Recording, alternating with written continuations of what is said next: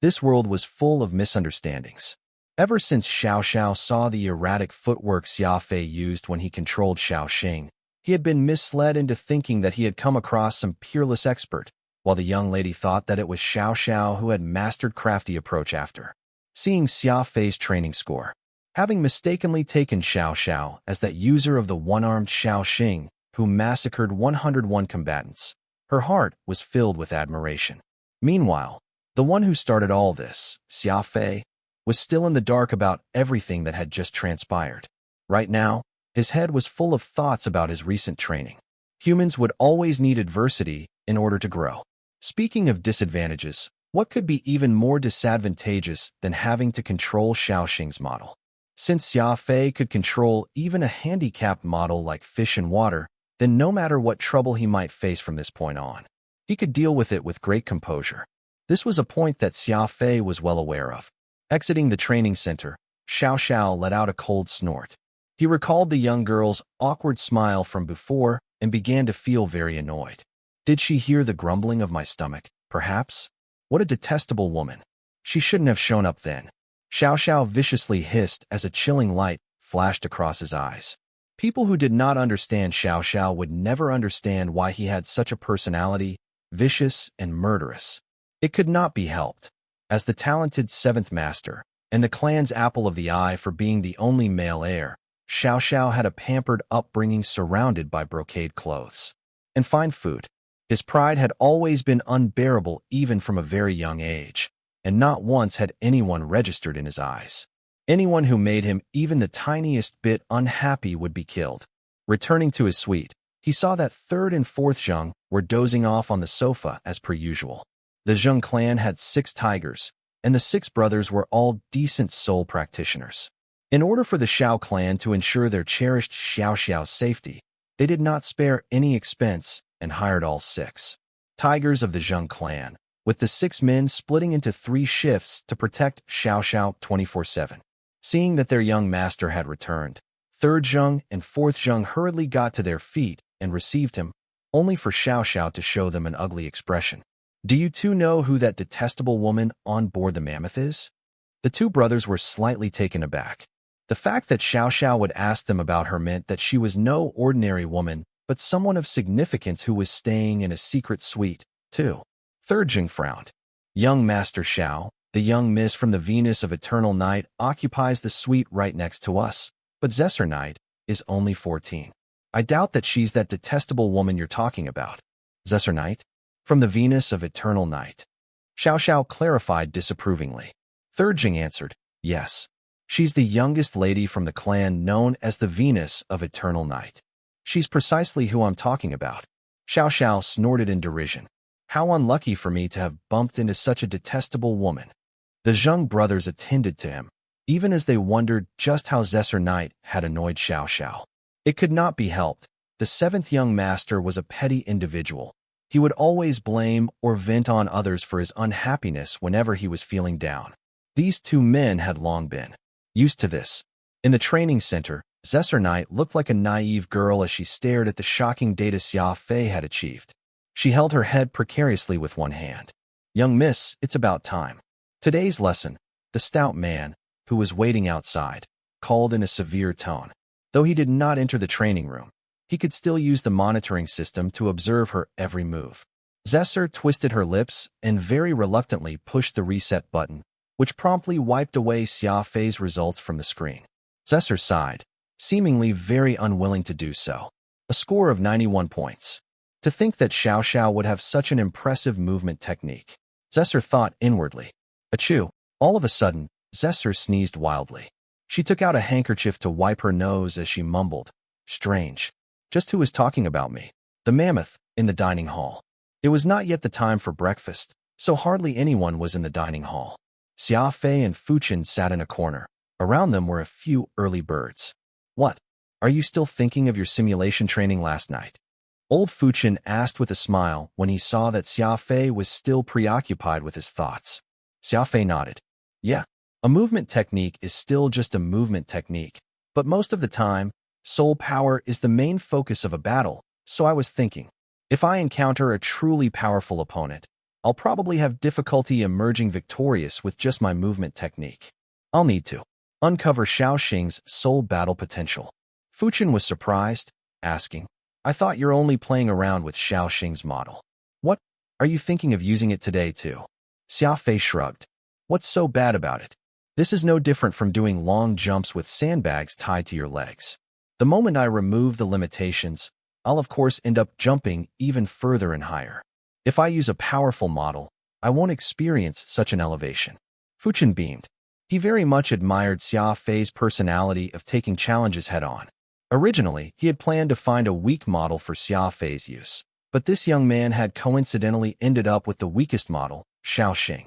As such, the difficulty of the challenges he had to face were even greater than what Fuchen had initially envisioned.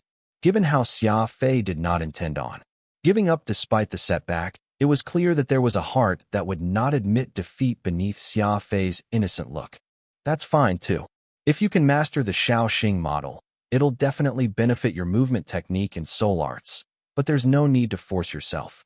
After all, that model is really too weak and hardly has any potential to speak of, remarked Fuchen softly as he took a sip of tea. After they were done with breakfast, the two retired to their room. Xia Fei jumped into the soul battle simulation cabin without another word and connected right into the mammoth soul battle hub. A quick glance, and Xia Fei was stunned. He had no idea what had happened, but overnight, several more people had started using Xiaoxing's model, and they were all participating in fights.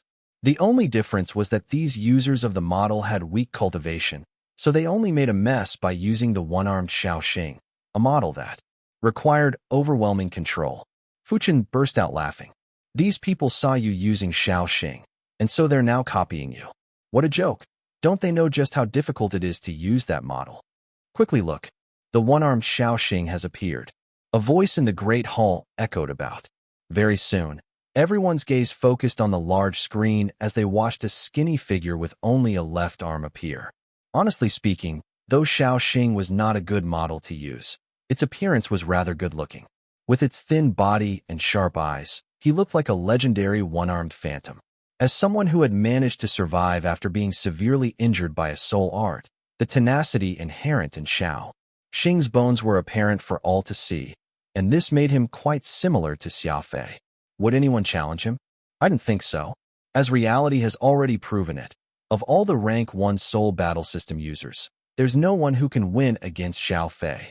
Sure enough, in the 3 minutes since Xia Fei sent out that signal of him being open for challenge, not a single request had been sent his way. Xia Fei shrugged. He was about to let the system assign him an opponent when a challenge request in faint yellow color appeared in front of him. Xia Fei opened it and saw that it was actually a cross-rank challenger. Oh, this is interesting, to think that a rank 2 opponent would seek to challenge you. This person has a 63% win rate and should be a professional warrior. Xia Fei, do you plan on accepting their challenge? Asked Fuchen with a smile. A rank 2 challenging a rank 1 just showed that Xia Fei's amazing achievement yesterday was very impactful. Now, no one in rank 1 who dared to take him on, and even rank 2 warriors were beginning to show interest in Xia Fei's one-armed Xiaoxing. Xia Fei did not reply to that. Instead, he pointed to the series of numbers below the challenge message and asked, "What's up with the money and points stated here?" Fuchen answered, "They are rank 2. Since they're challenging someone lower ranked, it's necessary for them to put a wager. This is in the rules so as to prevent high-level combatants from picking on those weaker than them." Xia Fei frowned. "If I lose, do I have to pay according to their wager?" Fuchen shook his head. "No, that's not necessary. They're a higher-ranked combatant challenging someone lower-ranked. If you lose, you don't have to give a single point to them, and the system will even take away 100 points from them and give those to you. If you win, the wager of 100,000 pearls, as well as 1,000 points, will be awarded to you." Xia Fei nodded. It turned out that he would not be taking a loss whatever the outcome of the fight might be. It was the other party who would lose at least 100 points just for challenging him. It looked like this would be profitable for him. Without thinking much, Xia Fei straightforwardly accepted this challenge from a rank 2 combatant. He accepted it. Xia Fei has accepted a rank 2 combatant's challenge. That's a rank 2 expert we're talking about. Can Xia Fei beat him? The entire hall erupted into raucous cheers. Countless spectators began to frantically connect to the Seoul Battle Hub, all of them eager to see if Xia Fei could win against a rank 2 expert while controlling the historically acknowledged trash model, Xiaoxing. Young master, that Xia Fei, whom you paid close attention to, has just accepted a cross-rank challenge, Third Zheng, who was standing outside the bathroom, informed. Xiao Xiao was in the middle of taking a bath when he received this shocking news. He quickly turned on the smart TV inside the bathroom and connected to the Seoul Battle Hub. He easily located the video of Xia Fei's fight, for it was highlighted in eye-catching red, having received the most attention. "Wanna see if you're really as capable as you seem. If you can win against a rank 2 warrior with that Xiaoxing model, I'll chop my head off and present it to you." Xiao Xiao scoffed coldly. He picked up a cup of coffee beside his bathtub and took a sip, ready to enjoy the scene of Xia Fei getting bullied. In the training center, Zesser Knight was also anything but calm while training. This was because the data on the side of the screen had just indicated that a fight was about to occur between the one-armed Xiaoxing and a rank 2 combatant. People who were in the middle of their battles paused and connected to the broadcast hub, while those who were idling by had already done so. Everyone was curiously waiting to see the fight unfold.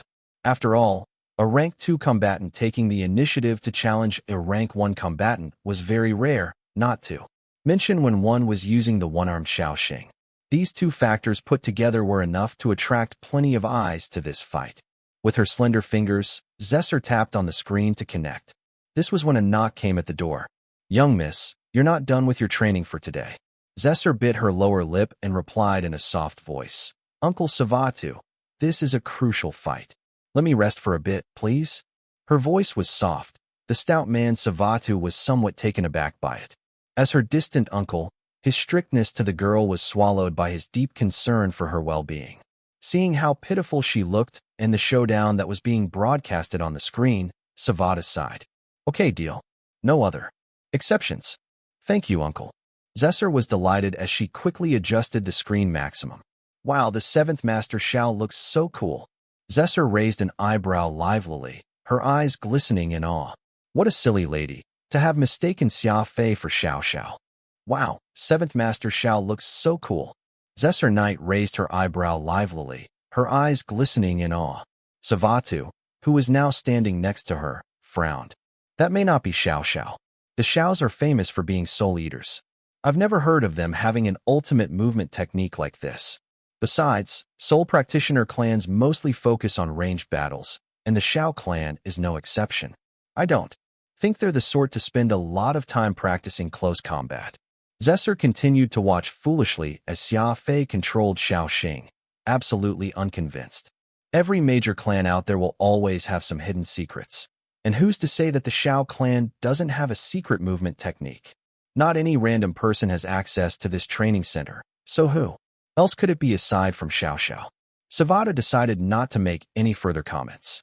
He had a vague feeling that something was off here, but because he lacked any evidence to refute Zesser's assumption, he decided that it was best to just keep quiet. "I was about to begin. I've always viewed close combat fighting as the coolest. To twist and turn in a small space, killing people without any trace, that's just cool beyond cool," Zesser gushed excitedly.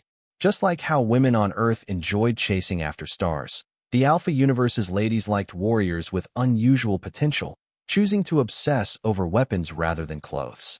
Zesser was no exception, though what she enjoyed the most was close combat. A tall and strapping warrior appeared across Xia Fei. This time, he did not launch a surprise attack. Using the same move too many times would reduce its effectiveness. Since this person had willingly paid 100 points just to challenge Xia Fei, he must have studied the battle logs of Xia Fei's fights yesterday, so he had to use some new tricks today.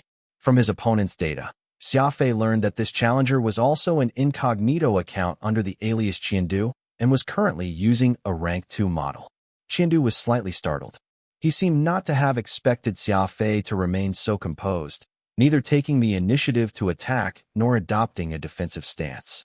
Instead, Xia Fei stuffed his hands in his pockets, staring at him with innocent-looking eyes. "Fight already. Don't tell me that you think you can't beat me, so you're planning to admit defeat and just take the points?" Qiandu demanded. Xia Fei shrugged, unbothered. "Is that a bad thing?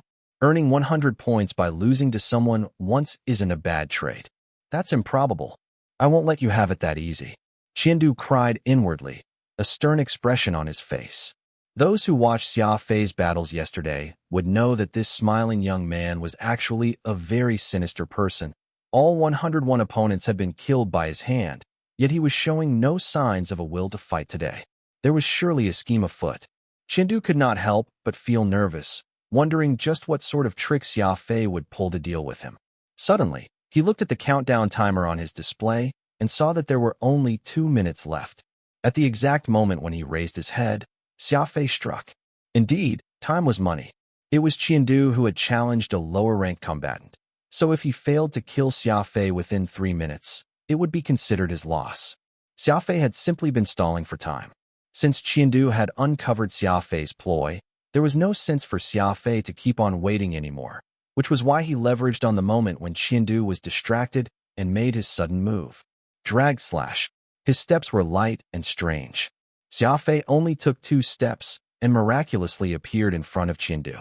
The sword's position in his hand made it seem like he was about to sweep past Qiandu's head. Instead, Xia Fei did a nimble flip in the air, then slashed at his opponent's calf and shrank his form like a civet cat. 7th Master Xiao Sure is cunning.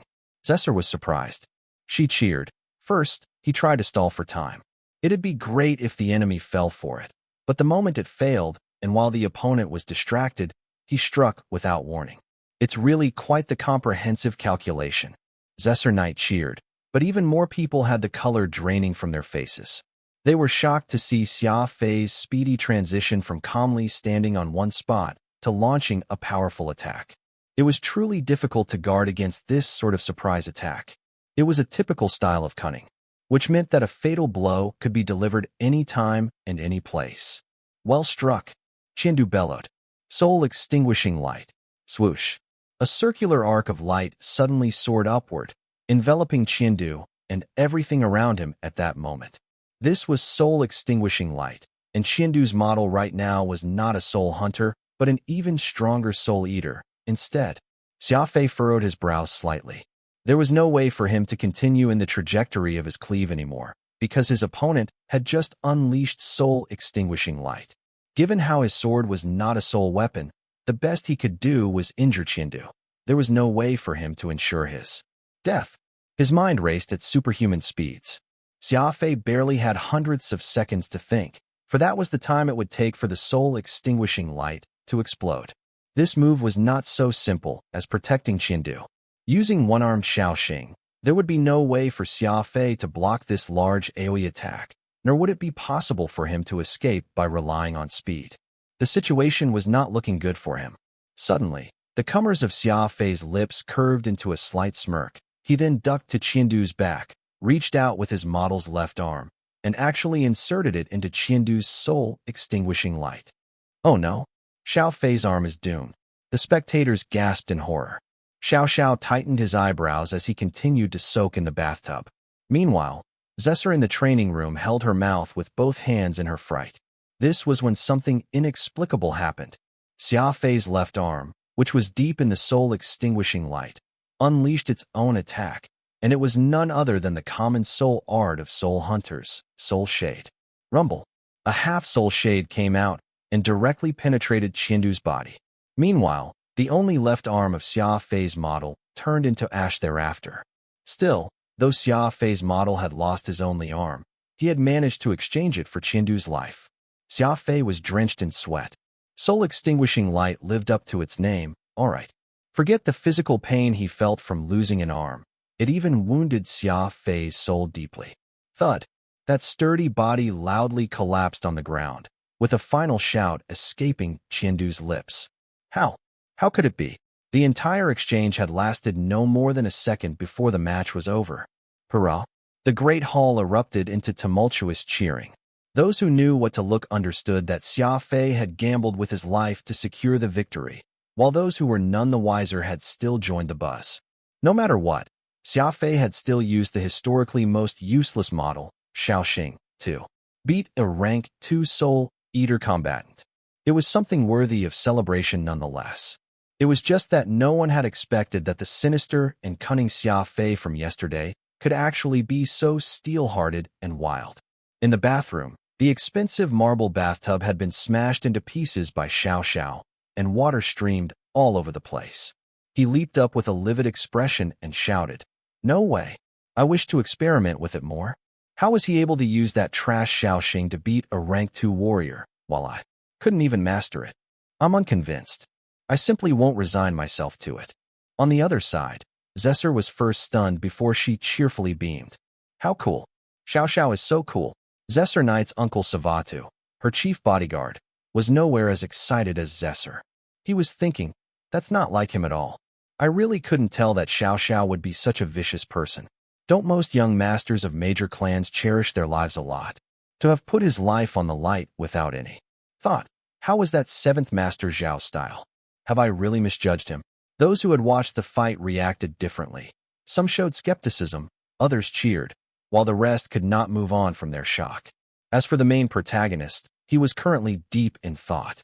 Xia Fei tilted his head slightly, seemingly unaware of his surroundings. Speaking of shock, Xia Fei was far more shocked than others. This was because a voice had just sounded in his head right now.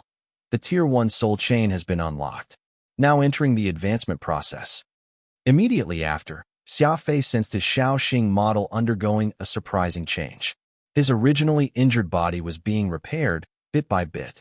Furthermore, it seemed to have started transferring some power into his 7th brain region. Though this was just a simulation, the realism of it made Xia Fei tongue-tied. May I know why I lost?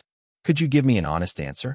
While Xia Fei was preoccupied, his body and Qiandu's had already been restored to their original forms.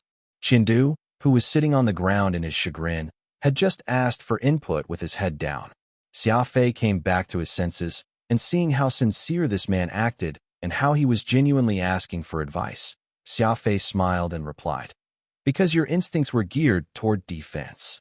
Qiandu was surprised at first, and then he asked solemnly, "Geared toward defense?" "That's right," Xia Fei affirmed confidently. "When I attacked you, you could have used soul-extinguishing light to counterattack. That way, even with my ability or technique, you'd still be able to eliminate me without fail. Unfortunately, you're not me. I dislike defending and often choose to prioritize attacking, so you're the one who died." Xia Fei had stated that with great sincerity, and the man who went by the name of Qiandu shuddered. Indeed, that was truly his instinctive response. When Xia Fei attacked, Qiandu instinctively chose to defend himself, and the more devious Xia Fei, who favored attacking, immediately chose to sacrifice his remaining arm just to unleash a powerful attack. That was why he had lost. With that said, Xia Fei moved to leave. This was because the changes in Xiaoxing were beginning to implicate his actual body, and that was both shocking and a pleasant surprise. "Wait a minute," Qiandu shouted for him to stop as he asked loudly. "This is a simulated soul battle. If it were a real fight, would you still be as reckless with your life and attempt such a crazy attack?"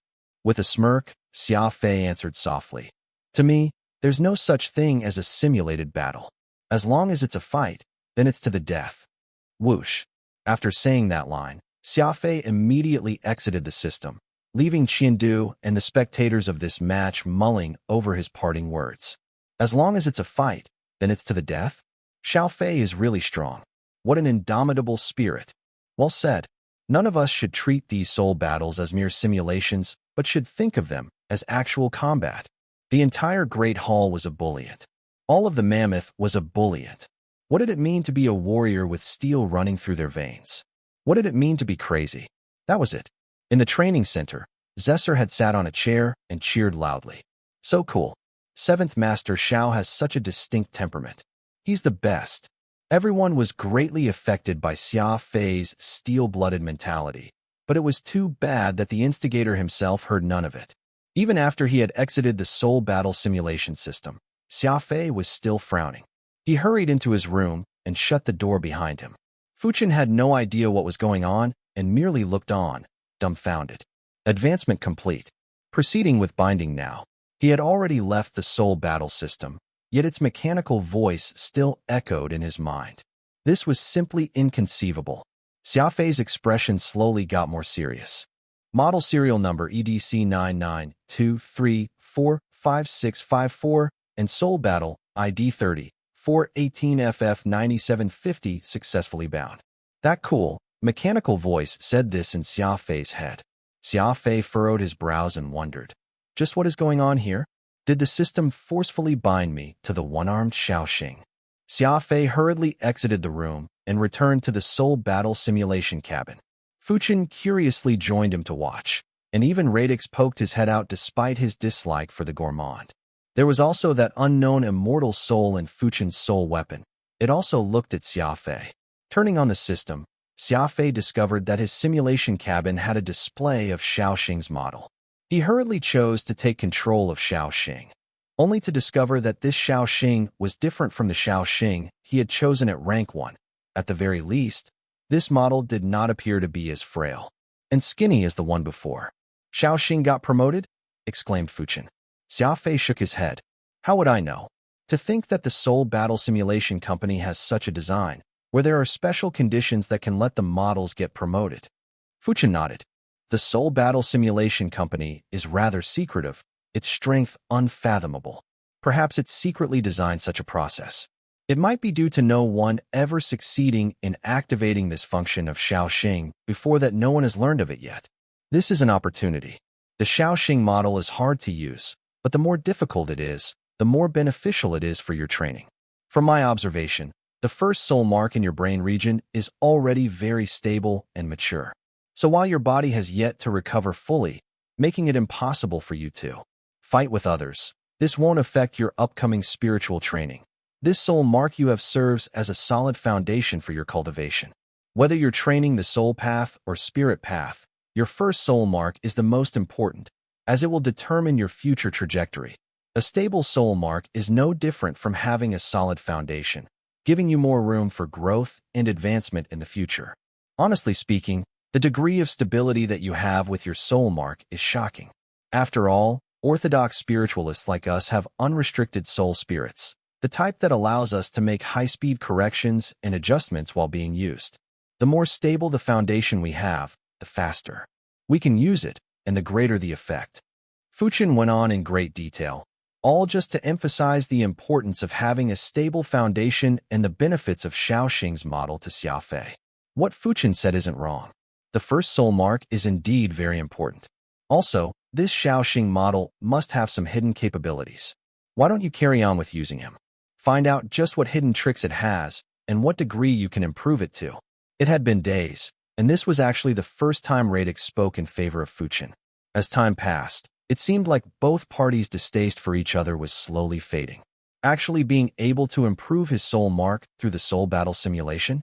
This was like training to Xia Fei, except that this type of training was fairly amusing. Xia Fei was truly very fond of it. His body's cultivation was still lacking the completion of the two important laws of speed and primal chaos. While he was recuperating from his injuries, focusing on training his spirit for now did not seem like a bad idea. However, Xia Fei simply could not fathom just why the Soul Battle Simulation Company's system had hidden a model capable of advancement, and the requisites had been triggered by him, too. Was everything a matter of coincidence, or was it fate?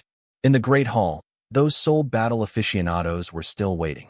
Xia Fei's immediate disappearance after dealing that lethal blow on Qiandu had vexed everyone greatly. They were still keen to watch Xia Fei continue his exhilarating performance. The screen displayed more than a dozen challenge requests, all of them from rank 2 experts. After watching Xia Fei fight Qiandu, many more were raring for a chance to go up against him. To have slain a rank 2 Soul Eater using the trashiest rank 1 model Xiaoxing was inexplicable to most. Thus, those who originally had no desire to watch a rank 1 warrior engage in simulated soul battles had also begun to show interest in Xia Fei. Xiao Fei isn't going to stay offline, is he? That's hard to say. To be challenged by over a dozen rank 2 experts, anyone in his shoes would likely think about it. After all, there's a whole rank difference here, and the model he's using is the trash Xiaoxing, too. The way I see it, Xiao Fei has already retired, so there's no reason for us to wait foolishly for his return here anymore. Retired? Whatever do you mean? Just think about it. He was able to keep a 100% win rate in his 101 rank 1 fights. and he even managed to kill a rank 2 expert. He's already considered a legend with what he has achieved so far. Why would he log back in again? He's already caught everyone's attention. If he shows up again, he may not be able to keep a 100% win rate. That makes sense. Xia Fei must be afraid of logging back in. Suddenly, just as everyone was having this discussion, the one-armed Xiaoxing had appeared in all its glory once more. The moment he did, he immediately accepted all the rank 2 challenge requests. He's crazy. To think there'd be someone so crazy in this universe. This Xia Fei really has no fear of death. Someone in the Great Hall shouted. Fear of death? Xia Fei had no idea what those 3 words meant. After learning that the soul battle simulation could help him improve, Xia Fei's 2 eyes instantly turned red. This was a great opportunity. How could he miss out on training and real combat? Whoosh.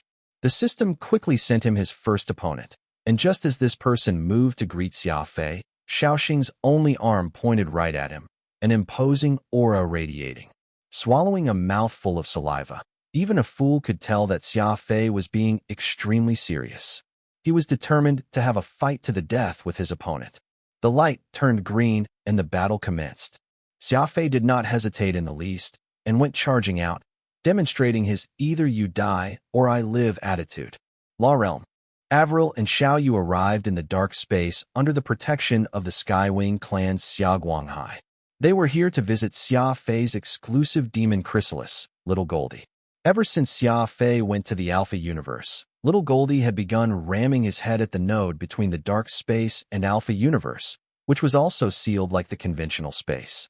There was a similar energy web in this dark space.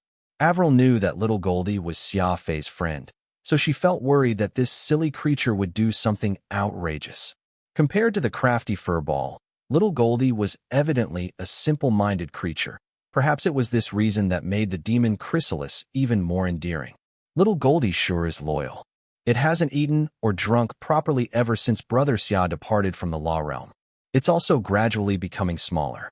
Xiao Yu furrowed her eyebrows. Seeing Little Goldie no longer as large as before caused her to think that it was going on a hunger strike, and that made her feel worried. Xia Guanghai laughed. I don't think that that's the case. While it's true that Little Goldie is smaller than how it used to be, it's become sturdier. Ramming against the energy web seems to have become a form of training for it. This might actually do it good long-term. What a pity. Hosu said that the barrier in the dark space is different from the cosmic gate. Forget Little Goldie. Even Hosu couldn't open it. No matter how hard the demon chrysalis works, there's no way for it to break through and find Xia Fei. Xiao Yu's eyebrows drooped, sighing. I wonder how Brother Xia Fei is doing. That person is good in every way, except for his bad habit of disappearing, leaving me and big sister Avril worrying ourselves to death. Avril kept silent, merely pulling Xiao Yu's 2 hands to hers. The two, who had known each other for a long time, got along quite well. At the moment, the two were as close as real sisters. Xia Guanghai pouted. What use is there for you two to worry about Xia Fei? He's already a founder and has a seed of life. There's no way for him to die. We currently don't have any news of him, which means that he's still alive and well. Perhaps, in the future, Xia Fei will just pop up in front of us, bringing with him a whole load of peculiar toys and trinkets, giving everyone a fright. Xia Guanghai said this as he made an exaggerated gesture, causing Avril and Xiao Yu to giggle. However, what none of them knew was that Xia Fei was an orthodox spiritualist, meaning that he would never have a seed of life. In order for Hosu to avoid everyone from worrying, he had decided not to share this fact. Where did Little Goldie go? Xia Guanghai was momentarily stunned, and then he blurted this out. All he could see was the emptiness around the energy barrier. Where was Little Goldie? Let's go look for it, said Xia Guanghai to the clan warriors who had accompanied him. Whoosh. The Skywing wolf pack spread out fast to search in the dark space for Little Goldie. Very soon, Xia Guanghai and Avril received news that Little Goldie was no longer anywhere nearby. This caused Xia Guanghai to shrug helplessly. Perhaps it left for somewhere else after realizing that this path wouldn't lead it anywhere. Avril knitted her brows and muttered, Little Goldie isn't smart, but it's as stubborn as a child. I only hope that nothing bad happened to it. Xia Guanghai was startled. What Avril had said was true. While Little Goldie was a bit foolish, possessing a level of intelligence that worried others, it still had its stubborn streak. Besides, he had not been in the dark space for just a day or two, so there was no reason why it would suddenly disappear. Today, don't panic. Let's leave this place first. We'll inform our comrades in the demon race to come search with their demon chrysalises. They're the true kings of dark space, so they should be able to pick up traces of little Goldie's aura, Xia Guanghai said after some thought. Half a soul mark. You've actually obtained half a soul mark? Fuchen looked at Xia Fei incredulously. As an orthodox spiritualist, he had a way of seeing through Xia Fei's sealed seventh brain region. Today, when Xia Fei left the soul battle simulation cabin, Fuchen noticed this shocking change in the other's body. Without saying another word, Xia Fei sat on the floor and began regulating his breathing. Some time passed before he opened his eyes and said, I have no idea what happened, but after those battles ended, the system informed me that the one-armed Shaoxing had opened its second layer of soul chain. My brain began forming a soul mark immediately after. Unfortunately, this soul mark is still too indistinct. Fuchen swallowed audibly. That's fine. When a soul mark first forms, it'll always be a little blurry. As one improves their cultivation, it will gradually improve and become clearer till it's complete. We call this state half-soul mark. Don't underestimate it just because it's only a half-soul mark, as it's a sign that you're on the brink of breaking through. From here onward, you can utilize level 2 soul and spirit arts. That's a huge improvement. Xia Fei scratched his head and said, I feel really tired. I need to return to my room and rest a bit. Watching Xia Fei enter his room, Fuchen could not help but plop down on the couch and sigh repeatedly. Half a mark in 7 days. How is this possible? A spiritualist of healing, who had activated his second soul mark in just 7 days, was selected by the Soul Battle Simulation Company. These things floated around old Fuchen's head for quite some time, and the more he thought about it, the happier he became. Very soon, several hours had passed. Xia Fei, who had slept well, felt this indescribable comfort when he woke up. Slightly startled, he found Radix sitting beside him with both a thrilled and an indecipherable expression. Radix, what's going on with you? Asked Xia Fei curiously. I'm happy. Elated even, exclaimed Radix. The Aurora clan finally has its very own spiritualist, an orthodox spiritualist at that. When you reach the clan, it'll be a great boon to everyone there, for the clan will no longer need to pay court to spiritualists anymore. On top of that, you managed to obtain your second soul mark in a matter of days. We're sure to avenge the young master at this rate, and those abominable inverse will surely be wiped out from the face of the universe, too. Radix flailed his fists wildly in his excitement, almost nearly bursting into tears from the overwhelming emotions.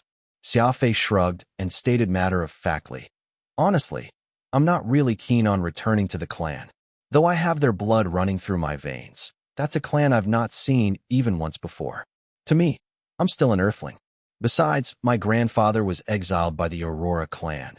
It'll be great if they acknowledge me upon my return, but I won't beat myself up if they don't. I think that it's best if we forget about this matter for now. I'll use the time that the law realm is still safe to improve myself. Be it the siege of the inverse, or that mysterious woman, I may not lose to either if I'm given enough time. It's better to ask of oneself than ask of others.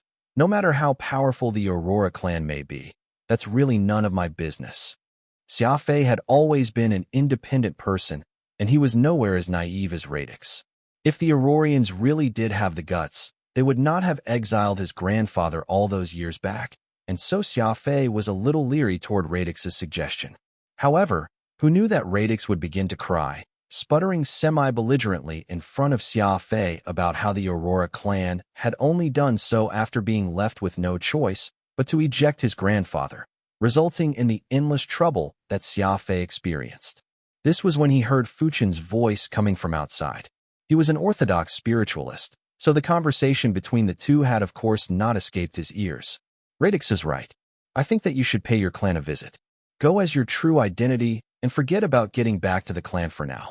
If their attitude is satisfactory, it won't be a bad thing for you to acknowledge the blood relation. That way, you can resolve the inverse's encirclement easily. Xia Fei was surprised. Even ignoring all the other points, just being able to get rid of the looming threat of the inverse was a huge temptation to him. He would be lying if he said that he did not miss Avril, his other Earthling friends, and the Skywing clan. Truth was, Xia Fei wished that he could just meet Avril right away. Fuchin was not in the least bit courteous, either, promptly opening the door and letting himself into Xia Fei's room, taking a seat in a corner. Xia Fei chuckled helplessly. Your suggestion is really tempting, but you should know, too, that there's that enemy who won't ever let me off. The moment I show my face, I'll simply be jumping out of the frying pan and straight into the fire. Fuchin did not seem to be bothered by it. So what are you going to do? Hide from that woman your whole life? Of course not, Xia Fei retorted grimly. I can hide for now, but I can't hide forever. There'll come a day when I come knocking on her door to seek redress. Xia Fei was serious about this. Though he did not believe in curses, there were simply too many strange occurrences and people in this world. There was no telling if his enemy had a method that could harm him and Avril. It was fine if only he suffered from misfortune and was harmed, but there was no way he could bear it if Avril got implicated, too. This was why, no matter what, that mysterious woman must die. It was just that Xia Fei lacked the ability to vanquish her right now. Fuchin laughed. Who knows how many years that will take?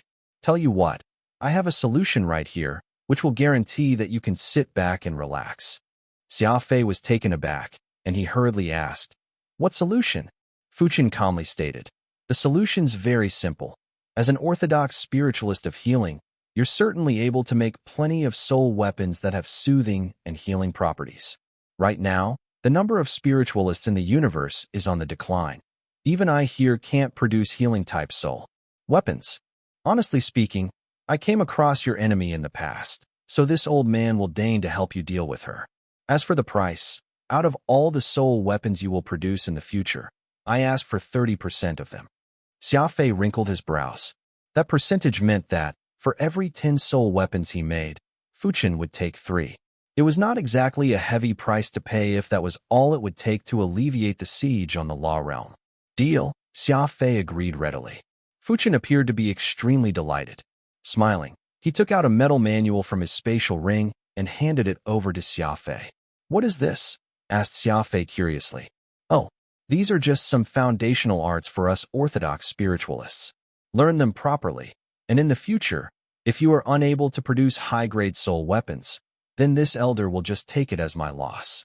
Anyway, starting today, don't participate in any virtual soul battles. Just focus on studying these foundational arts, and you can still cultivate your body. If you feel the need to try it out for real, head over to the training center instead. At the end of the day, the Mammoth is a public arena. You've already caused quite the commotion, so it's best to let your Xia Fei pseudonym disappear for several months at least.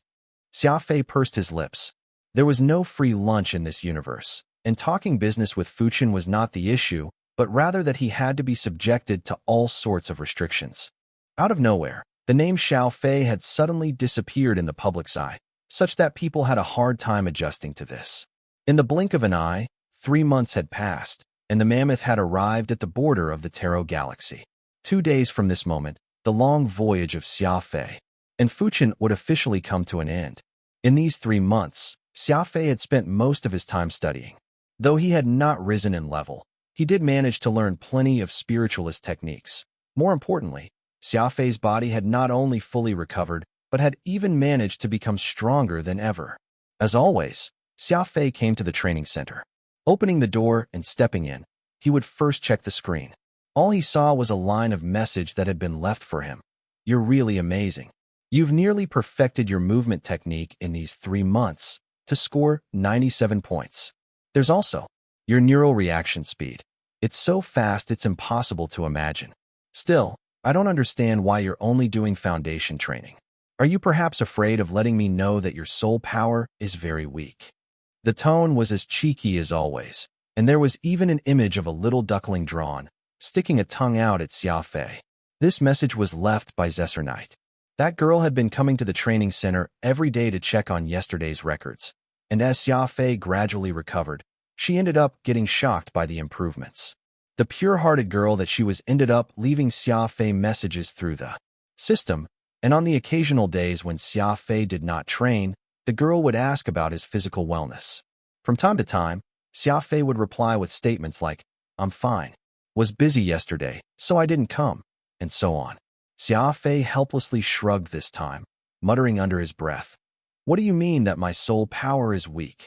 What I cultivate is spirit energy, all right. With a smirk, Xia Fei casually left his reply. Soul power? No idea. Leaving his hands off the screen, Xia Fei suddenly realized that there was a sparkling earring on the floor, most likely something Zesser had forgotten behind. Thinking for a moment, Xia Fei indifferently stored the earring in his spatial ring. Early that morning, just as Xia Fei turned to leave, Zesser Knight arrived at the training center. The two happened to walk by each other this time, when neither had run into each other even once in these 3 months. Zesser read the message left on the screen and checked to see if the earring she intentionally tossed on the ground yesterday was still around. She covered her mouth and snickered playfully. Well. 7th Master Xiao, to think you'd steal someone's belongings. Zesser's cheeks blushed red as she thought. How was she supposed to know that 7th Master Xiao had been feeling depressed these whole 3 months and had not returned to the training center at all? He had still been obstinately attempting to master the one-armed Xiao Xing the entire time, and the one who had been replying to her messages was Xia Fei. Waiting outside, Savatu could only sigh. Of course, he knew about the little show Zesser had put on, but he showed no intention to stop it from happening. Instead, he just looked at her with pity-filled eyes. At around the same time, Xia Fei arrived at the dining hall and ordered a big table worth of delicacies for him to feast on with old Fuchin. However, the amount of food they had before them today appeared to be even more abundant than usual. Fuchin even requested for more food to be taken away. We'll be leaving soon, said Fuchin as he munched on his food with gusto. Xia Fei was slightly surprised, and then he asked, we have yet to reach the Tarot Galaxy proper, though. Aren't we perhaps leaving a bit too soon? Fuchin thought nothing of Xia Fei's query as he pointed to a piece of dark gray asteroid belt beyond, saying, I happen to know of a nearby place that has a cornucopia of spirit energy, perfect for creating soul weapons. We'll be heading there later, and all the takeouts will be in preparation for that journey. Ahead of us, we won't be able to have plenty of scrumptious gourmet food for quite some time once we disembark from the Mammoth. Besides, we have to leave even if we don't want to. By the time we arrive at the final stop, and it's time to settle the bill, are you sure that you can pay everything? Cough. Xia Fei nearly spat out his tea after hearing this. At the end of the day, Fuchin was just trying to run away without footing the bill. The term sly old man suited Fuchin's character perfectly.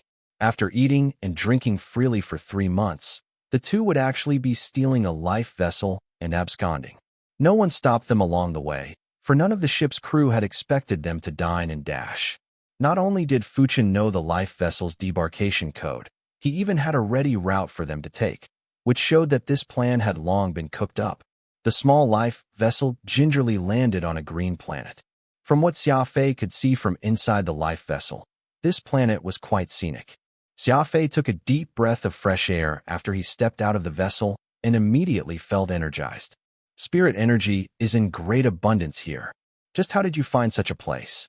Fuchin was still holding that expression of disregard as he answered with a chuckle. What's so difficult about that? Many well-known spiritualists will often search for such planets and then seal those away for later use. All one has to do is learn and steal the logbook that such people carry around all the time, and they'll be able to find places like this one. Zing. Xia Fei was abruptly rendered speechless. They had just dined and dashed, yet Fuchin was already planning to steal someone else's spirit energy reservoir. How could anyone even find the right words to say anything upon hearing this? People can discover us if we stay here for too long. What are you standing around for? Hurry up and begin. Fuchin looked at Xia Fei and urged him. Xia Fei shrugged. Though this place is good, I don't have any suitable items that I can turn into soul weapons. I won't be able to create anything even with all this spirit energy. Fuchin flashed him a mysterious smile. Don't forget that soul marks have a very powerful function, and that's storing spirit energy. Who's asking you to produce soul weapons here? Gather all this spirit energy first, and then we'll head to the next location. A soul mark rose, almost like the descent of ghosts. What had once been a bright sky suddenly became a lot dimmer. Black clouds gathered, and there was even an inexplicable red glow amid these black clouds, creating a very strange scene. Even more amazing was the two soul marks in Xia Fei's brain region suddenly appearing and rapidly rising from the top of his head. Soon, they reached the height of about 100 meters, with one as distinct as a rendered sculpture and the other a bit less defined and even somewhat blurry. Fuchin sighed while he stood from afar, muttering, "This is what it means to be a genius. I did forbid Xia Fei from participating in any simulated soul battles for 3 months, yet that second soul mark has kept developing, and now it's even nearing completion. Look, it's even starting to emit a soft glow. I suppose that the moment Xia Fei devotes himself to cultivation, he'll be making an even greater leap." Swoosh. This was the first time that the unnamed immortal soul in Fuchin's soul weapon poked his head out. He had such a savage face, but if anyone judged him from his voice alone, they would likely not believe that old Fuchin's exclusive soul servant actually had such a fierce appearance. Furthermore, he only had one eye. It was similar to a cobra's black pupil, and it even seemed like anyone who met his one eye would be reduced into ash. Lightly eyeing Xia Fei's soul mark, the immortal soul smiled and went back into the soul weapon, saying gravely, "Indeed, he's not bad. While you mind the immediate changes to Xia Fei's soul mark, I'm more taken by its sample of darkness." The immortal soul actually licked his lips after saying that. He sounded like a hungry wolf savoring the taste of flesh after it consumed its prey. Fuchin frowned and used an extremely severe tone to wham the ghost. "Wraith, you've crossed the line." "Wraith? What a strange name." The immortal soul wavered a little before proceeding to lower his head and to reply gravely, "My mistake." Old Fuchin gently twisted his bracelet twice, and Wraith's face turned pale. He let out a low moan, an agonized look on his face.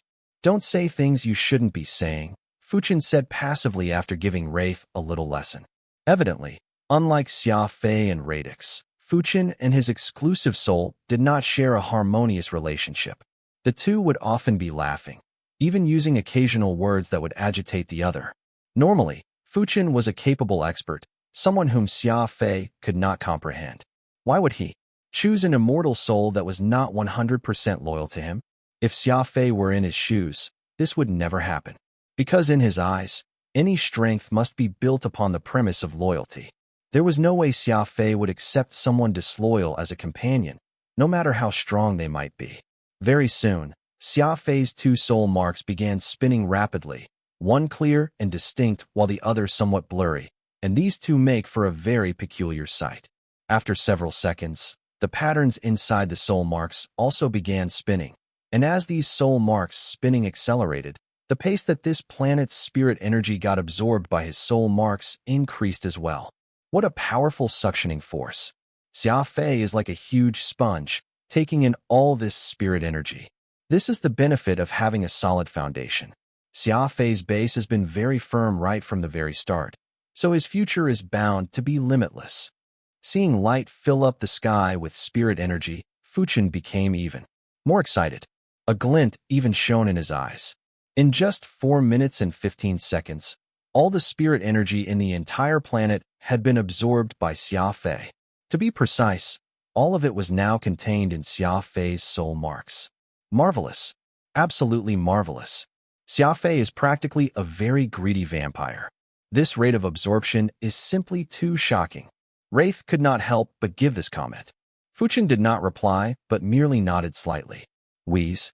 Xia Fei panted hard. This was not out of fatigue, but because he was bursting with energy. When Xia Fei retrieved his soul marks, he felt like he was filled to bursting.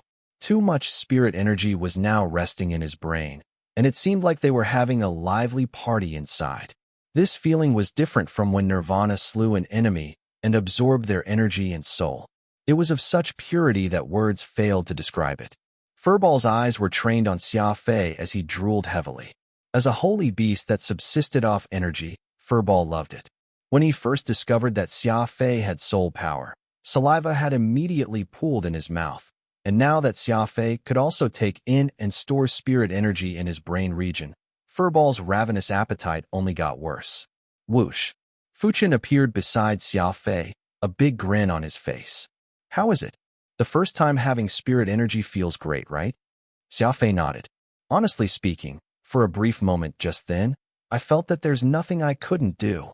Fuchin was startled, but soon burst out laughing. How crazy. I like it. To tell you the truth, there are no more than 100 orthodox spiritualists in the Alpha universe put together.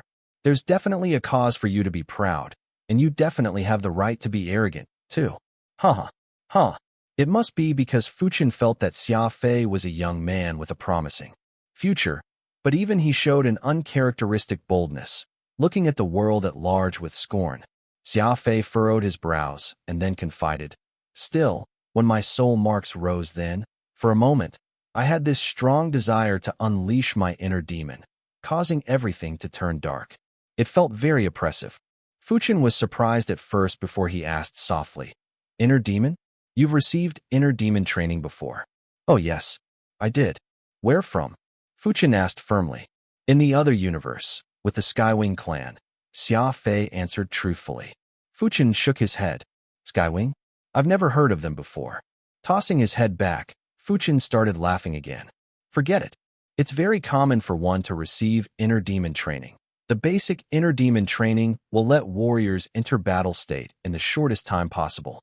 It's only natural there will be some clans out there that have grasped this technique. Still, let me say this first. You got heavily injured, first, because of the toxins that have accumulated in your body, and second, because of your studies that have been far too convoluted, causing everything to conflict with one another. Right now, you're treading the orthodox spiritualist path. This and law, force, which is the power of the physical body, don't clash with each other. Still, they conflict quite a bit with your inner demon. So do as you will with this knowledge." Xia Fei answered, "I understand. I won't be improving on my inner demon for the time being." Fuchin nodded his head in satisfaction before saying loudly, "Let's go. I'd like to see just how much spirit energy you could contain in you. I've prepared a total of 13 locations, and this is just the first." Whoosh. The mammoth's life vessel that they stole set off once more. Fortunately, they were already not too far away from the Taro Galaxy, so even though Xia Fei and Fuchin went on a stealing spree of spirit energy everywhere, it would not take them long to arrive at their destination. Xia Fei was good at piloting warships and also enjoyed doing so immensely. This was why, after Fuchin gave Xia Fei the coordinates to the second location, the old man retreated to his room while balancing a cup of tea in his hand. "Do you hate us fiends so much? There's clearly no harm in Xia Fei continuing his inner demon training, so why did you have him abandon it?" Wraith, who could not hold it in anymore, poked his head out to ask this. Fuchin smiled, the corners of his lips curling into a strange smirk as he replied, "Xia Fei is already plenty fiendish, even if he doesn't continue improving his inner demon. If he were to keep training it, I'm afraid that this plane wouldn't be able to contain a monstrous maverick like him." "You're truly a monster," Fuchin blurted out, his brows wrinkled. He was currently standing with bewildered, looking eyes on the 13th planet, which used to be full of spirit energy, not until Xia Fei absorbed all of it into his brain region.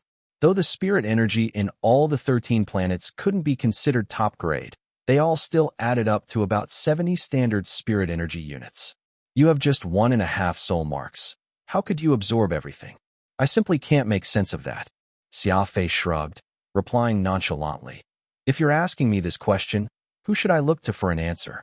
Honestly, I think that I can still take in 70 more units if needed. Careful you don't bloat yourself to death." Fuchin rolled his eyes at Xia Fei. Fuchin had carefully selected locations brimming with spirit energy, and it was his original plan to replenish his spirit energy a little, too, just in case. In the end, Xia Fei absorbed all of them, not even leaving a drop for Fuchin. Fuchin heaved a long sigh. "Forget it. Since your soul marks are so powerful, then you can develop them as you please. Remember, this type of soul absorption art can only be used in places that are uninhabited. Don't ever let out your soul marks in bustling places, or else you'll be in big trouble if an enemy launches a sneak attack on you." Xia Fei's releasing of his soul marks in this manner to absorb nature's spirit energy was actually very dangerous. He would find himself in tremendous danger if his soul marks ended up attacked by someone else. The other method was to use his body as a conduit, sending spirit energy into his 7th brain region. Though the rate of channeling would not be as fast as the method he had used earlier, it would at least be a lot safer. Because they were on an uninhabited planet, Fuchin had no qualms with having Xia Fei use soul absorption art. Let's go. You've already gotten 70 standard units of spirit energy, which can be considered a big reserve in the small circle of spiritualists. If you trade this spirit energy to other spiritualists, every standard unit can fetch you at least 1 billion pearls, Fuchin explained. Xia Fei, who was slightly taken aback at this new information, hurriedly asked, "Spirit energy can be traded?" Fuchin answered, "Of course it can. It's very popular for people in the spiritualist circle to trade spirit energy for items. After all, there's a limit to the amount of spirit energy in the universe, and not only will spiritualists waste time searching for them all over, there's not even a guarantee that they can find it despite putting in the effort. That's why many powerful spiritualists don't wish to do it themselves and will use soul weapons to exchange for spirit energy from their fellows, saving quite a lot of time in the process. You'll understand this after you start interacting with the community in the future. The real fun things out there that money can't buy can be traded with spirit energy. You have a large reserve in your brain right now, and it's akin to carrying a bank around with you. It's very convenient." Xia Fei anxiously nodded his head as he did some quick mental math. If every unit of spirit energy was really worth 1 billion pearls, as Fuchin had just told him, then this meant that he had 70 billion pearls in his brain. To think in just a few days, Xia Fei had gathered spirit energy that was worth 70 billion pearls.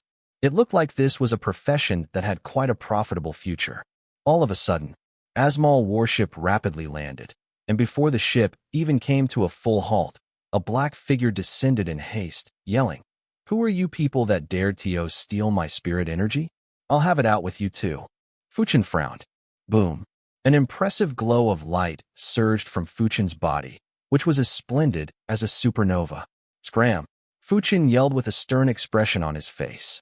The newcomer was evidently another spiritualist, but he could not imagine that he would cross paths with an ancestor orthodox spiritualist. This was a figure whom he could not even dream of meeting. The moment Fuchin displayed his cultivation, it rooted this man to the spot. Thinking of making them pay, he was already so awash with fear that all he could do was to tremble severely. Squelch! The fiendish blade, Nirvana, came cleaving from above and split that spiritualist into two. Furball and Peacock Blue moved in unison right after and destroyed that warship instantly, tearing it apart. Everything happened over several seconds. Fuchin didn't kill the spiritualist, but Xia Fei did. Oh crap, why did you kill him? At the end of the day, he's still a fellow spiritualist. Fuchin furrowed his brows and exclaimed in a measure of annoyance. Xia Fei pointed at the spot where the spiritualist had disappeared and indifferently stated, "He had spirit energy in him, so you just killed him?" Fuchin was even more astonished upon hearing this explanation. "No, I stole them," Xia Fei corrected earnestly. "In most circumstances, spiritualists won't kill spiritualists. After all, we're all in the same profession, and we need to give one another some face. The exception is when someone else provokes your wrath," explained Fuchin with knitted eyebrows. Xia Fei, who was now in the middle of collecting his spoils, said, "First, that man saw our real faces, so who could say that he's not the type to hold grudges when fleeced off like this? What if he was covertly doing something clandestine? Any threat needs to be eliminated as soon as possible, or it'll just become a stumbling block. Second, this isn't the usual circumstance. We're on an inhabited planet right now, which is perfect to kill and ensure their silence." Fuchin was speechless. He felt that Xia Fei was simply trying to justify his actions with unreasonable arguments. "I'm afraid that the main reason why you did what you did is that you had your eye on the spiritualist's spirit energy in him, no?" Fuchin said, "True, but that's not all. I was simply eliminating the snake in the grass," Xia Fei corrected matter-of-factly. Whatever the case might be, the person in question was already dead, so all Fuchin could do was shrug helplessly. But Xia Fei's ruthlessness had left quite a deep impression on him. Xia Fei, who had been ill up until recently, could not fight, so Fuchin had overlooked his capabilities as a warrior. Now that Xia Fei was fully recovered, he no longer needed to be timid. As long as he felt the existence of a threat, he would not hesitate to strike and kill. It was very chaotic in his brain. Having just slain a spiritualist, he felt quite different from earlier. The information Nirvana had fed to him proved that his latest kill had both soul power and spirit energy. Xia Fei furrowed his brows and sat on the ground as he attempted to comb through two types of energy. Meanwhile, Fuchen stood at the side and smiled wordlessly. At first, Xia Fei truly had no idea where he should begin the sorting and assimilation. Soul power and spirit energy were too intertwined, inseparable even. After all, Nirvana was not some sentient being, so it was incapable of sending both types of energy separately. As such, it sent everything to Xia Fei's brain without filtering, regardless of what it was or how much was obtained. Of course, Nirvana would always save a portion for itself. As time went by, Xia Fei began to sort through the clues and managed to find a way to comb through the two types of energy. This was akin to solving a maze, combing through and sorting out the bundled-up chaotic energies. Xia Fei's frightening control over energy reared its head again. Not only did he very quickly sort out and stabilize both types of energy, he even managed to convert them. Fuchen was stunned. Looking incredulously at Xia Fei, Wraith also expressed his astonishment. No way. Is Xia Fei attempting energy conversion right now? But he's just obtained his 1.5 soul marks recently. Isn't this too powerful? Fuchen nodded repeatedly as he grimly remarked, just let him try his hand at it. If anything goes awry, I can just pull him out. Having the guts to try in the first place is ultimately a good thing. Going forward means falling down time and again, only to get up after. Wraith nodded.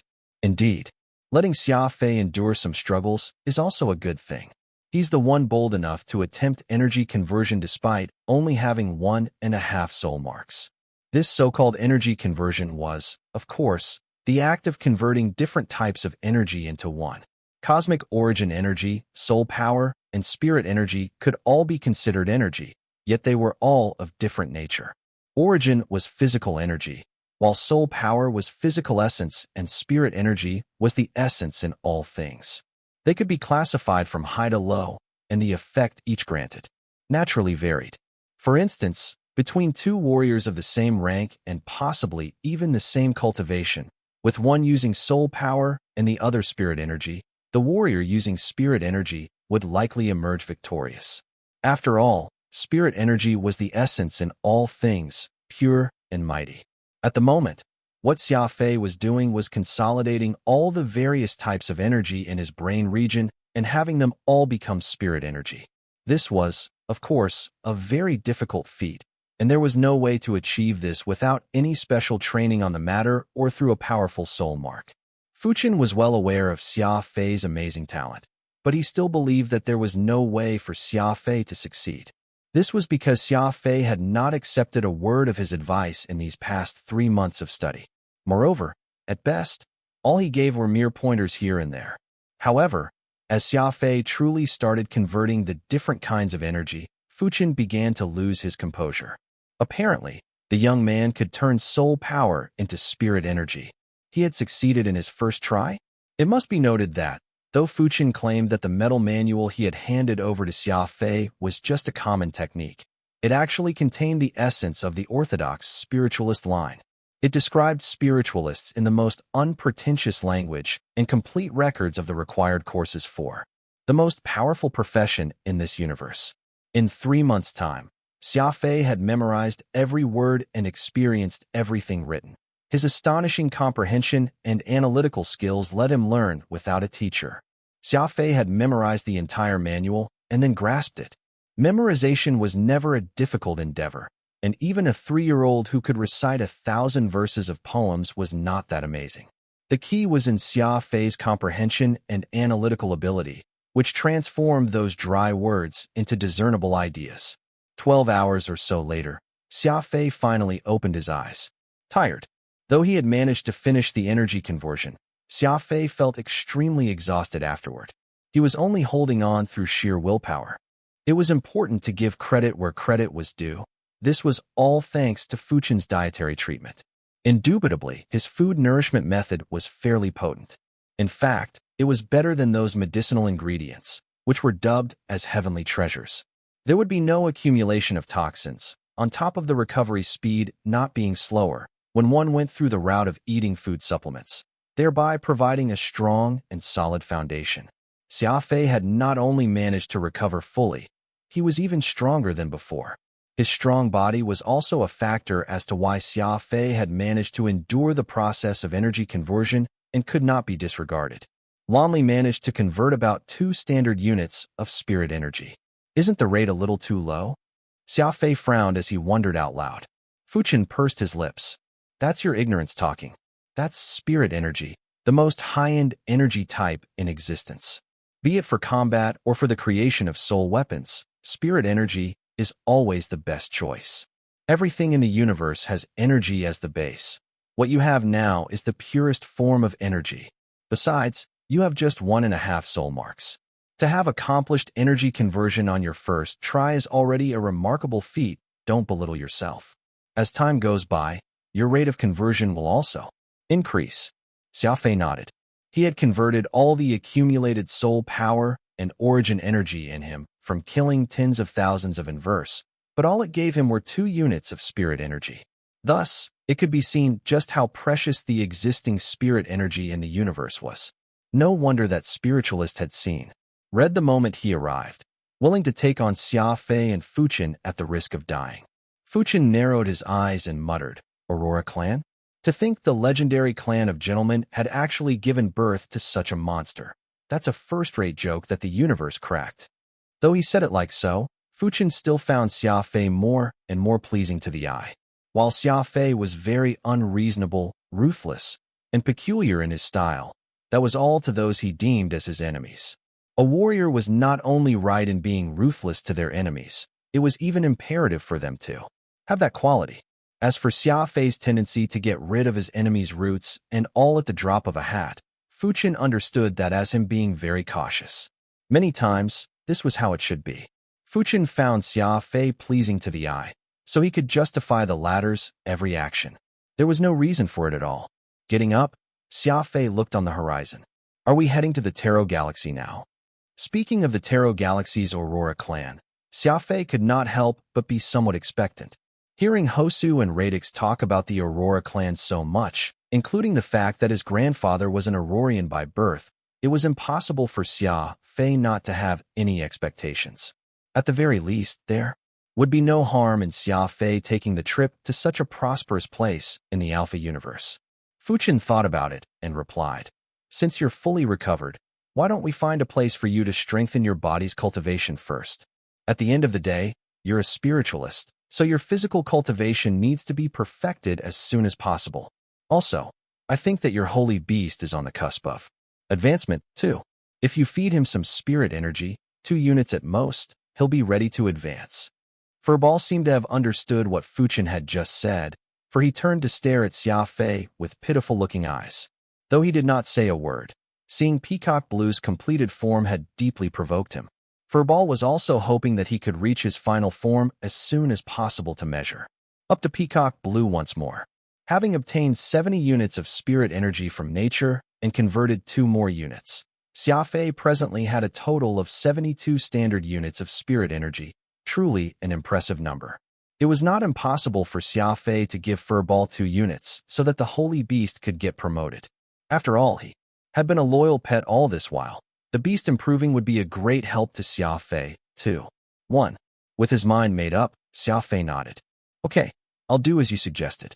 When we enter the Tarot Galaxy, they'll go into seclusion. Whoosh. The life vessel arrived at an uninhabited planet covered in a deep blue sea and misty waves, with countless islands dotting the surface. Xia Fei chose a medium-sized island, which had the shape of a whale, and landed the ship on it. Fuchen looked around and nodded. Not bad.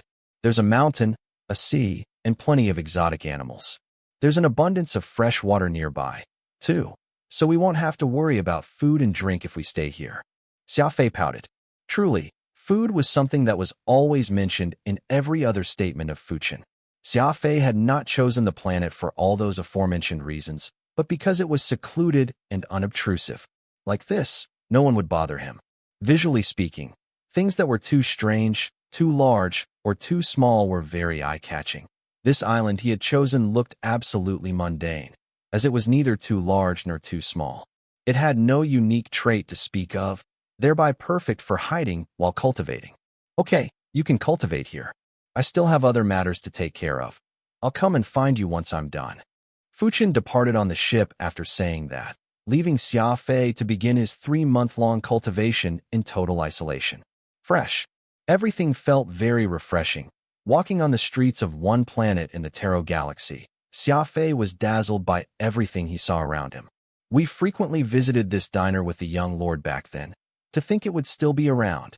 This is the Starhorse firm, the best local exotic beast trading company. Even the Roamer's Tea House is still around. If I weren't in my current state, I'd really love to head in and ask for a pot of good tea to be enjoyed right now. Radix prattled on and on in his excitement. Every time he spotted a familiar place, he would be practically crying. After all, it had been a very long time since he was last here. Now that he was truly back, it was a pity that he had no corporeal form, and that made him feel a flood of emotions. 2 more streets down, and we'll arrive at the Aurora clan's old base. There's a pair of 9-faced green dragon beast statues at the entrance. It's very stylish. Radix pointed into the distance and exclaimed. Xia Fei shrugged. Without any hurry, he made his way to the front gates of the Aurora clan. He could not help but raise an eyebrow. Oh heavens! How has my distinguished Aurora clan fallen into such a dismal state? Radix clutched his head with both his hands and yelled in misery. Where has the pair of 9-faced green dragon beasts gone to? What about the 8 open doorposts made of purple gold glass? Is this still my Aurora clan? After Xia Fei ended his 3 months of cultivation and arrived at the Aurora clan's base in the Tarot galaxy, never did he expect that he would be seeing such a state. The colorful glazed glass walls were proof that the Aurora clan had truly had its glory days, with a proud family history. It was just that the colorful walls had since become mottled, and though it had been cleaned, the decline of the clan could not be denied. Radix looked like he was on the verge of losing it. Not even in his wildest dream could he imagine that, after his arduous journey, he would make it back to his clan that had become so desolate. Xia Fei did not immediately enter the courtyard. Instead, he turned to the tea house right across the property and sat at a table near a window on the 5th floor. He ordered a pot of tea and snacks as he looked at the quiet courtyard. Very soon, a servant with a red birthmark came over while carrying tea and snacks. Xia Fei smiled and gave him a few pearls, asking, "Friend, may I ask you about something? Is that place across from here the Aurora clan's base?" The servant was, of course, smiling widely after receiving that money. He served the tea to Xia Fei as he answered, "You're right. That place across from here does belong to the Aurora clan." Xia Fei unhurriedly followed up with his next question. "I heard my elders say that the Aurora clan can be considered a major clan in the universe. Doesn't that place look a little dismal?" The servant sighed and placed his tablecloth over his shoulder. "Well, the decline of the Aurora clan isn't something recent. You must have heard about the early years. Honestly, ever since I got here, the Aurora clan has been on the decline, year after year. Heard from some of the shop's older patrons that the Aurora clan is filled with honest and good people. They are polite when dealing with people and hardly get into an altercation with other clans. Even if they're faced with any friction, they'll just laugh all it off and turn the other cheek. Unfortunately, while they're kind-hearted, others are anything but. Many years ago, someone cheated out the Aurora clan of a whole lot. Some great spiritualist claimed that he'd help organize their ancestral soul weapons. Given how friendly the Aurorian is, forget a spiritualist, even any common man who has nowhere to go can come away with gifts after visiting them. As expected, the Aurora clan invited that spiritualist into their home and treated him with reverence. None of them suspected that the person was actually a swindler, and soon he took off with all that clan's soul weapons. Though the Aurorian disliked getting into conflict with others, they're still a warrior clan. So how could they survive without soul weapons? They had no choice but to use their clan's reserves, purchasing a new batch of arsenals. But they ended up falling for yet another scam, for all the soul weapons they bought turned out to be fake. It's really hard to say. I've never seen a clan as unlucky as this one. This went on for some time, turning a major clan into what it is today. Truly, success comes at the hands of soul weapons, but so does failure. The servant ended up speaking for quite some length, and it was simply the sordid tale of how the Aurora clan fell from grace after a series of unfortunate events. He was a servant at a tea house, after all, so though he knew plenty, it was not very detailed. Xia Fei felt that he had more or less understood the situation, and so he waved his hand to dismiss the server. When did that server mean when he said that success comes at the hands of soul weapons, but so does failure? Xia Fei asked. Radix sighed. Warriors naturally need soul weapons. Of course, they'll have to buy more when they should, even more so if they lose all their ancestral soul weapons, or else what will the warriors of the clan use? Forget the fact that soul weapons can turn out to be fake. Those of poor quality will need to be repaired after some time, and that requires a lot of money. Spiritualists are the sort who will eat their customers alive. What good could come to the Aurora clan that had fallen into a spiritualist scheme? Xia Fei shrugged. How about not equipping some of the clansmen with soul weapons? Won't there be no expenditure that way? Since the clan still has a reserve, why hang on to it so desperately? Radix replied, That's easy for you to say. The Aurora clan isn't just some nouveau riche. It's a clan with a rich heritage.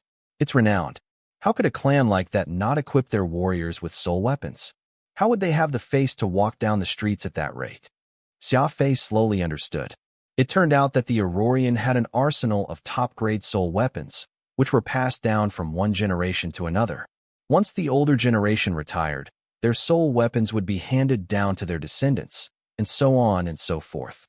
Unfortunately, their stocks of soul weapons got stolen by a spiritualist, going to the market to buy a new stock afterward, when there were already fewer and fewer spiritualists, with the high-ranking spiritualists even being rare as phoenix feathers.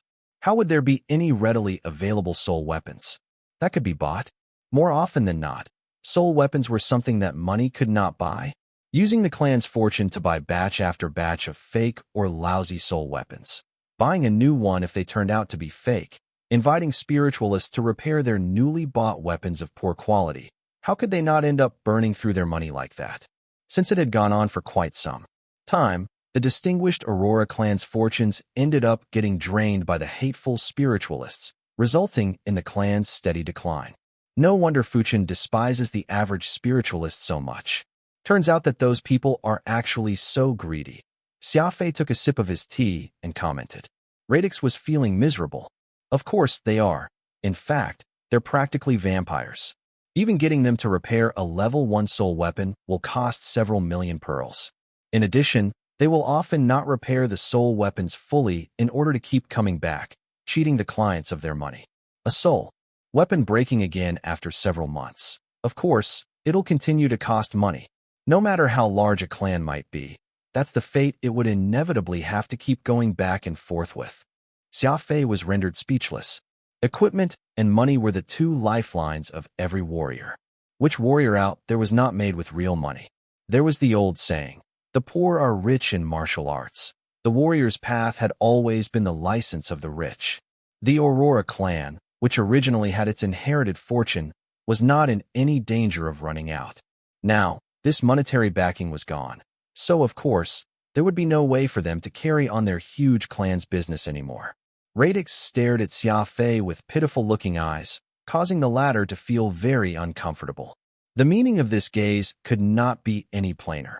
Xia Fei was a spiritualist, one of the orthodox spiritualists that numbered no more than 100 across the Alpha universe to boot. Since the Aurora clan had declined, Radix was really hoping that Xia Fei could do something to revitalize it. Forget it.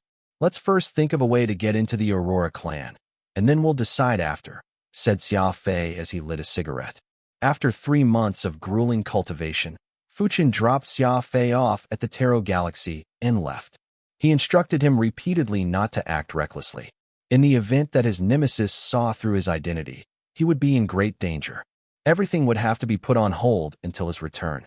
This was why Xia Fei could not return to the clan with great fanfare, shouting his identity as the grandson of Wistful Valley. In order for him to return to the clan, he must find another method. He would first get into the clan and understand the situation before doing anything else. Radix thought about it and said, There's an external compound in the clan, specifically designated as a place for distant relatives to stay when they come over to visit. You can make up an identity and go live there, but I don't know if this external compound is still there given the dire straits that the clan is.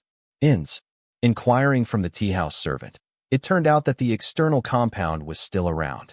As such, Xia Fei footed his bill and headed to the West City along a long stretch of street. Standing outside the door, this residence was actually even more glamorous than the Aurora clan's base. Quite a few people also came and went, a very lively place indeed. Are these people all relatives of the Aurora clan? Asked Xia Fei in his puzzlement.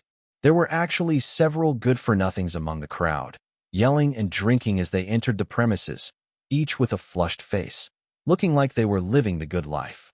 Radix sighed and replied in a morose tone, "The Aurora clan has always followed the gentleman's way when treating others. Actually, more than 90% of the people who stay here aren't actually related to us. They're only hanging around just to eat and drink on our bill. A large part of the clan's expenditure is actually coming from these people. If you call spiritualists vampires, then these people are the bloodsuckers' accomplices. Many of these rogues even drag their families in to stay, never leaving." Xia Fei found this to be hilarious.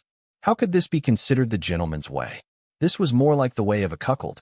Not one stopped him from entering the courtyard. The place was crowded with people. Some were enjoying the shades of trees while drinking tea, some were enjoying wine by the lake. There were even people who brought in prostitutes in the broad daylight. It was practically heaven for ne'er-do-wells. He headed to the chamberlain's house and casually uttered the name that the tea-house servant had inquired for him. A kindly old chamberlain gave Xia Fei a key and said courteously, "This is the key to the number 9 house. There are too many people, so all the good houses have been taken. If any of them free up in the next few days, I'll be sure to help you make arrangements again."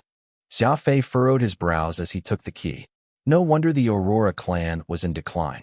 All he had to do was claim that he was a distant relative, and he could come to the external compound to eat and drink his fill at the clan's expense. It would be a heavenly miracle if such a clan did not fall into destitution. The old chamberlain saw Xia Fei furrowing his brows and thought that he was displeased, so he hurriedly said, "Though number 9 house is a little old, it's very secluded. The other places are very noisy, and the people who stay there are." The chamberlain fell silent upon reaching that point, a pained expression on his face. By the rules of the clan, everybody who came was a guest, and he could not make the decisions. He could only watch as this compound, which the clan had reserved to receive friends and relatives, got occupied by those louts, and he was powerless to stop it. Xia Fei smiled. "Old one, no need to be nervous. I've always preferred solitude, so staying in number 9 house works fine for me." This was when he saw a group of drunken louts walk in. In the lead was a burly man. He began scolding the old chamberlain immediately after entering. "Is this how the Wisps treat their guests? My brothers and I were happily drinking when the kitchen told us that your clan had run out of wine. No wine. Do you expect us to drink our piss? That's right. This is the Aurora clan, isn't it? Had I known this, I would have dissuaded my cousin from marrying into the clan. Not to provide wine? What kind of relative is this?" Well, these louts were actually trying to overpower the host, demanding that they be provided wine. Xia Fei was frowning the entire time as he watched the scene unfold. Radix was even madder with rage, his eyes seeing red. If Xia Fei sent out Nirvana to kill them, Radix would gladly do so at once. The old chamberlain still had those kind eyes as he hurriedly explained, "Everyone is an important guest of the Aurora clan. How could we neglect you all? I'll go right away and hurry people to purchase more, so please wait patiently." "That's more like it. Yours truly wants to drink Chui Baishuan's clear wine, so don't you dare to try and trick me with cheap goods." The group of drunkards left, and the old chamberlain very awkwardly looked at Xia Fei and said, "We are all relatives, so if there's a need that can be satisfied, we'll do the best we can." Lighting a cigarette, Xia Fei departed without a word. He did not walk far for him to hear the old chamberlain sighing. "We can't go on like this. The expenses of the compound are already astronomical, yet these people actually still want wine from Chui Baishuan." Xia Fei arrived at number 9 house and saw that it was situated at a remote location. Though the conditions were not shabby, it was still fairly simple. Aside from the 2 empty rooms, the rest were filled with people. Xia Fei could count almost 1,000 of them in the courtyard. After looking at the rooms once, Xia Fei left and walked along the long corridor to inspect the place. What he saw as he strolled around was not any different from what he saw from the compound outside. These were all people living off the hospitality of the Aurorian, making a din everywhere. Taking a corner, Xia Fei arrived by a plot of land filled with grape trellises. This place was far more serene than anywhere else. There was an old man seated under one of the grape trellises, helping himself to the produce. He lifted his head, and the two noticed each other's presence at the same time. It turned out that this old man was the chamberlain of this house, Wistview. Every old servant of the Aurora clan would have the Wist added to their name, to show that there was no distinction between them. Wistview had been with the clan for many years, so he also had Wist in his name. Smiling at Xia Fei, Wistview waved his hand. Come sit with me. This is where the people who work here live. How did you end up here? Did you get lost because of how unfamiliar the compound is? Xia Fei did not stand on ceremony and took a seat across from Wistview. I didn't exactly lose my way. The place I'm supposed to stay is too noisy. I was a little bothered by it, so I went elsewhere to look. Xia Fei's appearance was that of someone who meant no harm, a slight smile always plastered on his face. Old Wistview saw how young and polite Xia Fei was, and he took a slight liking to him. With a sigh, he poured Xia Fei a glass of wine and apologized. I'm very sorry. This compound wasn't originally like this. It's this household's goodwill that regardless if someone is truly a relative or not, as long as they're willing, they can stay here. In fact, no locals truly come here to cause a disturbance. After all, the Aurora clan's reputation is evident. If locals do come in to eat free food, if word gets out, nobody from around will find it amenable. Unfortunately, since the start of last year, for some reason, a huge group of foreign wastrels have come to live in the external compound, feasting at our expense. They caused so much mess that the actual relatives, who had come to seek refuge, didn't dare to stay anymore, and they now live somewhere outside. Xia Fei was surprised and asked inquisitively, Did you say that all these people had just suddenly arrived together? Yes. About 3 years ago, more than 10,000 of them appeared here. The place almost exploded from overcrowding. Forget about them being lazy and good for nothing. They even often gather to brawl after getting drunk. Even the neighbors were affected, all of them choosing to relocate. This household felt bad for them, so we offered compensation to those who decided to move. Those neighbors knew of the clan's financial difficulty, so not many of them actually took us up on the offer. It was quite apparent that those people presently occupying the external compound had come from a distant planet, and it was an organized move at that. Could the Aurora clan really not see that? Xia Fei wrinkled his eyebrows when he thought of this. After a brief pause, Wistview continued speaking.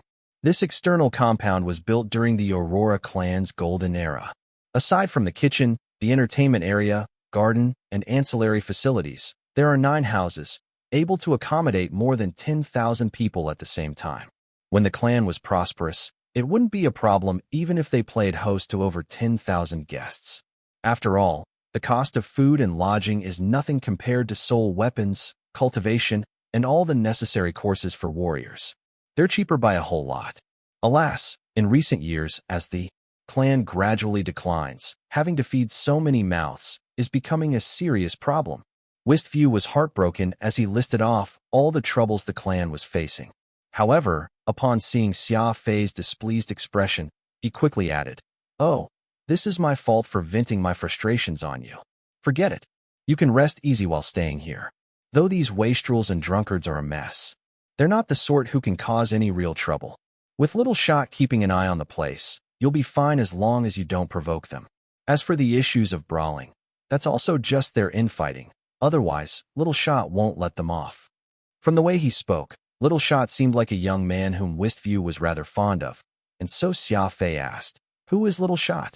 Chuckling, old Wistview hinted to him, I told you that the Aurora clan is filled with good people, upright and genuine, but Little Shot isn't like that. His eyes are sharp, and the moment these freeloaders overstep, Little Shot will rush out. This year alone, 3 miscreants have already been taught a lesson by him. Wistview sounded very excited after saying this, but all Xia Fei felt was a headache. This external compound was ultimately a property of the Wist family, and the clan would send a few of their disciples on occasion to keep an eye on it. Little Shot was in charge of this place, but it seemed like the young man's character was not completely in line with the kind elders. He followed the rules, and anyone who went against it would get his boot. However, in a year's time, Only 3 of the hooligans had been chased out of the place, which showed that Little Shot was not exactly any better.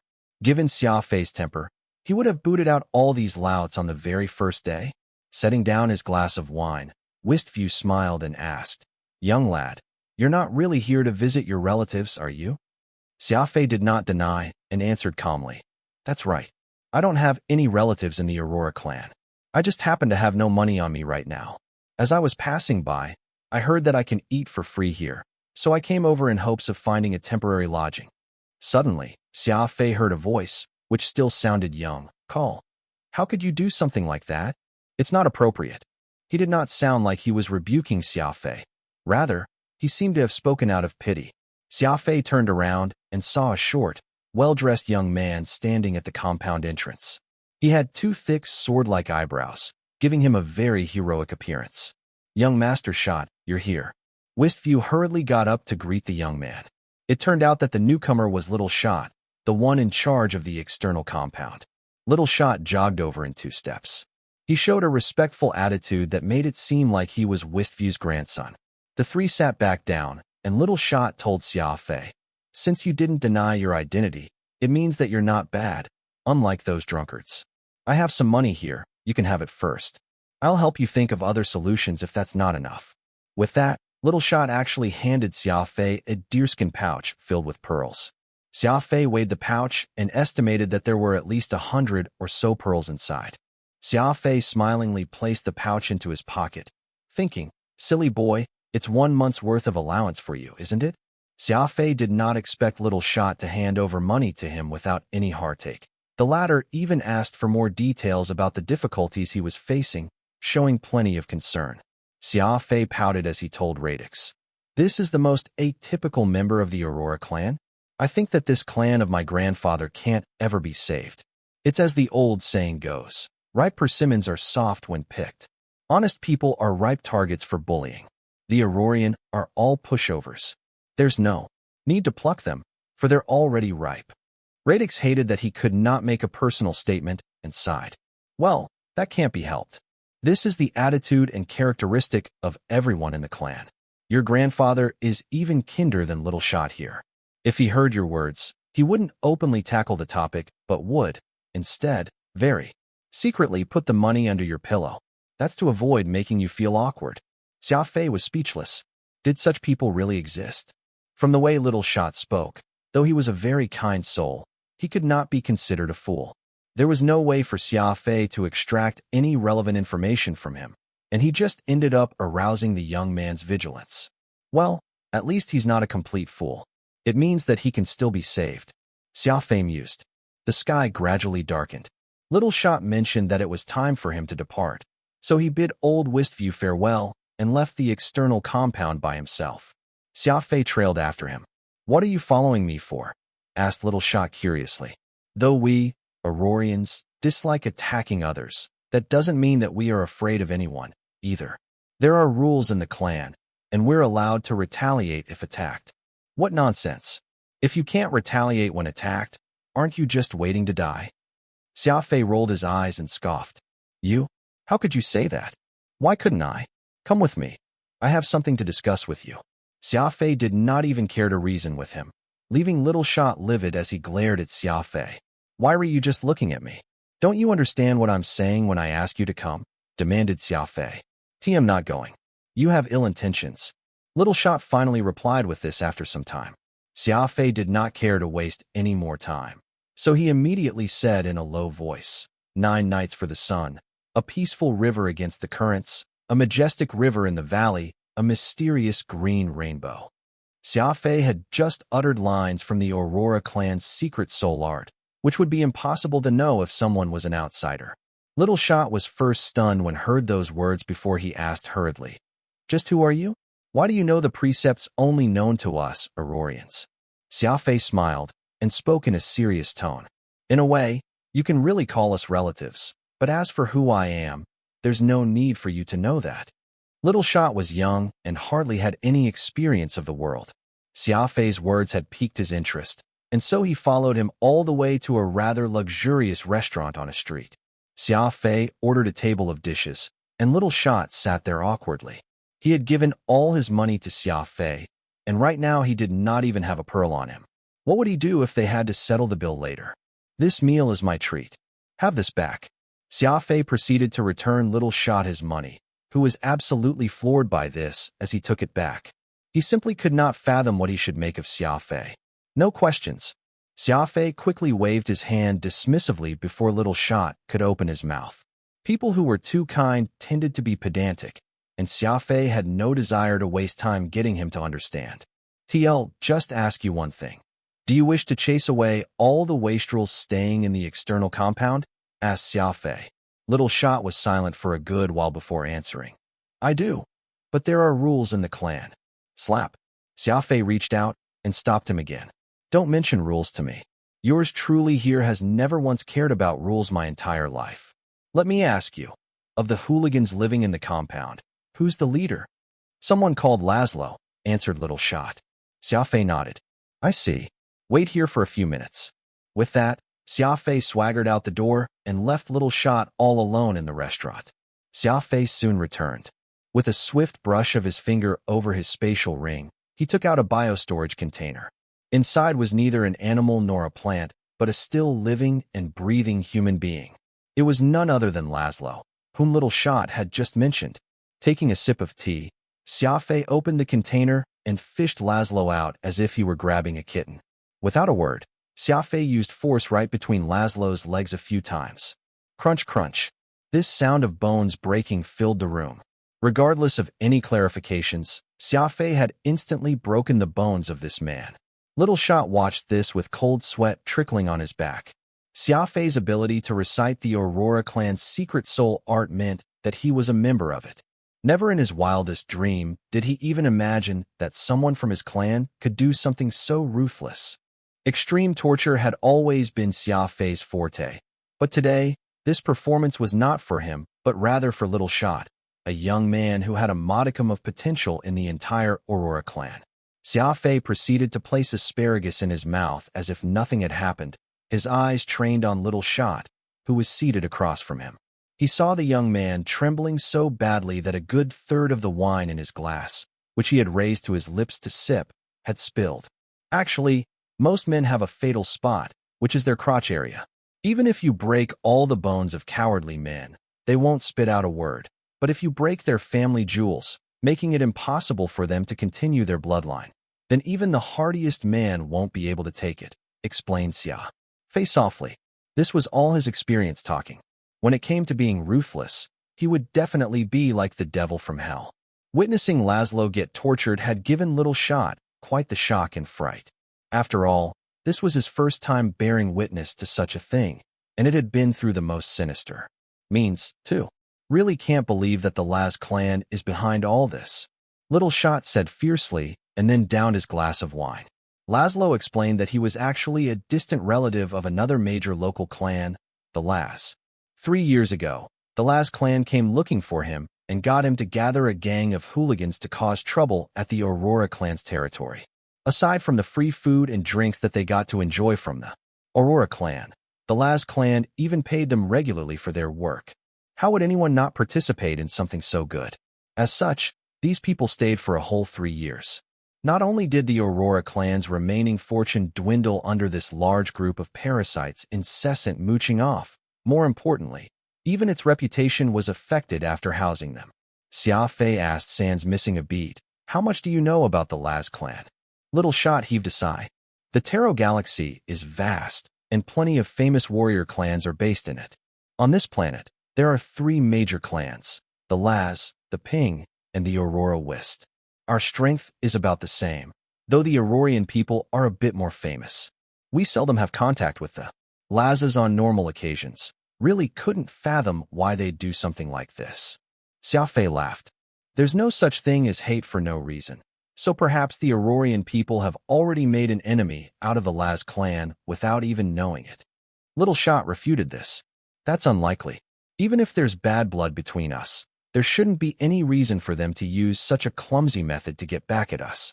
Though our clan has declined in recent times, we shouldn't have any problems holding on to an external compound.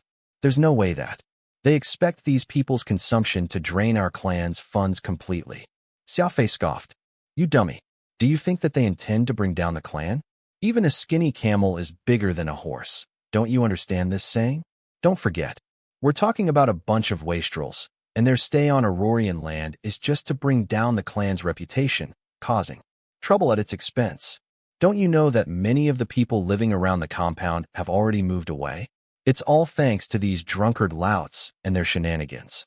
Xia Fei implied with his words that the emptying of the clan coffers was not caused by those moochers in the compound, but rather by the Aurorians spending an astronomical sum just to purchase soul weapons. Hence, the Laz clan's goal was not to bankrupt the Aurora clan, but to sully its good name. Instead, because of the accumulated goodwill over the many years that the Aurora clan had existed, many of the locals had yet to bear a grudge against it. But if these hooligans continued with their ruckus, how would the clan's reputation be in 10 years, 100? The Lazes are really vicious.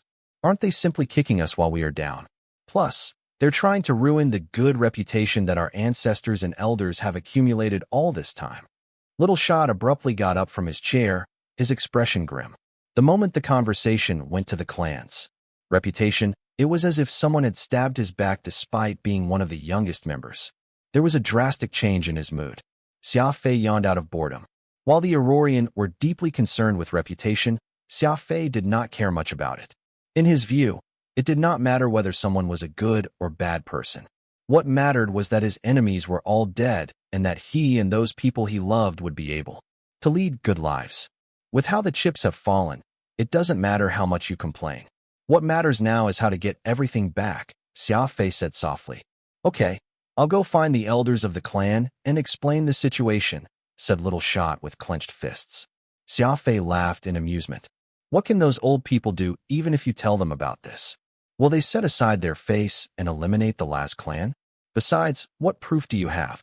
His words were a little provocative. Little Shot had instantly looked stumped. Indeed, the Aurora clan cared too much about its reputation and was too kind for its own good. Telling those elders about this matter would at most elicit a smile from them as they turned their other cheek.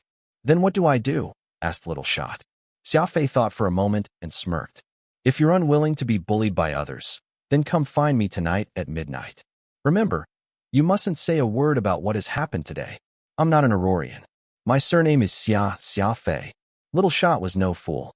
Though he had no idea what Xia Fei was thinking, he knew that there were some things that could not be done with too much noise. As such, he nodded. However, Xia Fei being able to recite the Aurora clan's secret precepts clearly meant that he was one of them. Little Shot simply could not make sense why he would be unwilling to admit to this. Exiting the restaurant, Xia Fei stood on the main street and looked around. He then asked, Radix, where's the largest local trading company? I have to prepare some things in advance before tonight's operation. Radix gave it some thought and answered, the 4 biggest firms in the Alpha universe have branches on this planet. Any of them is impressive in its own right. It all depends on what you're looking to buy. Xia Fei replied, items that can be used for making soul weapons. Radix was momentarily stunned, stating, Fisher, Heavenly Treasure, Inoue, and Li Feng are the 4 leading trading firms in the Alpha universe. If what you need is embryonic vessels to turn into soul weapons, I suggest that you visit Heavenly Treasure. Heavenly Treasure Firm. The storefront was not too ostentatious, but the compound covered a wide area. Xia Fei stood at the entrance for a while to look. Radix commented, the 4 leading trading firms all have deep heritage. No matter where you find a Heavenly Treasure branch, the architectural design will always be the same. The various shops act as front. All the transactions are actually conducted internally, while the physical shops only provide consultation, not services. Xia Fei nodded and entered the shop. Sure enough, there were no products on display inside, only smiling staff, who patiently guided clients where they should head for their trades and where the catalogs could be found. The one that greeted Xia Fei was a fairly attractive woman with slender eyes and monolid. She had a professional smile on her face. Sir, is there anything that I can help you with? Inquired the young lady. Xia Fei queried. I need to purchase some basic soul goods. Any idea where I should look to buy them? The young lady froze. Anyone who heard what Xia Fei had just said would naturally freeze up. Several eyes darted to Xia Fei. Basic soul goods? You mean basic soul vessels? Is this young man a spiritualist? That can't be, right? He's so young. Xia Fei felt very awkward. What both Radix and he did not understand was that, while something like a basic soul vessel was sold by these firms, there had never been anyone who would come swaggering in to buy them. This was because only a spiritualist could use basic soul vessels, and as spiritualists were the precious profession in this universe, how could they so easily appear in public like this? "Sir, are you a spiritualist?" asked the young lady, her eyes sparkling in excitement. Xia Fei shook his head. "No, these are just something someone else asked me to purchase for them." Under everyone's gaze, Xia Fei followed the lady deeper into the compound. They arrived at a fairly secluded but luxurious area. As per usual, good tea and fruit were served, and a middle-aged man swiftly entered the room, calling for all the other staff to leave it before looking at Xia Fei smilingly. "This one is called Kira. I'm the president of Heavenly Treasure Firm's Guard 83's planetary branch. May I know how I shall address you?" "Xia Fei. See, I heard that you're interested in purchasing basic soul vessels." "Yes." I see. Honestly, Guard 83 is Heavenly Treasure's only shop on this planet. You may be unable to buy basic soul vessels if you go to any other trading firms. This is our inventory. Please take a look." Kira handed over a thin booklet to Xia Fei, who proceeded to peruse it without a word, while Kira sat watching at the side. "These are all the stocks that our branch has. If you're dissatisfied, I can help you request the full catalog from the headquarters, though I'm uncertain if you plan to use these items yourself, or," Kira courteously ventured, "TM purchasing these for someone else. As for that full catalog, there's no need for that. What's needed now isn't much, and the items that I see in this booklet are enough. Still, I have no way of clearly distinguishing what I need through the images and descriptions provided. Do you mind taking these items out for me to look at in person?" asked Xia Fei as he closed the booklet. "Yes, of course. Please wait here a moment. I'll immediately have someone bring over what you want." With that said, Kira got up to take his leave. He instructed his subordinates with a few words and went into the next room. A young girl was seated inside this room, with a silver-haired kitten on her lap. She was looking at a screen, and displayed on it was Xia Fei, who was sipping tea while he smoked a stick. Kira said nothing and quietly stood beside the girl. The girl, meanwhile, simply kept stroking the kitten as she watched Xia Fei. Very soon, someone brought 16 basic soul vessels into the room, and the two saw Xia Fei lightly touch each with a finger, and then he no longer did anything else. The entire process only took a few minutes. "Young miss, what are your thoughts?" asked Kira somberly. The young girl placed the kitten on the floor and lightly tapped the image with Xia Fei on it. This person is at least a spiritualist disciple if he's not one himself. Kira was slightly shocked. Was he a spiritualist or a spiritualist disciple? Considering how rare a spiritualist was in the Alpha universe, either possibility was enough to have Xia Fei to be on the cutting edge. Given how young he is and how his body lacks any energy pulses, are you certain that you did not make a mistake? He already said so himself. He's just buying basic soul vessels on behalf of someone else, said Kira hesitantly. It's not possible. Basic soul vessels are necessary for the creation of soul weapons. Someone who isn't in the circle will never be able to determine how good or bad the soul vessels. This Xia Fei merely used a few minutes to choose what he needed. That's a level of eyesight that I can't achieve, nor can you. For neither of us has undergone professional training of that kind. The young girl turned off the screen and lifted the kitten into her arms again. She said in a low voice to Kira, "Since this is related to spiritualists, we'll do everything the old-fashioned way. On top of that, be sure to leave my card with him." Kira returned to the room and apologized. "I'm truly sorry, but some other business came up. I wonder if those basic soul vessels are what you need." Xia Fei nodded. He casually tapped on 6 basic soul vessels and said, "I want these 6. Please tell me how much they cost." Aside from a very rare white usnea stone, the other items were all very terrible. As for if they could be made into soul weapons, none of them qualified. Fortunately, Xia Fei's intent for these was not to turn them into soul weapons, but rather to construct a soul array. This was why he could accept such inferior goods. Kira smiled. "Sir, since you have chosen to do business with the Heavenly Treasure Firm, you're showing us a lot of face. How about this? We'll give 30% off on all the items you chose, bringing the total to 70,000 pearls. Additionally, we're giving you a gold card recognized throughout the universe, so no Matter which branch of heavenly treasure firm you patronize, there will always be a big discount for everything that you purchase or sell. Xia Fei nodded. Then I'll respectfully accept this largesse. Kira carefully sized up this customer and realized that his calmness was not an act.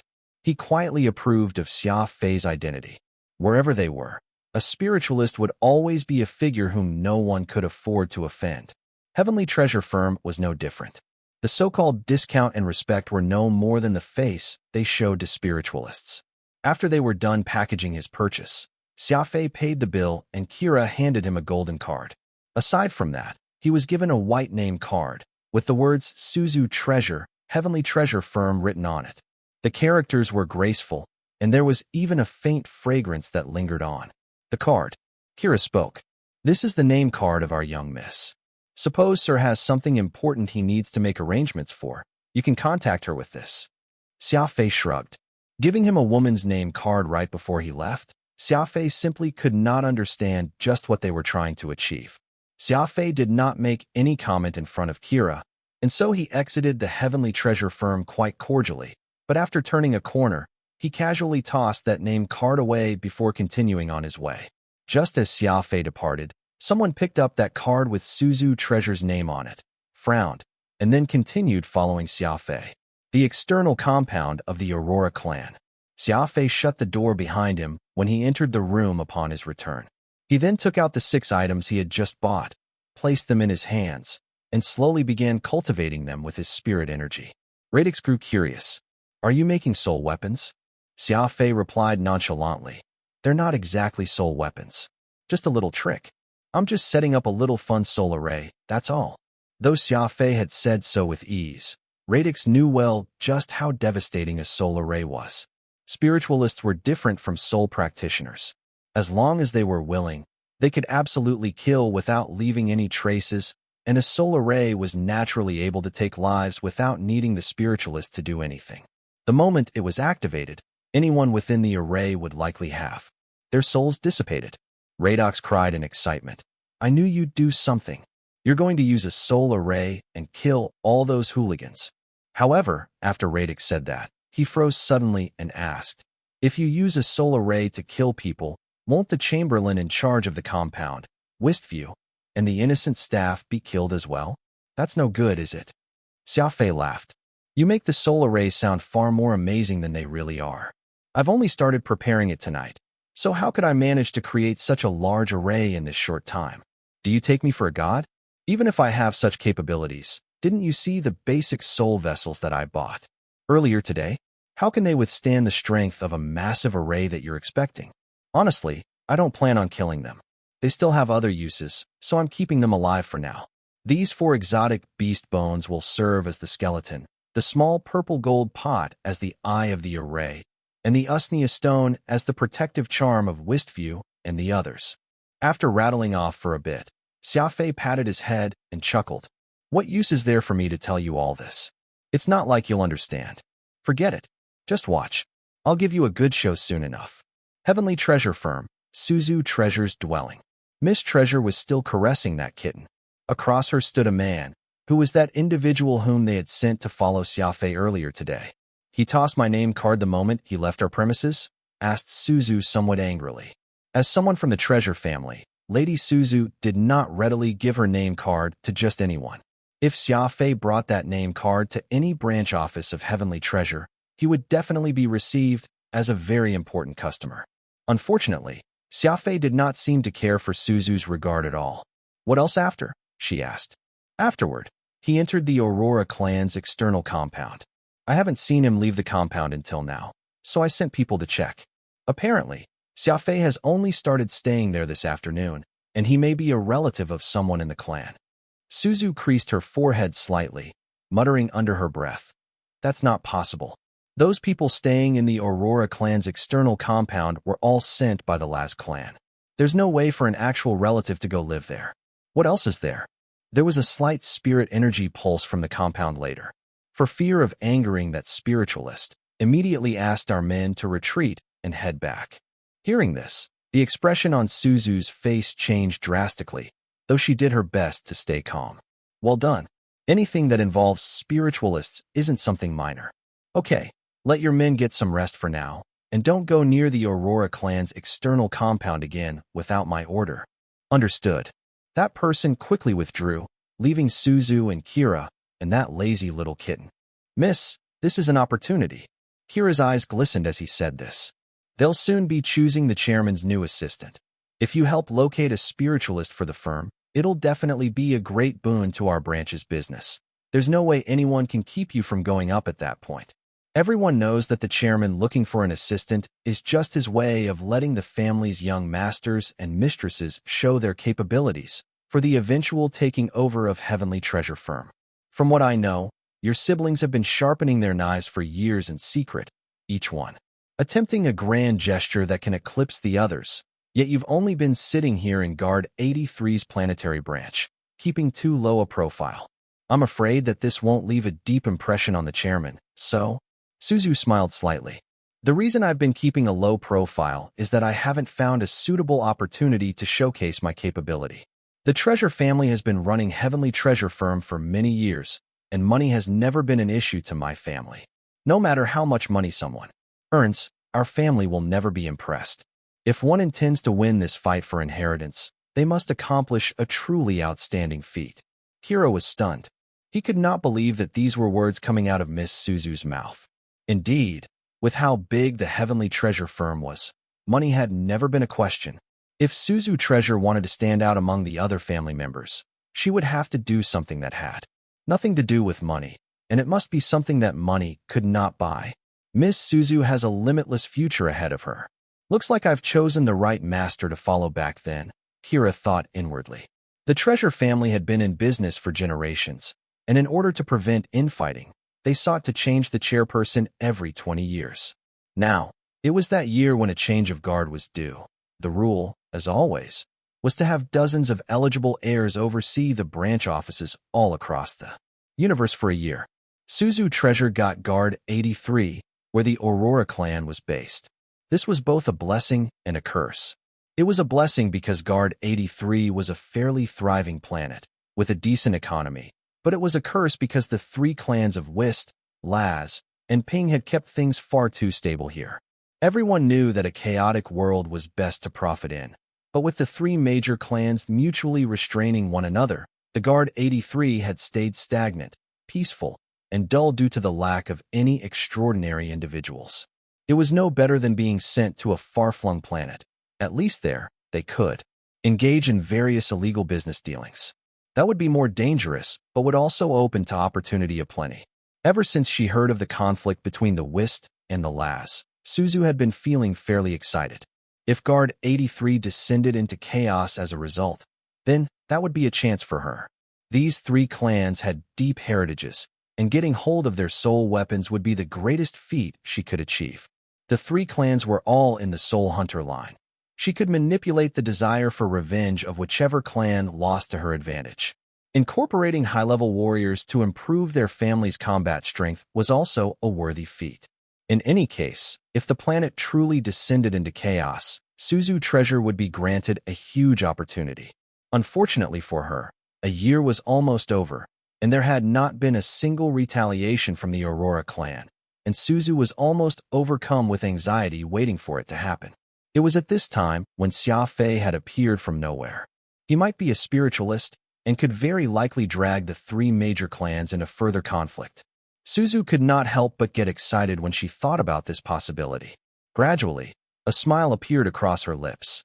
Kira, who was standing next to her, had no idea what this sudden smile was for, saying, "Right. Miss Suzu has yet to marry, so if Xia Fei is truly a spiritualist, why don't you offer yourself to him? This way, even the family patriarch will have to look highly upon you." Midnight. Xia Fei arrived at the location he had previously set for his meeting with Little Shot. "Why did you arrive so late? I've been waiting here for an hour already." Little Shot looked impatient.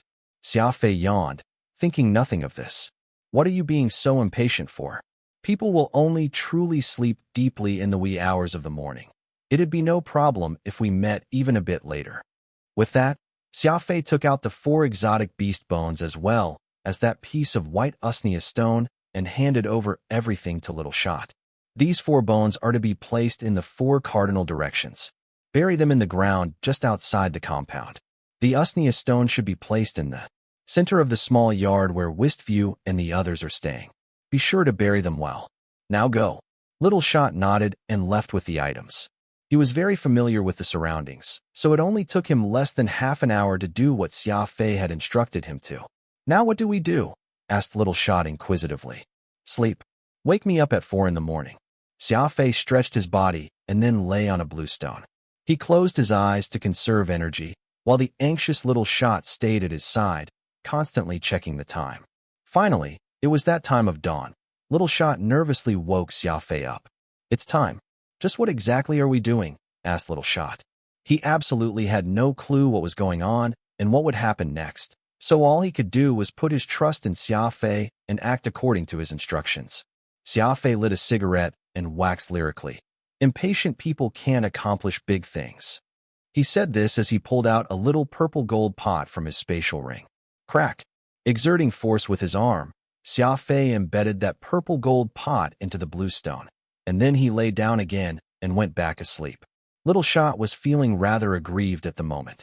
He had done so many nonsensical things because Xia Fei told him that they would take care of those moochers staying in the compound, yet so far, they had not done anything that would accomplish that at all. To think that Little Shot had spent his whole night polishing his sword before leaving for this operation. Whoosh! Just as he wanted to question Xia Fei, a sudden baleful gust of wind came blowing, causing Little Shot to shiver involuntarily. A chilling wind spread in the surroundings, concentrating especially at where the array was, with the Aurora clan's external compound at its dead center. All of a sudden, spirits descended upon the place.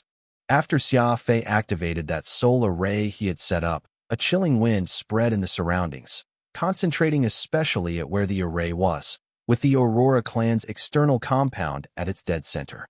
All of a sudden, spirits descended upon the place. Little Shot was dumbfounded. He saw this inexplicable scene unfold, and he asked Xia Fei while shivering, "Why, you're a spiritualist?" Xia Fei, who was lying on the bluestone, smiled. "Get some sleep. There's bound to be a wonderful show to watch tomorrow." The soul vessels that he had used to set up this soul array were not particularly powerful, and of course Xia Fei did not intend to kill those moochers with it. So when the first ray of light shone early in the morning, Xia Fei quietly collected the vessels and stopped the array. Little Shot followed Xia Fei as they walked toward the external compound. The eyes he used to look at Xia Fei were now filled with admiration. There was no doubt that Xia Fei was a spiritualist, and in the Alpha universe, a spiritualist had the right to be arrogant. There was no need for reasons. Little Shot reckoned that the reason why Xia Fei had little regard for others' lives was the status he had. Unfortunately, this was where he was mistaken. Even when Xia Fei had not yet become a spiritualist, he had already not cared for the lives of others, especially those whom he deemed as enemies. When day broke, the roads outside the external compound became extremely lively. Many of those louts were lying on the pavements, looking very frightened. Some were even wailing as they hugged their heads. A few even vomited by the roadside, almost emptying the bile in their bodies. These were actually not the worst case, for those who had truly been traumatized by what they had just experienced were still in their respective rooms, moaning in pain while they lay in bed. Little Shot tightened his fists. Dealing with these leechers had always been something that he wanted to do, but had been unable to act on. Xia Fei very easily used some soul vessels, which he gathered at the last minute, and made these louts suffer so much pain that they felt like dying. Little Shot could not help but find this delightful. "Hey, friend, whatever happened to everyone here?" Xia Fei feigned concern as he asked a man by the roadside, proceeding to help him up. Little Shot shook his head disapprovingly. The spiritualist Xia Fei was different from what he had heard about spiritualists. Not only was he ruthless with his methods, he was also a great actor. There are ghosts. There were ghosts sighted in the compound early this morning.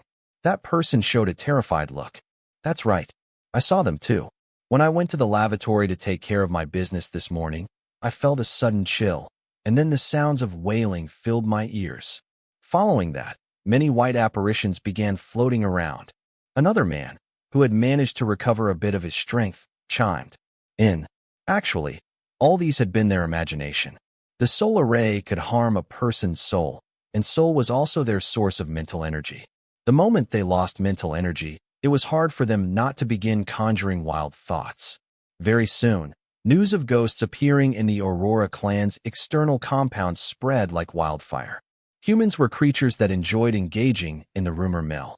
After several iterations of telling and retelling, the version of the story had become even more ridiculous. These moochers were all off-worlders, so they did not dare to stay in the compound further after experiencing that this morning. It was just that they did not have any local relatives to speak of, so all they could do was temporarily gather on the streets, discussing what had happened while they wrestled. With their lingering fear. "Little shot, you're here? There's been a major incident in the external compound today." Old Westview saw Xia Fei and Little Shot, came over hurriedly, looking distressed, and related what he had learned about the incident to the two. Xia Fei acted extremely shocked, and Little Shot mimicked him. Xia Fei observed Little Shot's expression. Though his acting skills were nothing exceptional, he was totally committed to the job, making him think that the youth had quite a future ahead of him. "Why are you two together?" asked Westview curiously. Little Shot had already prepared his answer with Xia Fei, stating that the two of them had woken up early today and coincidentally met each other while having breakfast outside. As Westview was concerned over what had happened in the external compound, he did not probe further on this. This was when a sonorous voice came from afar. "Old View, just what exactly happened here in the external compound?" Xia Fei turned around and saw an elder rushing over. He had a head of silver hair, and his benevolent eyes looked quite similar in features to him. Xia Fei, of course, did not show any expression on his face, burying the shock he felt deep inside him. Meanwhile, this elder showed sadness through his knitted eyebrows when he saw Xia Fei clearly. Radix was animated. "Xia Fei, that's your great-grandfather, Wistful North Gaze. He's your grandfather's father." Radix was actually in tears when he said that. Of course, he was an immortal soul, and there was only the sound of weeping, but Xia Fei could tell that this was triggered by an emotional response from deep in his heart. Shrugging, Xia Fei turned to walk into the compound. Northgaze saw Xia Fei's leaving back and inexplicably felt this wave of sorrow washing over him. He could not help but recall that incident that had caused his son to be exiled from the clan, and that sour feeling in his heart gradually moistened his eyes. The scene was in too big a mess right now, and before Wistful Northgaze had the chance to wonder why Xia Fei looked similar to Wistful Valley, he heard Westview and Little Shot give their report of what had happened. Because Wistful Valley had caused disaster to the clan, Wistful Northgaze no longer oversaw the clan's finances, but the logistics. Instead, the Aurorian's external compound was one of his responsibilities, which was why he had rushed over first thing in the morning to find out what exactly had happened. "Xia Fei, why did you leave? Shouldn't you at least greet your great-grandfather?" Radix asked, somewhat dissatisfied. Xia Fei answered simply, "His surname is Wist, and mine is Xia. Besides, there are more important matters that I need to deal with right now." Radix knew that Xia Fei was someone who clearly delineated what he loved and hated. Regarding the Aurora clan, Xia Fei did not really hold much affection for them. This time, he only acted because there were too many elements that he could not stand. It could not be helped. This was his personality. He was someone who would never trust easily even if they were his kin. Whoosh. No one noticed a bracelet, which was high on a roof, flying off after witnessing this scene play out. Just like how Xia Fei's fiendish blade, Nirvana, could be controlled by Radix, it seemed like this bracelet was also a soul weapon. Outside the city, Fuchin unhurriedly orientated himself. He found a fairly isolated location and proceeded to bury a soul vessel deep in the ground. This was when the bracelet, which was under Wraith's control, returned to him. Fuchin caught it with one hand and wore it back on wrist. "So who set up that soul-wounding array?" asked Fuchin. "Xia Fei." "Xia Fei? He actually knows how to use the soul-wounding array." Fuchin wondered out loud. Wraith replied, "He really did, and he controlled its effect perfectly. Out of his nearly 10,000 victims, not a single one died, but none of them had a good time, either." Fuchin burst into laughter. "He sure is extraordinary. A soul-wounding array isn't powerful, but it's truly difficult to control. That twerp actually controlled it with a high degree of accuracy. It just shows that he has an extraordinary grasp of all types of energy." Wraith did not share his sentiment. If we could tell that he had activated a solar ray, so could others. You told him to keep a low profile, but from the way everything has gone so far, he didn't seem to have understood what you meant by keep a low profile. Wraith was definitely mistaken saying this. Xia Fei having not killed all those 10,000 moochers was already his way of keeping a low profile. If this were the Xia Fei of the past, heads would be rolling in the external compound right about now. Fuchin smiled. It's a good thing that I'm even faster. This solar ray is just about done. If that old witch looks for Xia Fei, he'll be able to block her off with this. It turned out that Fuchin had not left. Rather, he had been carefully planting his very own soul formation outside the city. A plan within a plan, an array within an array. How was Xia Fei to know that Fuchin had started establishing his killing array outside the city while he was setting up that little soul array of his? Wraith wondered, is there a need? To make this array, you used all your stocks of soul vessels, risking your life to fight that witch. Fuchin chuckled. Hey, I'm just setting up an array. Who said anything about activating it? Xia Fei's performance is still crucial. If he shows that he's capable, I don't see it as a loss for me to fight that old witch at the risk of dying. Aurora Clan's external compound.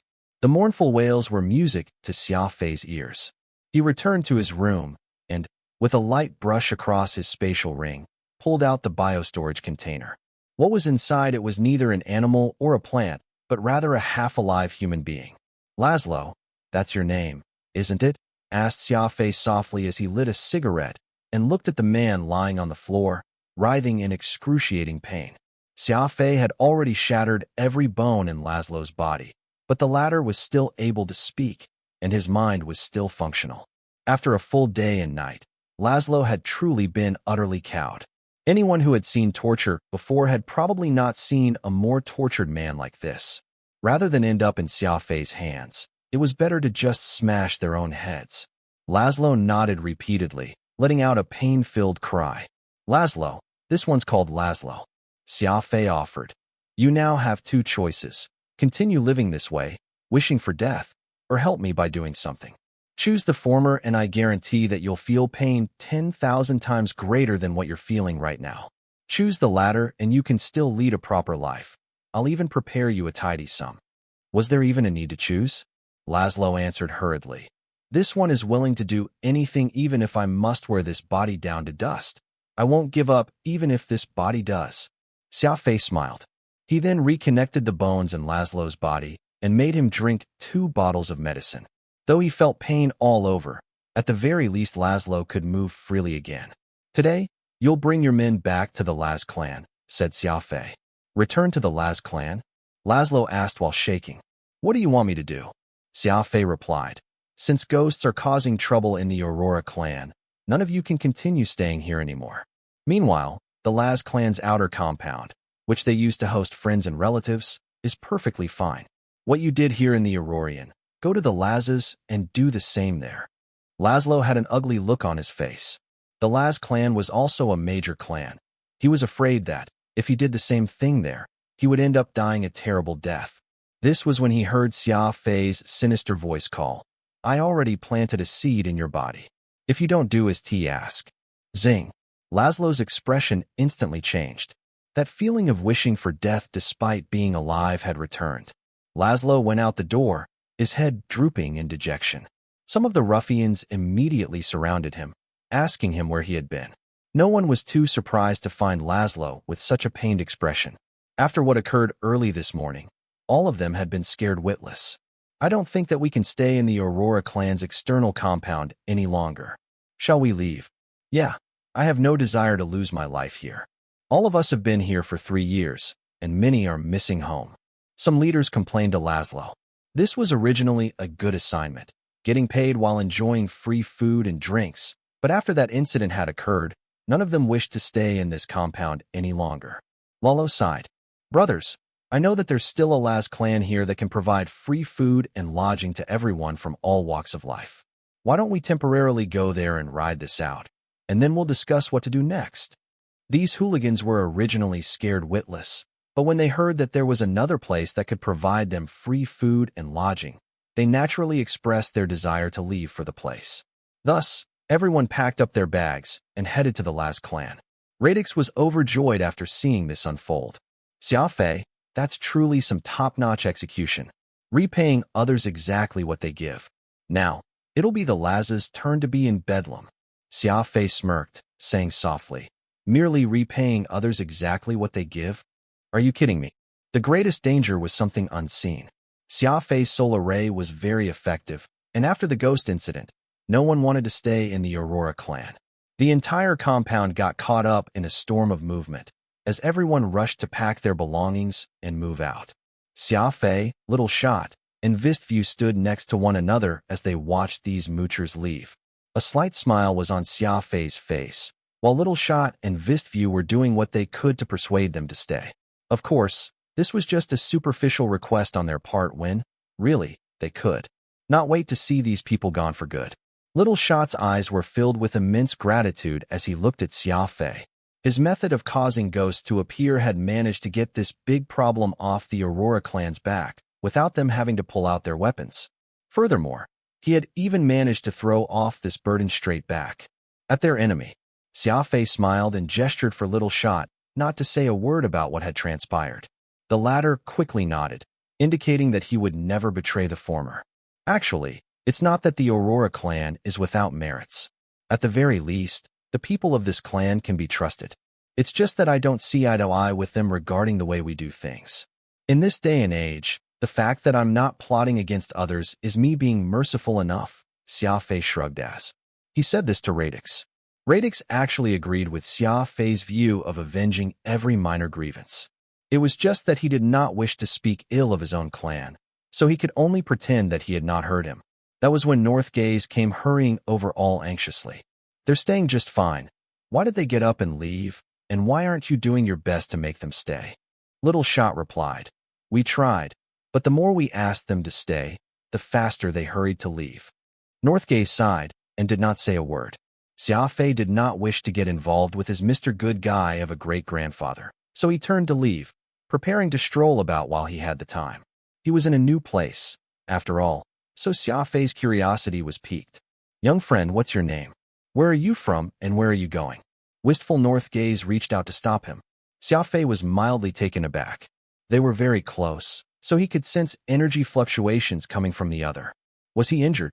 Xia Fei bowed with a smile. This junior is called Xia Fei and lives in this compound. Oh, are you planning to leave too? I don't see the need. I'm living fine here, so there's no reason for me to move out. Besides, those people claim that there are ghosts haunting this compound, but I don't feel anything wrong with the place. Perhaps they're just imagining things, said Xia Fei offhandedly. Old man Wistview added, I feel the same as Xia Fei. There have been no strange incidents at all, so maybe these people are. Northgaze froze. He could understand what Wistview was implying. He suspected that these people were intentionally moving away to spread rumors about the Aurora clan's external compound being haunted. With that, this place will fall into disuse, and no one will dare to come any longer. Old View, don't talk nonsense. We have no animosity with them. Why would they seek to be against us? Xia Fei was somewhat speechless. It seemed like his great-grandfather was not the usual naive. With how the situation had played out before him, he still could not see that these people were all in it together. Frowning, after careful examination, Xia Fei realized that there was indeed something different in Northgaze's body. It was almost as if someone had injured his soul. Though it was nothing severe, it could still become an old wound if it was left untreated for too long. With this thought in mind, Xia Fei asked, Elder, are you stopping me from leaving because you've got something you require me for? An awkward smile appeared on Northgaze's face.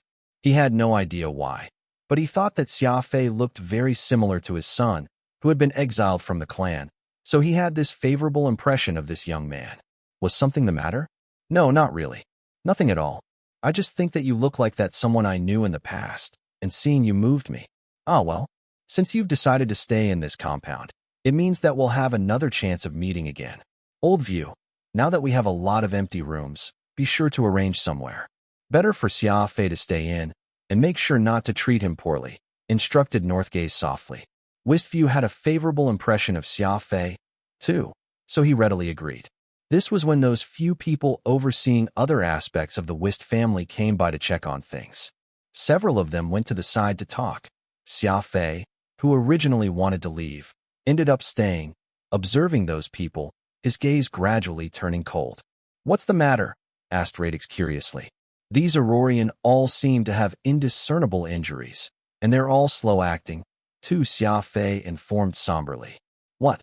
Indiscernible, slow-acting injuries?" The color drained from Radix's face.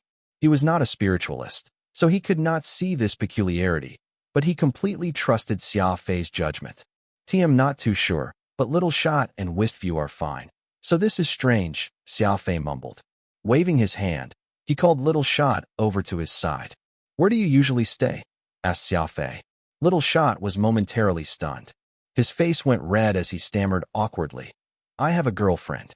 Recently, there hasn't been anyone in her place, so..." Xia Fei chuckled. "There's nothing wrong with having a girlfriend, so you don't need to feel so shy. If there's time, do bring her out so that we can all share a meal." Little Shot nodded and felt a deeper sense of kinship towards Xia Fei. The rules of the Aurora clan were strict, and it was a severe taboo for an unmarried young man like Little Shot to cohabit with his girlfriend, but Xia Fei had not reprimanded him over it, and, instead, encouraged him, which quite delighted the young man. "How long has it been since the two of you have been cohabiting?" asked Xia Fei. Zing. The face of Little Shot turned purple as he protested loudly. "We're not cohabiting. I sleep on the couch." Xia Fei was somewhat speechless. At the end of the day, he was still an obedient child and had run to her place just to take care of her. Seeing how flustered he got from the insinuation alone, Xia Fei suspected that he had not even held the girl's hands. "I started staying there on the 4th of this month, and it's been 5 days since today," Little Shot admitted quietly. "Please don't tell my mother." Xia Fei was no longer in the mood to take a stroll on the streets after he learned more about the situation. Instead, he took a trip to the Aurora clan's main residence. A clan with a deep heritage like the Aurora did not just have a single compound, and the one he was seeing before him now was where all the important figures and clan members in the direct line lived. It played a vital role in the day-to-day operation of the clan. Xia Fei walked around the place. He would occasionally step close to the wall, lightly stomp on the dirt under his feet, and even disturb the soil for inspection. "So, what's your conclusion?" asked Radix anxiously. Xia Fei nodded. "The enemy is a spiritualist, and that person laid out a very sinister shuttle-flying soul array. This array isn't that powerful, but it's very sinister. As days turn into months, it'll gradually sap the victim's soul. Wistful north gaze and the other's minor injuries originated from this array. It's a good thing that I discovered it early. If this carried on for several more months, and the soul damage seeped into their bones, then they would be in real trouble." Radix blurted out. "Since you know now that someone has set a clandestine trick here, what are you still standing around for? Hurry up and break the array." Xia Fei shook his head. "It's easy to evade an attack done in the open, but difficult to defend against a sneak attack. If I don't kill that naughty spiritualist that's doing harm to the clan, it'll only be a matter of time before they do something worse. It's best if I don't touch this array in the meantime, to avoid startling the snake hiding in the grass. Besides, the other spiritualist already melted the soul vessels, so breaking the array will be a very difficult endeavor." Xia Fei pointed down to his feet and said. Radix looked. It was evident that the soil had been disturbed. However, there was no soul vessel to be found on the spot, which meant that this was already made into a death array. The spiritualist did not have any intention of retrieving the soul vessels, but directly merged them to the ground. "A death array. What do we do?" Radix was worried. Xia Fei remained unperturbed. "Don't panic. As long as I have the right tools, I can invert this death array, then the person who created it will have to come and check again. That's when we'll make our move and capture them alive." Xia Fei suddenly realized that the situation was a lot more complicated. Another spiritualist had actually secretly been making their move on the clan. This was precisely why spiritualists were so scary. Many of those who died without ever knowing why had likely offended spiritualists.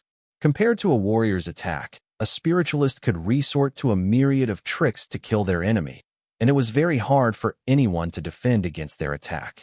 Fortunately, it had not been 2 days since this array was activated, so the people of the Aurora clan had not been harmed much by it. What Xia Fei should do right now was alter this array a bit, turning this death array into a life array. I wonder. Given the Aurorians' personality, just how have they managed to survive this long in such a cutthroat universe? Xia Fei, who was currently on his way to the heavenly treasure firm, sighed. In Xia Fei's eyes, survival meant resorting to any means necessary. Just like how the Skywings were ruthless characters that had managed to survive for so long, it was simply a miracle that a group of kind-hearted Aurorian could last for generations in the vicious Alpha universe. This was his second visit to Heavenly Treasure Firm, so Xia Fei already knew his way around the place. But this time, he was brought to the very serene and quiet backyard. Xia Fei sat down, and soon, Suzu Treasure and Kira made their way over. She heard about what happened this morning in the Aurora clan's external compound, and since the incident happened today after Xia Fei bought several basic soul vessels yesterday, anyone could guess that the two things were related. Suzu was well aware of a spiritualist's value, and to her who was in the middle of a struggle for control within her family, having the backing of a spiritualist would greatly aid her prospects. Just as Suzu had been fretting over how she could build a rapport with Xia Fei, he came right to her doorstep of his accord. This young missus of a mercantile family had never been pretentious and also knew about the trade-off of interest. This was why she decided to appear in person, in hopes of probing Xia Fei to see if he was the real deal. After they were done with the introductions, Kira asked, "Brother Xia, I didn't expect for us to meet each other so soon. I wonder if there's anything you require this time." Xia Fei, who had already prepared a list of items, handed it over to Kira. He took a glimpse and frowned slightly before proceeding to pass it over to Suzu. Suzu finished reading through the list and smiled. "Prepare the things on the list, as stated." "Understood. I'll get it done right away." Kira then went off to prepare the items Xia Fei requested, giving Suzu and Xia Fei a chance to be alone together. Xia Fei lit a cigarette and did not bother to engage the girl in a conversation. He was certain that this was the Treasure family's lady who had given him her name card last time, and he was not at all interested in her. Hence, he occupied himself with his thoughts of how he should launch his counterattack. After all, this was the first time Xia Fei would be facing off against a spiritualist.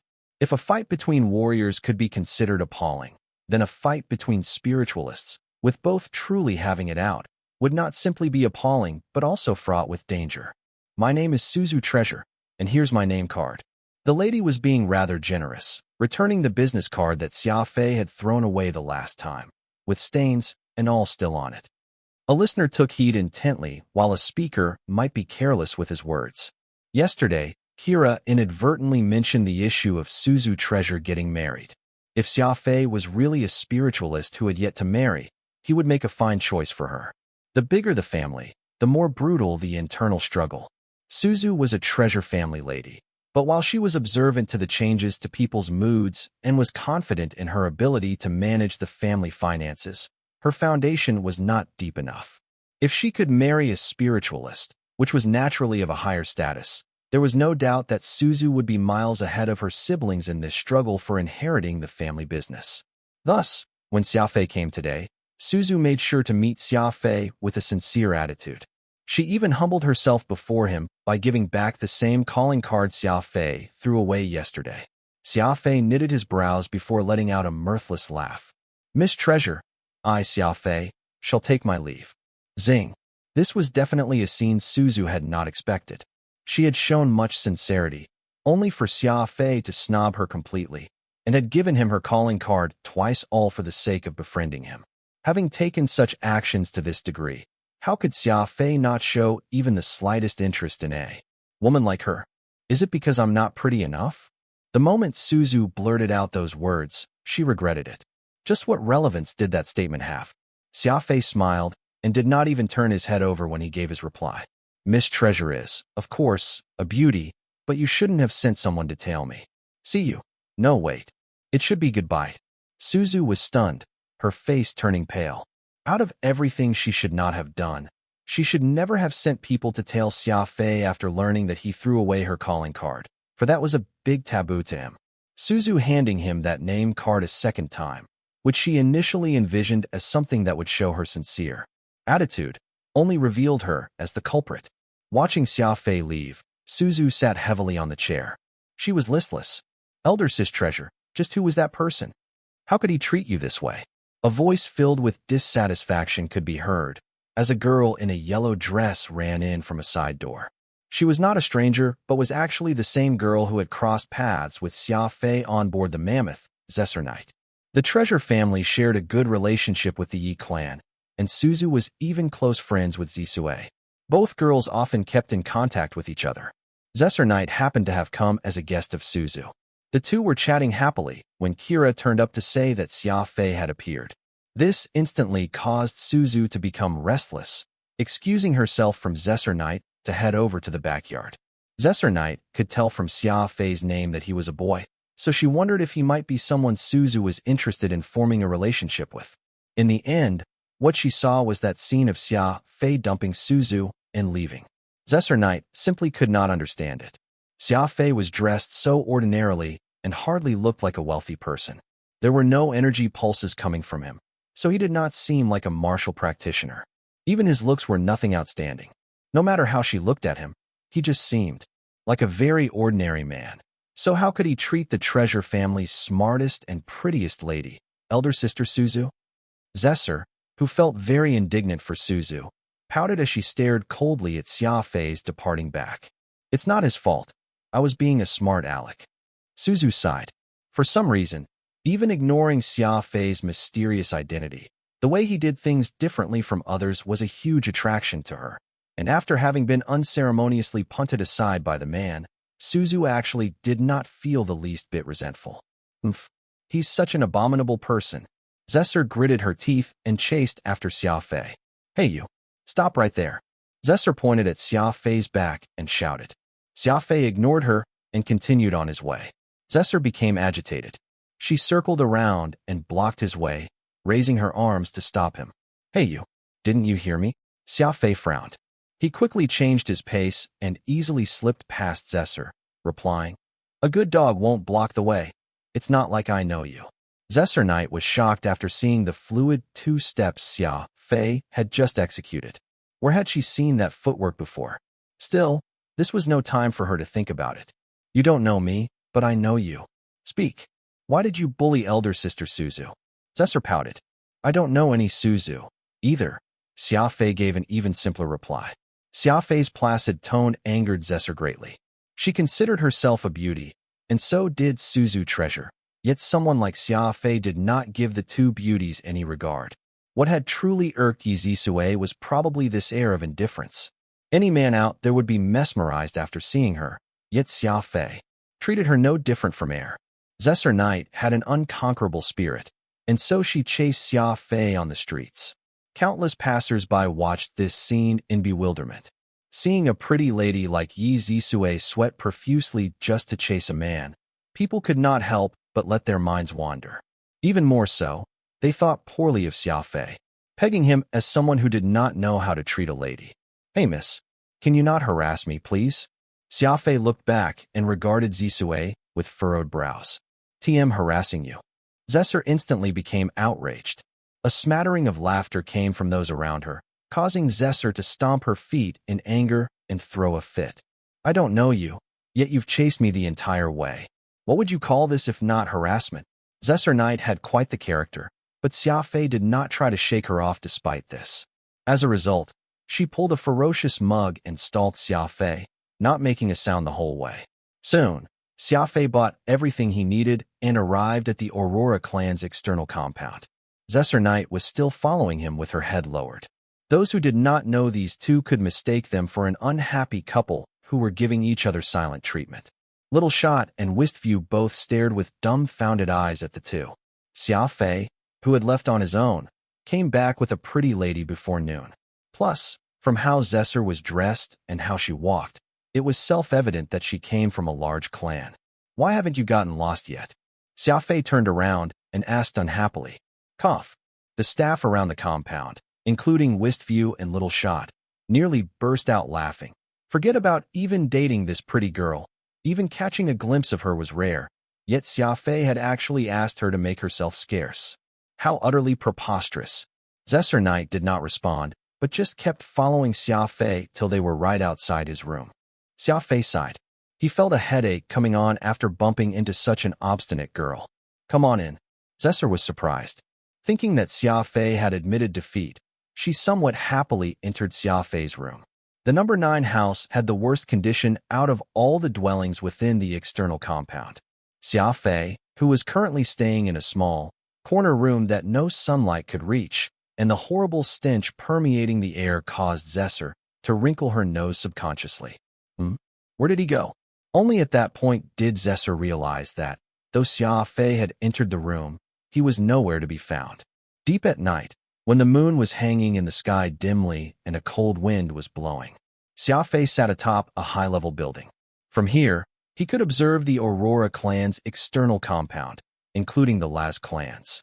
Any major clan would have a location that their friends and relatives could stay over, with food and lodging provided for free, like what the Aurorian people had. Laszlo had led everyone to stay in the Lazes, and that had angered them quite a bit. Back then, they paid Laszlo a sizable sum of pearls for him, to create trouble in the Aurora clan, but who knew that he would end up living off them while working for someone else in secret, running back to the clan to do what they did there. As a major clan, they naturally had no problems providing food and lodging. What mattered was that these hooligans abided by no rules and would constantly be tarnishing the Laz clan's reputation. Noon that day, the one in charge of the clan, Lazcart, called Laszlo over for the man to explain himself, leaving the latter between a rock and a hard place. He could not afford to offend Xia Fei or the Laz clan. This was why he decided to just fake an illness, refusing to take in any guests. Lazcart, who was now seething in so much fury that his teeth itched, could not personally look for Laszlo, either. There were already people who suspected that what had happened in the Aurora clan was the Laz clan's plot. If he went over, those rumors would become true, and so he contemplated, before secretly sending people to Laszlo's that night to drag him out of hiding. Xia Fei seemed at ease. Radix, who felt a little impatient, asked, "You changed the array in the clan, so did it work?" Xia Fei laughed. "Of course it did. I turned that death array into a life array, and the Aurorian living inside will no longer be harmed on top of their life expectancy expanding.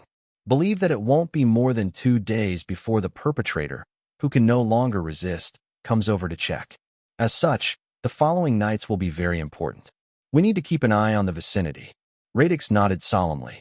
Since the clan would be fine, he of course felt a lot more at ease. Now, it would be even better if they could catch the spiritualist who had set up the death array. Ultimately, their enemy was shrouded in darkness, so if they let them off, there was no telling if the culprit would still think of other devious schemes to target the Wist family. Radix asked again after a pause. "You also placed an array in the Laz clan, right? What's that about?" "Right now, Laszlo and his cronies are staying in the Laz's external compound, so if you want to deal with that clan, you should go to their base and set up a similar death array." Xia Fei chuckled, turning his gaze on the distant Laz clan's external compound. All of a sudden, shadowy figures stealthily rushed on the streets and sneaked past the guards, using the dark backdrop to get over the walls and into the compound. "Here they come. Watch carefully. I'll show you what it means to put the blame on others," Xia Fei said without batting an eyelid. Radix saw Xia Fei suddenly clasp his 2 hands tightly. Forming a strange sign, the soul array in the distance got activated. In each corner, 5 soul vessels, which were in the center of the external compound, instantly shattered and turned into slags. A powerful wave of soul disruption began to spread indiscriminately across the chilly yard. This soul array had the capability of creating a soul wave, which could disrupt the mental strength of others. Xia Fei had blasted out with his full strength. Anyone could imagine just how deadly his one move to those moochers sleeping in the Laz clan's outer compound, especially since their mental strength at the moment was at its weakest. Cough, spurt. Each one of them spat out a mouthful of blood in their dream and was killed on the spot. Only those who had good physical condition managed to survive this assault. As for the 4 figures that had been sent over to kidnap Laszlo, they directly fainted upon the array's activation. Those caught in the array that did not die immediately were all severely injured. The only exception was Laszlo. Whoosh. The bone-piercing chill caused Laszlo to jump from his bed. He turned on the lights and found that the 2 ladies in his bed were dead. Murder. Murder. Laszlo did not even care to put on clothes and just went running out the door, yelling. Those hooligans who survived this night came fleeing from their rooms, the entire place flooded with lights. Without counting, at least 7,000 out of the more than 10,000 people present had been killed. Xia Fei heard the shrill wails coming from the Laz clan's external compound and laughed. Of course, those moochers had to die, but they couldn't die in the Aurora clan's property. This was when Radix comprehended that Xia Fei's plan had been to chase those people over to the Laz clan before massacring them. This way, the Laz clan would probably never be able to wash away the guilt by association. After all, these were thousands of lives they were talking about. After accomplishing all these things, Xia Fei felt somewhat satisfied. This was when his eyes darted over to the Aurora clan's compound, and he was given a great shock. In the time he had taken his eyes off the place, someone had changed that life array back into a death array. The mantis stalks the cicada, aware of the aureole behind. This was the method Xia Fei often used, but this time, his enemy was the aureole, while Xia Fei, whose attention was on the Laz clan, had become the mantis, and this person took a vicious bite out of him by turning that life array he had so arduously changed into a death array again. This isn't good. I'm up against an expert. Xia Fei hissed. The entire Aurora clan has been sealed up right now. It was still the same array, except that there was now another soul vessel on top, which Xia Fei could not clearly identify. An ominous white light was swiftly released from within the Aurora clan's residence, which enveloped a 100-mile radius in the blink of an eye. The life array had been turned back into a death array with the activation of that additional soul vessel. Evidently, the spiritualist was already aware that another spiritualist had taken to defending the Aurorian, but although determined to eradicate the clan, they were willing to confront him head-on. Far away, in the darkness, Wraith asked grimly, "Should we help Xia Fei?" Fuchin shook his head and replied calmly, "I already said that I intend to check if Xia Fei has potential. The Aurora clan won't be in any danger over the next hour. In that time, I want to see if Xia Fei can turn the tables on his enemy. Is he worthy of me going up against that old witch? I'm afraid that you'll be disappointed. Xia Fei only has 1.5 soul marks, while the enemy has at least 2. Also, that mass-killing soul vessel his opponent is using should be at least a grade 4. Xia Fei will likely have a hard time charging into the array and destroying it." Wraith sighed. Just as he said that, an ethereal sound rang out. Late at night, the shrill sound of the flute drifted out elegantly, mysterious, and very powerful. This was completely outside of Wraith's expectations. Xia Fei did not charge into the array. Instead, he pulled out his 8 tunes golden falcon from a distance. Fuchin's eyes shone as he exclaimed, "What a crazy choice, using a sonic soul weapon to deal with a mass-killing soul vessel." The two are competing with their spirit energy now, and whoever withdraws first will end up losing this fight. The only choice for either combatant is to fight to the end. This unseen battle was already well underway. That spiritualist had used the mass-killing soul vessel to create an energy pulse strong enough to obliterate the clan members' souls, while Xia Fei had activated his healing sonic soul vessel to calm the energy fluctuations. This was akin to a clash of a spear and a shield, just to see who could hold on until the end. "Go find that spiritualist," Xia Fei bellowed while he utilized the 8 tunes golden falcon. Furball and Nirvana rapidly sailed through the skies in search of the enemy within the vicinity. The benefits of having Radix and Furball as his helpers at times like this were apparent. Xia Fei was locked in a silent contest with the enemy, and he could not split himself, but Furball and Radix could. The reason why Xia Fei was recklessly devoting all his energy to this fight was his mentality that, as long as he could keep the opponent occupied, Furball and Radix could find and kill the enemy. Such a sinister enemy. To have taken advantage of the brief period when Xia Fei's attention was on the Laz clan to launch his arrow from the darkness. Furthermore, he was clearly looking to doom all the Aurorian. Xia Fei refused to let such an enemy off. "Hold on.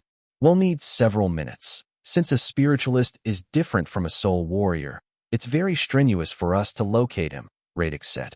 "You don't have to strain yourself. I'll force him out." Xia Fei bellowed. Rumble. All his spirit energy came to bear. Austral pitch could be heard from the 8 tunes golden falcon as Xia Fei's mysterious soul mark ran wild.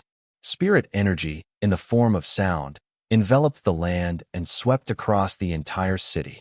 The enemy, who had not expected Xia Fei to devote 200% of his combat strength at that moment, felt their entire body shuddering, weakening their control over the soul vessel by quite a bit. Crack. An imperceptible sound could be heard as a minuscule crack appeared on the soul vessel's surface. Though it was a hardly noticeable crack, it was emblematic of how Xia Fei's attack could break the enemy's soul vessel. Instantly, the enemy saw a drastic drop in their attack power, and their control over the soul vessel decreased by a lot. Fuchen was stunned, muttering, "The spirit sound ruined the soul vessel. Just how did Xia Fei achieve that?" That spiritualist knew that they were at a disadvantage now, so they did their best to retreat. The spirit energy backlash was shocking, and they needed to give it their all just to reduce the damage they would take from this retreat. This was when something peculiar occurred. Xia Fei gave chase after emerging victorious, while that mysterious spiritualist was now in full retreat, the two entering a stalemate. This was when a third, even more powerful energy burst forth from the center of the Aurora clan's compound. It was not spirit energy, but soul power. Someone had struck. They were using soul power to forcibly heave away the two spiritualists' spirit energy. Soul power was inferior to spirit energy. The fact that this was a critical juncture of the fight between the two spiritualists, where spirit energy from one was looking to overwhelm the other, to push off such immense concentration of energy required that the third party's cultivation was high enough it could bring destruction to the world.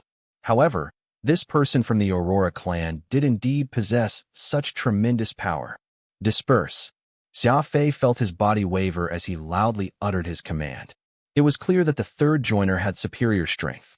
Even though he was a spiritualist, he could not resist the joiner completely. Though Furball and Radix did not know what had just happened, they quickly disappeared into the dark night out of their trust to Xia Fei. Retreat. Almost at the same time, Fuchen rapidly withdrew from the scene. He muttered, well. The Aurora clan no doubt has soul hunter arts heritage spanning tens of thousands years. It's even hiding an old monster.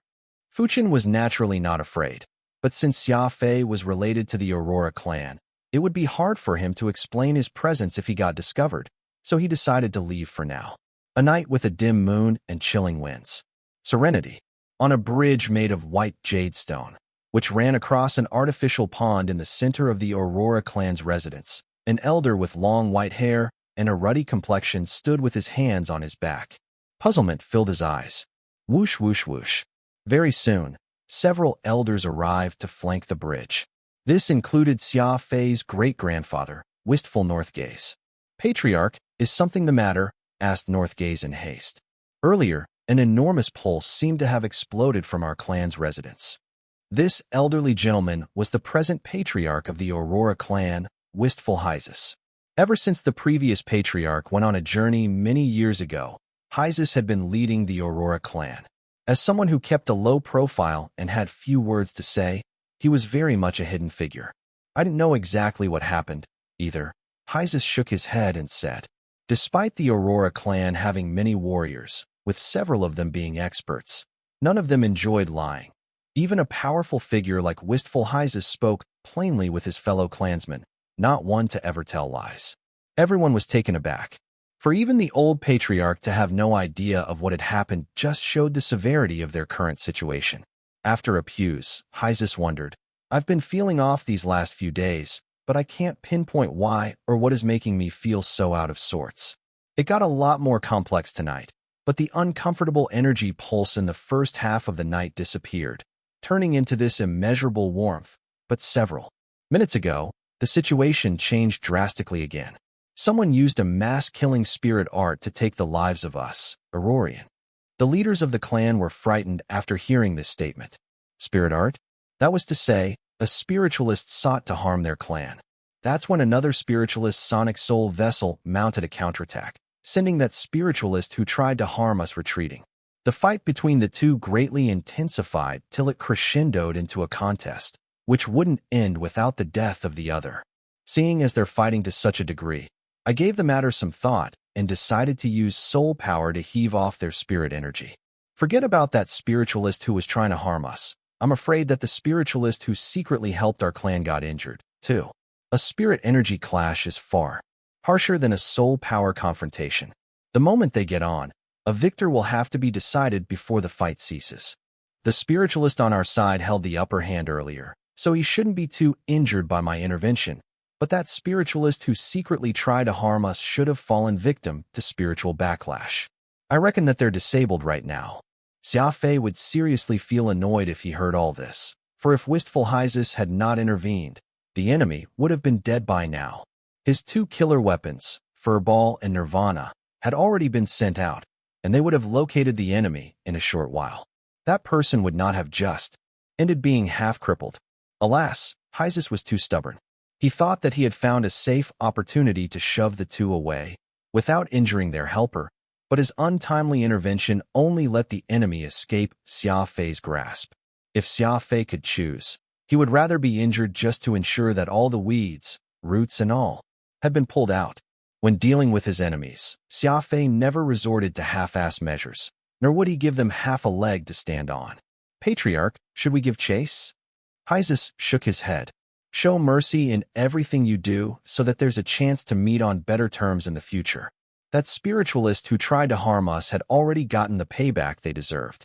Besides, none of you will be able to find that spiritualist even if you go search for them, since they've already fled. What I am more interested in is knowing just which spiritualist out there lent us a hand this time. As he spoke, Hyzus casually raised his hand, and a soul vessel floated from the bottom of the pond.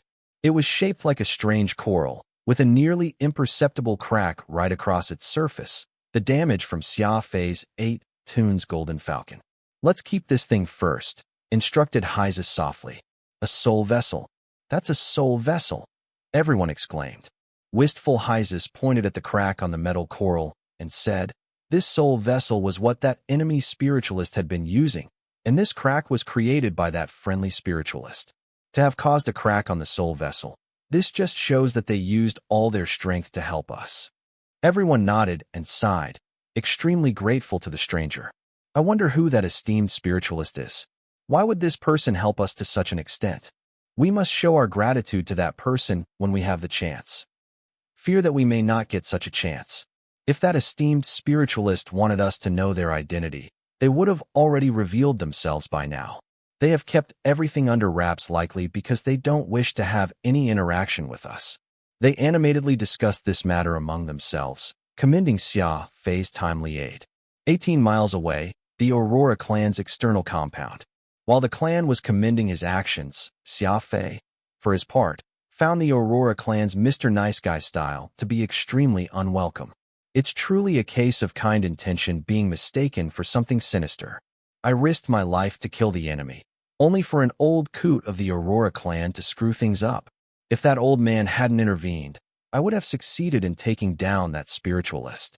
There's that soul vessel as well. Xia Fei huffed. Angrily. Whoosh. Xia Fei hopped on his bed and got under the covers, venting in his anger. Looks like the Aurora clan and me simply can't coexist. It's best if we walk our separate ways from here on out. Radix pursed his lips.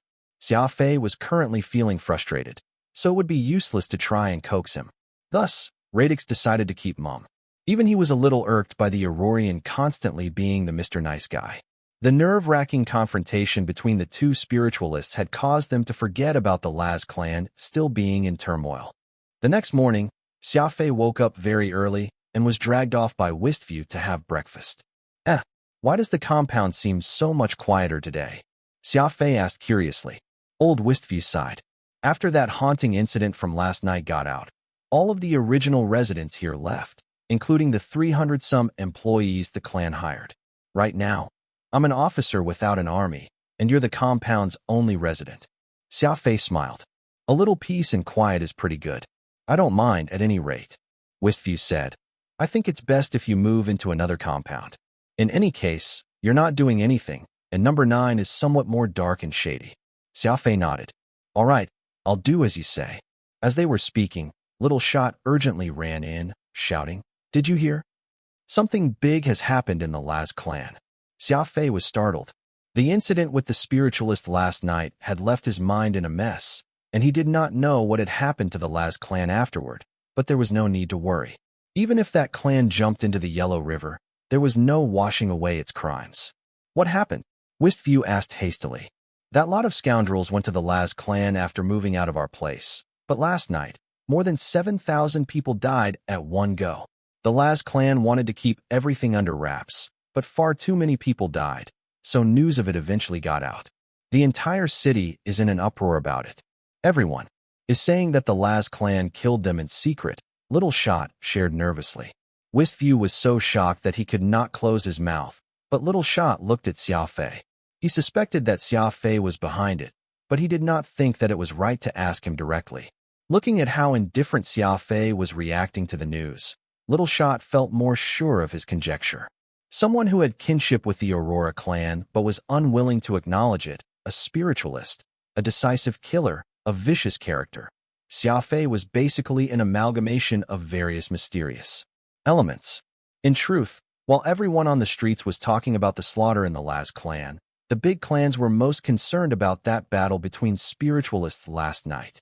One had sought to hurt the Aurora clan, while the other had sought to protect the Aurora clan, and they had battled it out. The more they looked into the matter, the more confused they became. There was also the intervention of Aurora clan patriarch Wistful Hyzes, proving once again that a starving camel was still bigger than a horse, and the Aurora clan was still far being bullied around. Xia Fei simply smiled after he heard from Little Shot about the rumors circulating around. In any case, the situation was pretty good. The Laz clan probably would be unable to do anything for now, and those scoundrels who had died in the Laz clan's guest compound had not just come out of nowhere. They had good friends, and it would only be a matter of days before those friends from somewhere in the universe arrived to demand an explanation from the clan. In the Alpha universe, one's reputation was very important, and currently, everyone believed that the Laz clan people had engaged in a great massacre. They could only try and keep the peace, swallowing down their shattered teeth as they thought of a way to calm the storm. As for the spiritualists Xia Fei fought with last night, there was no need to fear them. They got injured and would need a few years to recover, so the Aurora clan would probably experience a peaceful spell. After eating breakfast, Xia Fei took a stroll on the streets and just so happened to run into Wistful Northgaze coming from the opposite direction. Wistful Northgaze had a gloomy expression and did not seem well at all. There was no avoiding the meeting, so Xia Fei decided to walk up with a smile. "Elder, are you doing well?" Wistful Northgaze felt much better the moment he saw Xia Fei. Xia Fei looked somewhat similar to his son, Wistful Valley, so Wistful Northgaze could not help but feel some affection for him. Moreover, Xia Fei seemed very amiable, causing Wistful Northgaze to like him even more. There was nothing to be done, for Xia Fei's outer appearance was just too deceptive. The two of them exchanged a few pleasantries and walked the streets together. The merchants in the area all warmly called to Wistful Northgaze as he walked by, and Wistful Northgaze politely reciprocated. It appeared that the Aurora clan was very welcome here. Xia Fei saw that Wistful Northgaze was worried about something and asked, "Elder, what happened today? Is something troubling you?" Wistful Northgaze sighed. "There was a little incident in the clan last night, so this morning, the patriarch ordered me to go to the 4 leading trading firms to discuss whether or not they can repair some of the sealed soul weapons in our clan." Xia Fei replied, "Shouldn't it be spiritualists who repair soul weapons? Why go to these 4 trading firms?" Wistful Northgaze replied, "What you don't know is that spiritualists all have weird personalities. While the Aurora clan is considered big, it's still very difficult for it to personally invite a spiritualist. Plus, this means that we'll owe the spiritualist a favor. As for the trading firms, they dabble in various fields, so not only can they repair the soul weapons, we don't have to owe any spiritualist a favor, too. This is the only way, as spiritualists are just too valuable, and when you owe a spiritualist a favor, you may never be able to pay it back. What if that person came to our door one day and asked us to kill a few people for them? Would we help or not help?" Xia Fei lightly nodded. Favors owed to spiritualists were truly difficult to repay. By now, all the spiritualists knew how things worked, and if they had quarrels with anybody, they had no need at all to act personally. They would just find some clan that they had helped before and make them do the deed. One of the main reasons people did not dare to provoke spiritualists was that their connections were just too powerful. If things are as you say, the 4 trading firms are a pretty decent option. They just need money to settle matters for you. And there are no loose threads, Xia Fei commented lightly. Wistful Northgaze slightly shook his head. What I'm worried about is the money. While the four great trading firms don't take favors, their prices are sky high. They're businessmen, so it's not like we can make them do it for free. The mess last night involving Xia Fei and that mysterious spiritualist had left the Aurora clan patriarch Wistful Hyzus unable to get any sleep. In this universe, power was the guiding principle, so he had decided to harden his resolve and repair the clan's sole weapon reserve at any cost. Wistful Northgaze managed the logistics of the clan, and so Xia Fei's great-grandfather had been tasked with this mission. Everyone understood that the clan lacked money, which was why Wistful Northgaze seemed so miserable this early in the morning. After some thought, Xia Fei asked, "Which trading firm does Sir plan to go to?" Wistful Northgaze replied, "He'll try the Heavenly Treasure firm first. I have a little connection with the steward there, Kira. If it's no good, I'll try the others." Xia Fei nodded and bid him farewell. As Wistful Northgaze watched him leave, he could not help but think about his son, and he once more sighed. Heavenly Treasure firm, the garden. Suzu Treasure and Zesser Knight were eating breakfast under a tree. Suzu Treasure saw that Zesser seemed to be deeply worried about something and asked, "Are you fretting over your marriage again?" Zesset bit her lip and did not reply. Suzu Treasure looked around and sighed. There's no other option. Marriage between the great clans is a custom that has been going on for many years, and it's not up to us to change it. Let alone your illustrious clan, Venus of Eternal Night. Even I, who have come from a mercantile family, can't avoid the fate of an arranged marriage. You'll need to find an ideal husband that's strong enough, or else." Zesser blinked and asked, "Sister Suzu, what do you mean by that?" Suzu Treasure chuckled. "It's very simple. If your clan marries you off to a second-tier clan, but if you find a boyfriend from a first-tier clan, your clan won't make any trouble for you. After all, these transactions primarily care about status." Zesser's beautiful face suddenly reddened, and she whispered, "Do you know about that Shaoxing incident that caused a stir not too long ago?" Suzu Treasure asked, "You're talking about that person who fought using the Shaoxing model and went on a killing spree in the virtual soul battle system? What? Do you know who did it?" Xia Fei had been in seclusion for 3 months, so he did not know that someone had made a video out of him fighting as Shaoxing, and that video had gone viral. Everyone was speculating as to which expert had directed that Shaoxing incident. Alas, the soul battle simulation firm had leaked nothing, so everyone could only keep speculating. Zesser's face reddened, and she whispered into Suzu Treasure's ear, "It's 7th young Master Xiao.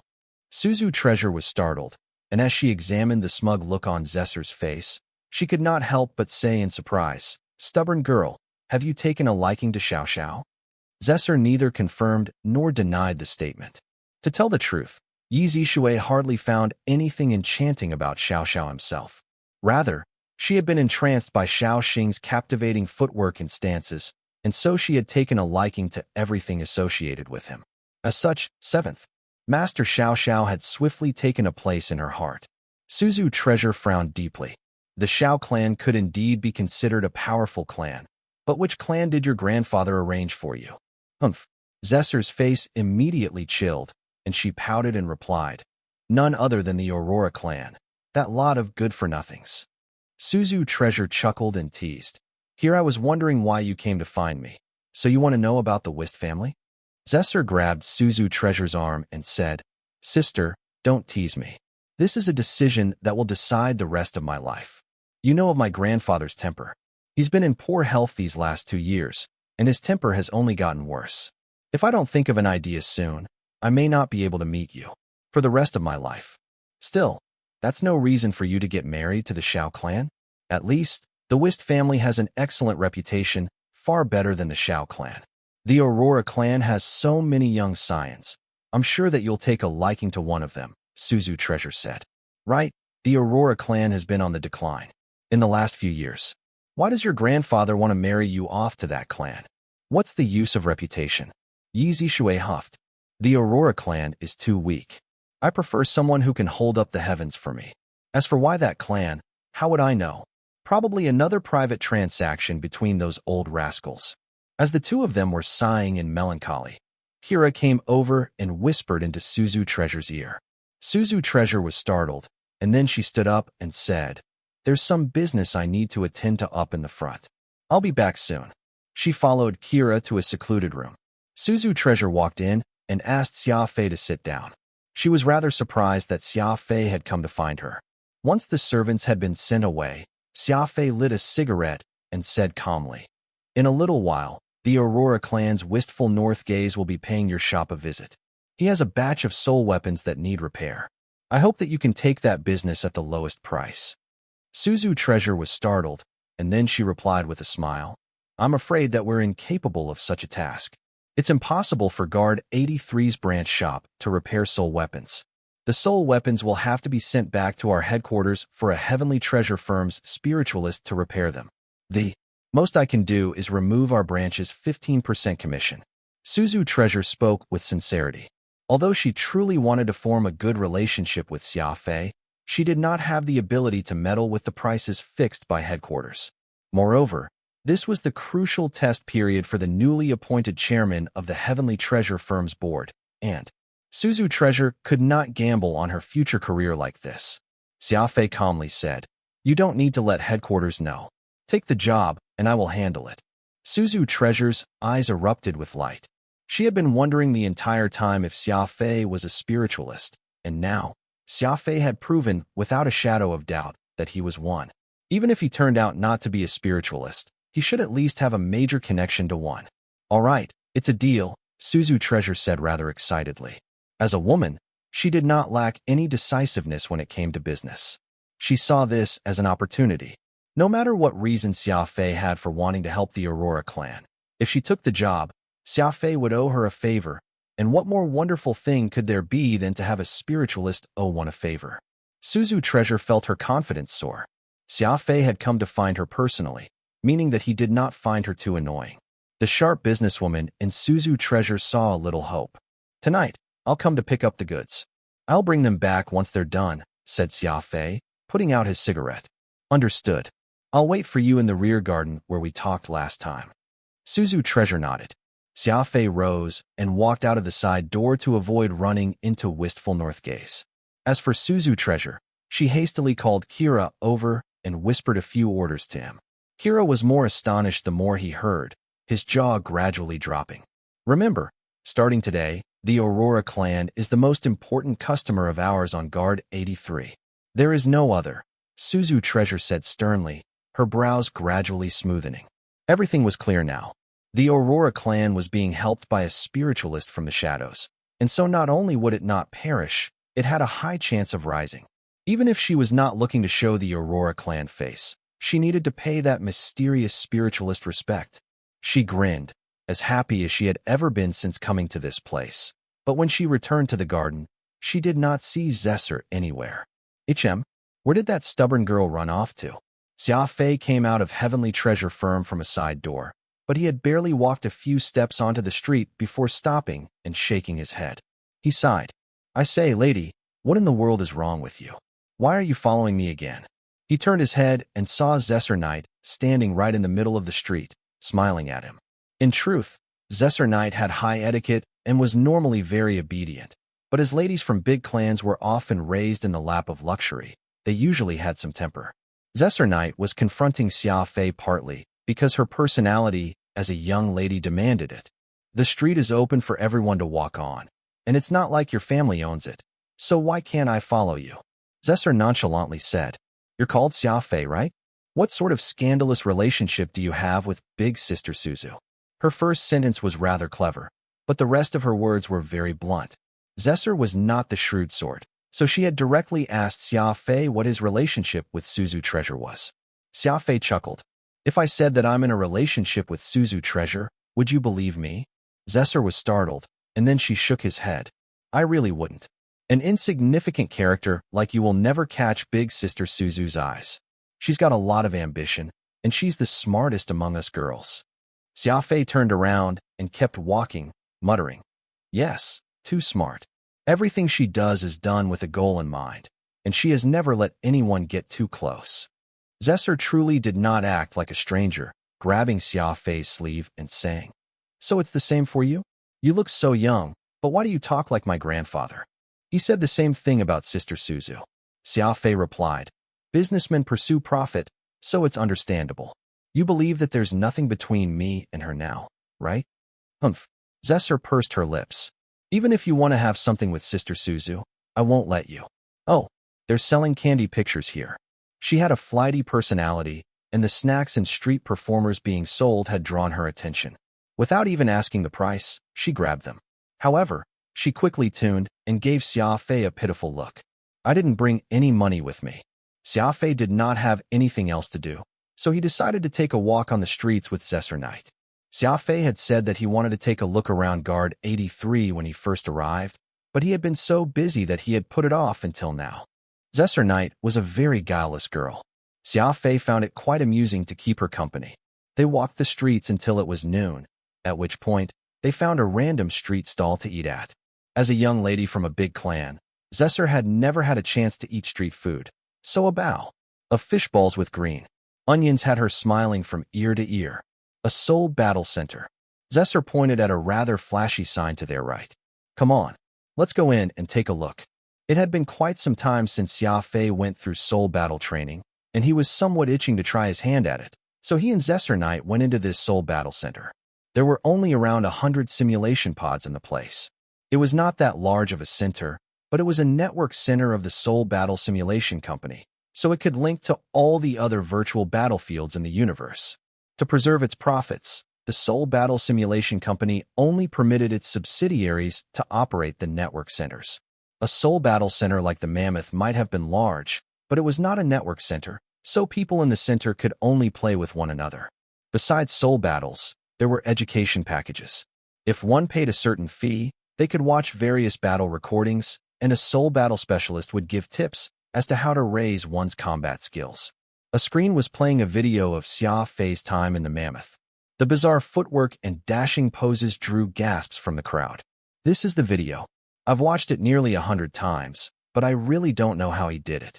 If you could see through the footwork, it wouldn't be used as an example. On the Soul Battle Simulation Company's official website, this video has already set a record for the most times downloaded, and it's the hottest Soul Battle video of all time.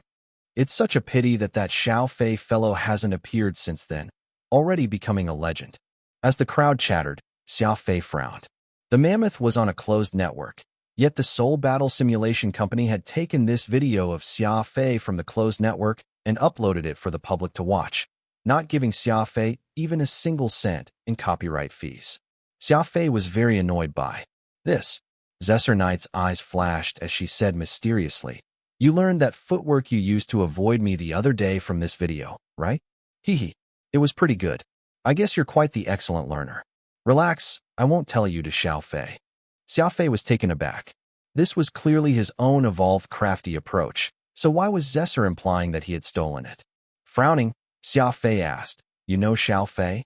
Zesser looked around and smugly nodded. Haha. On the Mammoth, I happened to run into the operator of the one-armed Shaoxing. Zing. Xia Fei grimaced and muttered, "Nonsense. I've never even met you before, so how would you know that I was that Xia Fei?" Xia Fei felt very sullen. He believed that he had been keeping his secrets well, but it turned out that this girl had seen through him. Pal. Zesser laughed and playfully punched him in the belly. You sure know how to crack a joke. It would be bizarre indeed if you could operate the one-armed Shaoxing. Looking around, Zesser whispered into Xia Fei's ear, that person is actually the Xiao clan Xiao. People call him 7th Master Xiao. Xia Fei was even more confused now. He had clearly been the operator of Shaoxing, so where had this Xiao fellow come from? Luoz with 7th Master Xiao on Mammoth. So not only do I know that Shaoxing is 7th Master Xiao, I even left him a message on the Battle Simulation Center. You believe me now, right? Zesser asked smugly. Xia Fei finally understood. It turned out that the girl who kept sending him messages was this Zesser Knight. Smiling, Xia Fei said, "All right, I believe you." As long as he was not exposed, Xia Fei did not really care about some 7th or 8th young master. Let's go. These guys are miles away from reaching 7th Master Zhao's level, but they want to master Shaoxing? They don't know their own strength, Zesser pouted and said. Xia Fei was speechless. Your learning ability is pretty good. Given how quickly you emulated 7th Master Zhao's footwork, you must have a lot of potential. Xia Fei remained speechless. Still, even if you have the potential, you can't become too proud. You should stop pretending to be 7th Master Xiao. After all, that's not footwork you developed yourself. 7th Master Xiao is good when it comes to anything else, but he's a little small-minded. If he finds out that you've been pretending to be him and comes to settle the score, you'll be finished. Xia Fei had truly thoroughly been rendered speechless. Do you have a crush on this 7th Master Xiao? Xia Fei probed. Zesser's face reddened, and she whispered, who wouldn't like someone who could turn Xiao Xing into a monster? Bystanders actually found it very strange that Xia Fei was keeping Zesser Knight company. Xia Fei had never cared about his clothes. His exercise clothes were losing their color, and this was the same set he had worn back on Earth. However, Zesser Knight was completely different. She exuded the superiority of a rich young lady from every pore of her body. Even her handkerchief was worth 1,000 pearls. A pair like this walking the streets naturally drew stares, some kind and some unkind. Several richly dressed young men sat in a private room on the 2nd floor of a street-side restaurant. They were all children of the Laz clan, whiling away their time by drinking as they looked out on the street for any pretty girls. When they saw one, they would whistle and share a laugh with one another. Third brother, look over there. Isn't that the only remaining resident of the Aurora clan's external compound? His name is Xia Fei. I had someone investigate, and it seems like he has no kin in the Aurora clan. He's just a guy who does nothing all day. The youth who had been called third brother frowned and stared at Xia Fei, muttering, Democrat Minnesota. The hoodlums from the Aurora clan's external compound came to our clan to cause trouble, but he stayed. Maybe he's the one who planned it all out. The others were taken aback and quickly praised him. Third brother is truly wise. Why don't we teach him a small lesson? He dares to walk the streets with such a pretty girl? He truly doesn't know what's good for him. Xia Fei and Zesser Knight were suddenly surrounded by 7 young men as they walked the streets. They wore luxurious clothes and bore unkind expressions. Zesser frowned and instinctively grabbed Xia Fei's arm. At the end of the day, she was a girl. No matter how much training she had had in the training center, she had never actually fought someone before and was rather nervous. Xia Fei, we finally found you. When are you going to return third brother's money? A monkey-faced youth with a shrill voice said, while chuckling sinisterly. The others around him all scowled. Radix saw what these guys were wearing and said grimly, they're from the Laz clan. They were all taking lessons in the school. Look at that. They're even wearing the clan emblem on their waists. Xia Fei casually lit a cigarette and spat a thick cloud of smoke at the third master of the Laz clan, Laz Yuzi. Hontashin, which was a cigarette brand that had little going for it besides its aroma, was actually rather stifling. Ordinary people were not used to this flavor, and only regular smokers like Xia Fei could take it. These young men, who had never tried tobacco, instantly started coughing until they were red in the face, mucus dripping from their noses. What is this? How is it even more awful than trail-losing incense? A young master from the Laz clan cursed. Do you know me? Xia Fei asked indifferently. Of course we do. You borrowed 2,000 pearls from our clan's third brother at Refined Spring Shop. You said you would return it that night, but you just vanished. Cut the chit-chat. Either return the money or come join us in that alley. Xia Fei nodded and muttered, I see.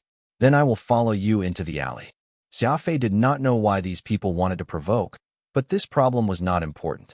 What was important was that he needed to tidy up these guys who did not know how high the heavens were. There were too many people around, making it inconvenient for him to take action. Being dragged into the alley was far more suitable for his plans. Whether it was a hidden plot or an open plot, he would mess them all up. Zesser blinked. In her view, Xia Fei was just an ordinary civilian without any sort of martial skill, and he also was not that quick-witted. These people had clearly come to find trouble, and Xia Fei was following them into a dark alley. Was this not seeking death? I'll go with you. Zesser straightened up and blurted out. Xia Fei was surprised, not expecting for this girl to be so righteous, but her involvement would just get in his way. This is business between men. Women shouldn't butt in, Xia Fei said firmly. Zesser was startled. The surrounding youths instantly felt their stomachs churning as if they had swallowed flies. Zesser was very beautiful, and despite her young age, she was already showing a potential for becoming a heaven-toppling beauty. What was happening here? for Xia Fei to refuse the help of such a beauty and even scold her. Laz Yuzi's face turned even colder. He waved his hand and said, "What are you looking around for? Iron Tiger, take him inside." 3 powerful soul hunters appeared, their leader a man with hawkish eyes.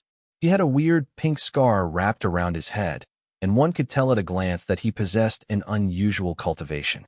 Without a word, the 3 of them picked up Xia Fei and headed into the alley. Xia Fei put up no resistance. The Laz clan's young scions now circled around Zesser Knight, with silly smiles on their faces. "Girl, you're pretty cute. Why spend time with that good-for-nothing? He doesn't have money or cultivation, but our third brother is a big shot of the Laz clan. He's even a direct descendant. You saw that man with the headscarf, right? He's an expert our patriarch specifically invited from the Sebastian clan." Xia Fei might have gone in whole, but he might not be coming out in one piece. "That's right. Our third brother is from a renowned clan.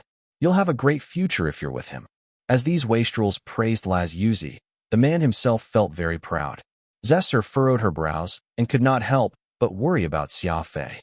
The Sebastians were not some major clan, but they were known in the Alpha universe for being rogues and outlaws. Not only did they have high cultivation, they also did not care about their lives and were rather vicious characters. Laz Yuzi had already been confirmed within the clan to be its successor, and he had an illustrious identity. Alas, this third master was fond of stirring up trouble, and he had always worried his clan while growing up.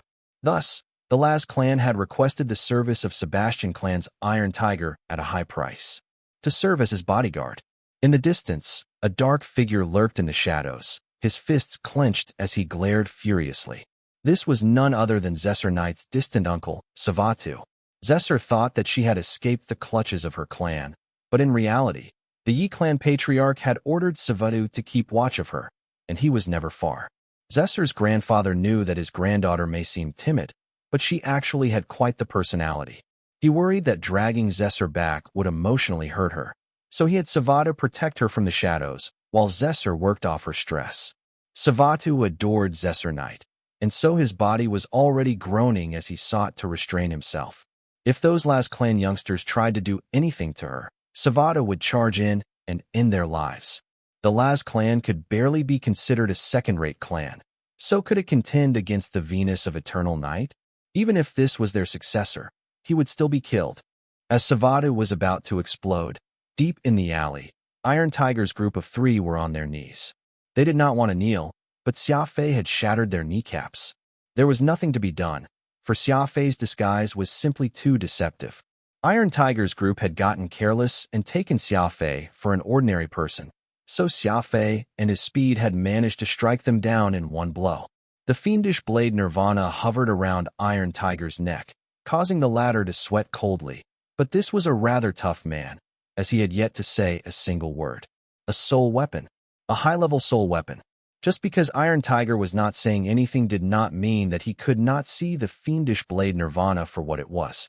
The shallow wound on his neck was not obvious, but his energy and soul were being rapidly drained away. Iron Tiger had never seen a soul weapon so insidious, able to drain away everything. There was also Xia Fei's movement technique and speed, including the brutality of his actions.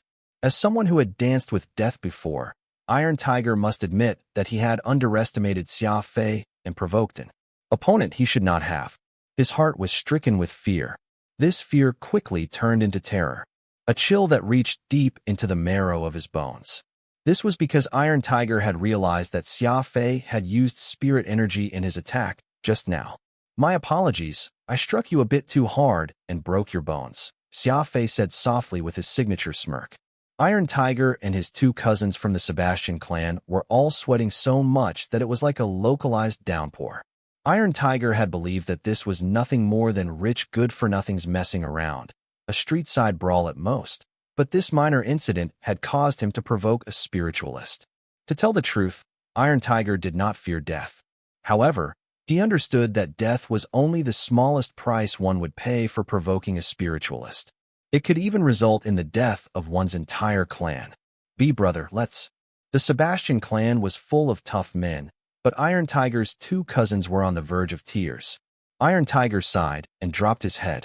At this point, We brothers can only beg for our families not to be blamed. Lord Spiritualist, this lowly one was ignorant, so please let our families go. As for the three of us, we will do anything you say. Iron Tiger closed his eyes while his two cousins were filled with sorrow and rage, trying their best not to cry. These words were spoken with such sincerity that Xia Fei could not help but raise his opinion of Iron Tiger. While old Fuchin did speak about how glorious the spiritualist profession was, he had never actually experienced it. But after seeing how Suzu Treasure and these three soul hunters had acted, Xia Fei truly understood how heavy the title of spiritualist really was. It seems like I really can't just use spirit energy whenever I want. Any expert with some experience will be able to sense it, Xia Fei commented mentally. Whoosh. Putting away the fiendish blade Nirvana, Xia Fei smiled and said, I have 10,000 ways of killing you, but I am in a good mood and don't wish to turn this into a massacre. Iron Tiger opened his eyes and asked anxiously, Sir, are you speaking the truth? A spiritualist has spoken, and you're asking him if he's telling the truth? Xia Fei retorted coolly, all of you should get out of my sight. I don't want to see you three ever again. In his excitement, Iron Tiger actually gritted his teeth and dragged himself to his feet with the help of the wall. A true man. It must be understood that Xia Fei had shattered their kneecaps. The three helped one another and quickly applied some pain-numbing medicine, after which they quickly left, happiness on their faces from being spared. However, Xia Fei had not left yet, so the three of them were still very cautious. Whoosh! The Laz clan Scions who were still surrounding Zesser Knight saw Xia Fei come up from behind Iron Tiger's group, and they all scowled and looked in confusion at Laz Yuzi. After all, Iron Tiger's group was supposed to guard Laz Yuzi, and they had never shown respect to anyone except him, showing off his rather stubborn pride. Iron Tiger, what's going on here? It looks to me like you don't want to work for the Laz clan anymore, HM? Laz Yuzi asked darkly. Screw your Laz clan. Pal. Iron Tiger callously gave Laz Yuzi a vicious slap on the face. Laz Yuzi had never expected his bodyguard to strike him, and this was a solid slap that instantly caused the clean white skin of his face to swell. Eek! Zesser gasped. She had expected none of this, and when she saw that Xia Fei was fine, she became even more confused. After slapping Laz Yuzi, Iron Tiger looked at Xia Fei. It was very simple. Xia Fei did not want his life, so Iron Tiger needed to reciprocate. This was why Iron Tiger had risked defending the Laz clan by striking Laz Yuzi. To his surprise, Iron Tiger saw Xia Fei slightly shake his head. It was clear that the latter did not think that he was being sincere enough. Offending the Laz clan was better than offending a spiritualist. Iron Tiger hardened his heart, and the three brothers beat up these Laz clan Scions, leaving their faces battered and bloodied. Iron Tiger had undoubtedly made a lifelong enemy of the Laz clan by doing this, and he felt that this would be enough, but when he turned to look, he saw Xia Fei smiling coldly. Still not satisfying? Vicious. So vicious. He wants me to kill. Iron Tiger trembled in shock. He heavily stroked his spatial ring and removed his soul weapon. You? What are you doing? Laz Yuzi went pale and cried urgently. Plush. Without a word, Iron Tiger swung his saber down. With a swing of their weapons, Iron Tiger and his two cousins gritted their teeth and killed the young Scions of the Laz clan right there in the middle of the streets. At this point, nobody cared about the affection between master and servant. The matter of Xia Fei being a spiritualist was suffocating Iron Tiger, and if the Laz clan's people did not die, he would be the one dying instead. It was not a hard choice to make. Zesser Knight was truly afraid, using her hands to cover her eyes as she trembled. Xia Fei lightly placed a hand on Zesser's shoulder, and a stream of warmth instantly traveled over. For some reason, this small action made Zesser relax a lot. This was one of the abilities of a spiritualist of healing, soul-soothing. Only a little power was required to calm Zesser down. This was one of the most bustling streets of Guard 83, and this gruesome massacre instantly threw the people into disarray, countless people shouting as they fled. This actually gave Iron Tiger's group a chance to run away. The trio did not dare to even look at Xia Fei, mingling into the crowd and vanishing without a trace. Iron Tiger's heart was filled with fear, and he told his two cousins, "We can't stay here. We're leaving at once. In addition, you're not allowed to say a single thing to anyone else. That Xia fellow is too vicious. He's a spiritualist, someone whom we can't afford to provoke. The cousins quickly nodded in agreement. Spiritualists were not to be provoked, particularly the vicious kind like Xia Fei. If things went as expected, they would likely not speak about this matter for the rest of their lives. Since those hoodlums were dead, Xia Fei's anger had cooled. For quite some time now, Xia Fei had been unable to fight anyone because of his injuries, but his temper had not subsided at all.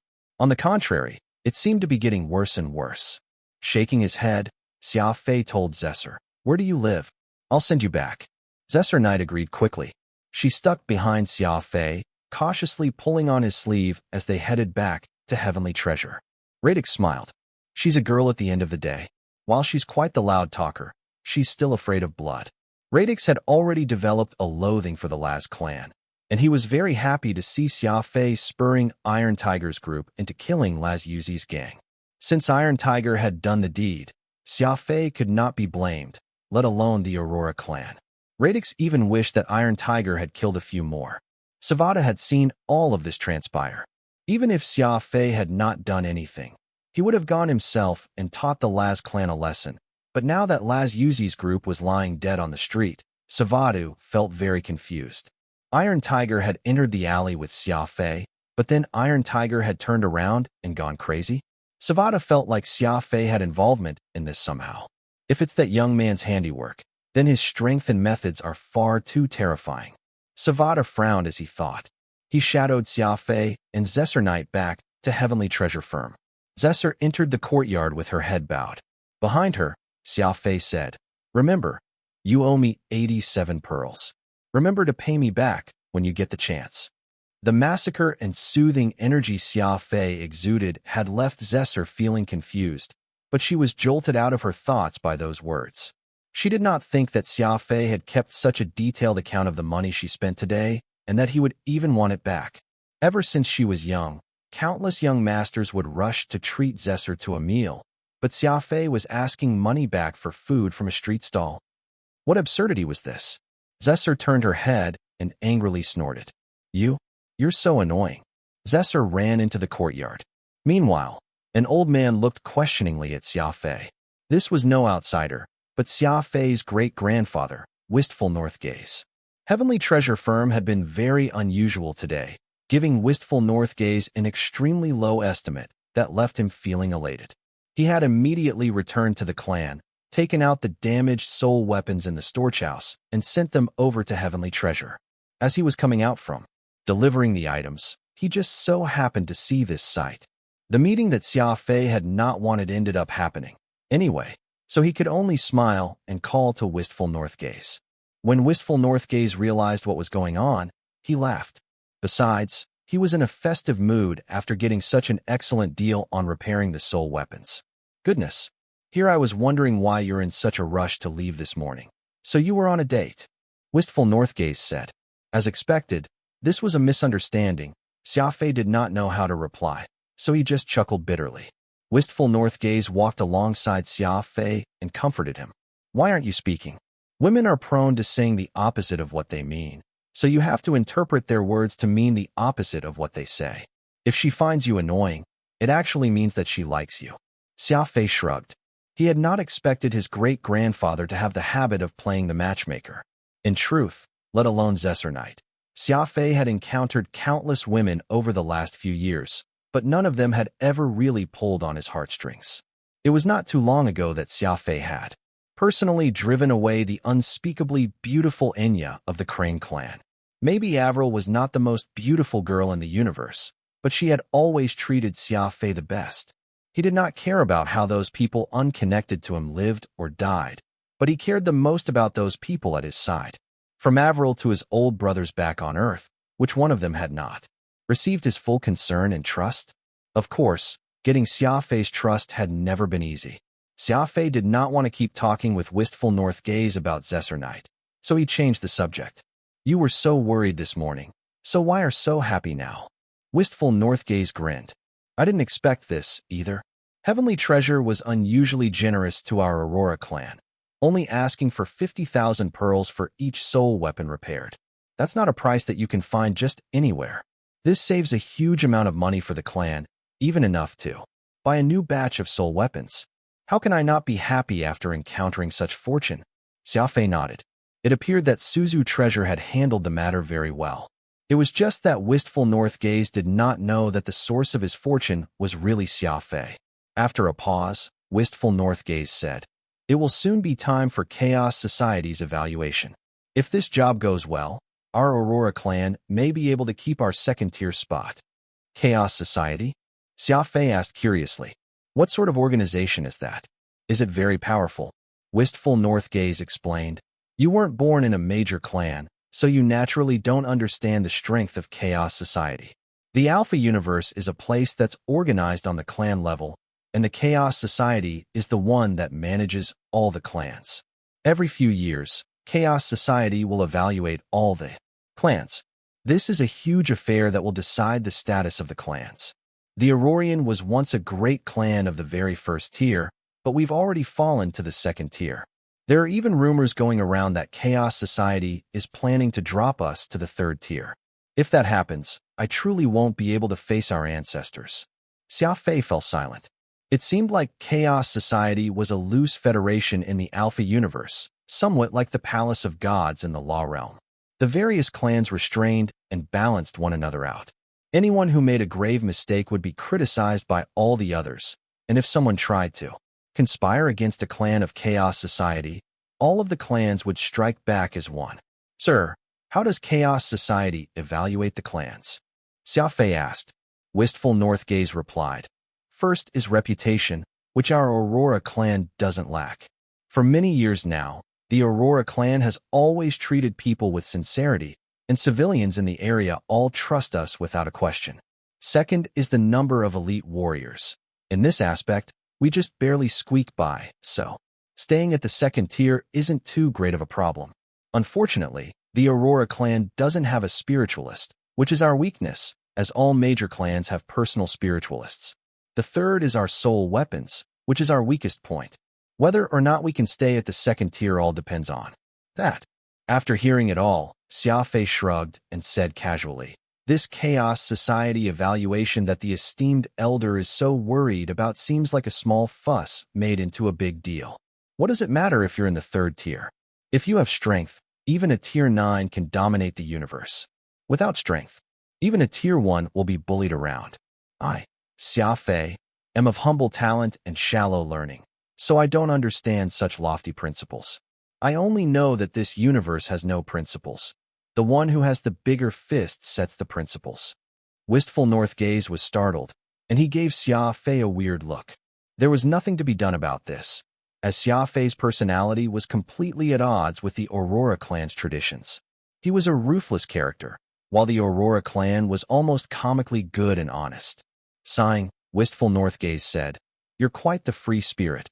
Alas, we have to fight for Chaos Society's evaluation no matter what.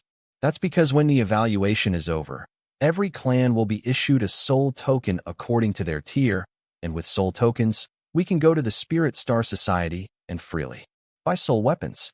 This is simply too important for our Aurora clan. The Spirit Star Society is a gathering place of many spiritualists. I don't know what sort of deal it has with Chaos Society, but the Spirit Star Society has to hand over a large number of soul weapons to Chaos Society on a set schedule. As there are too many people who want soul weapons, and the number of soul weapons is limited, the soul weapons are distributed by clan tier." Xia Fei finally understood. In the end, it was all because of soul weapons. With a high tier, a clan could obtain soul weapons, and so it could get stronger. A low-tier clan, unable to get enough soul weapons, would find it increasingly difficult to flourish. Everyone says that the Aurora clan currently only has a first-tier reputation and third-tier strength, and while this is pleasant to hear, it truly isn't what it used to be.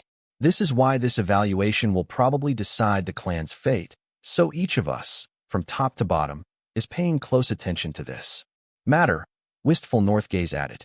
He truly did not treat Xia Fei as an outsider.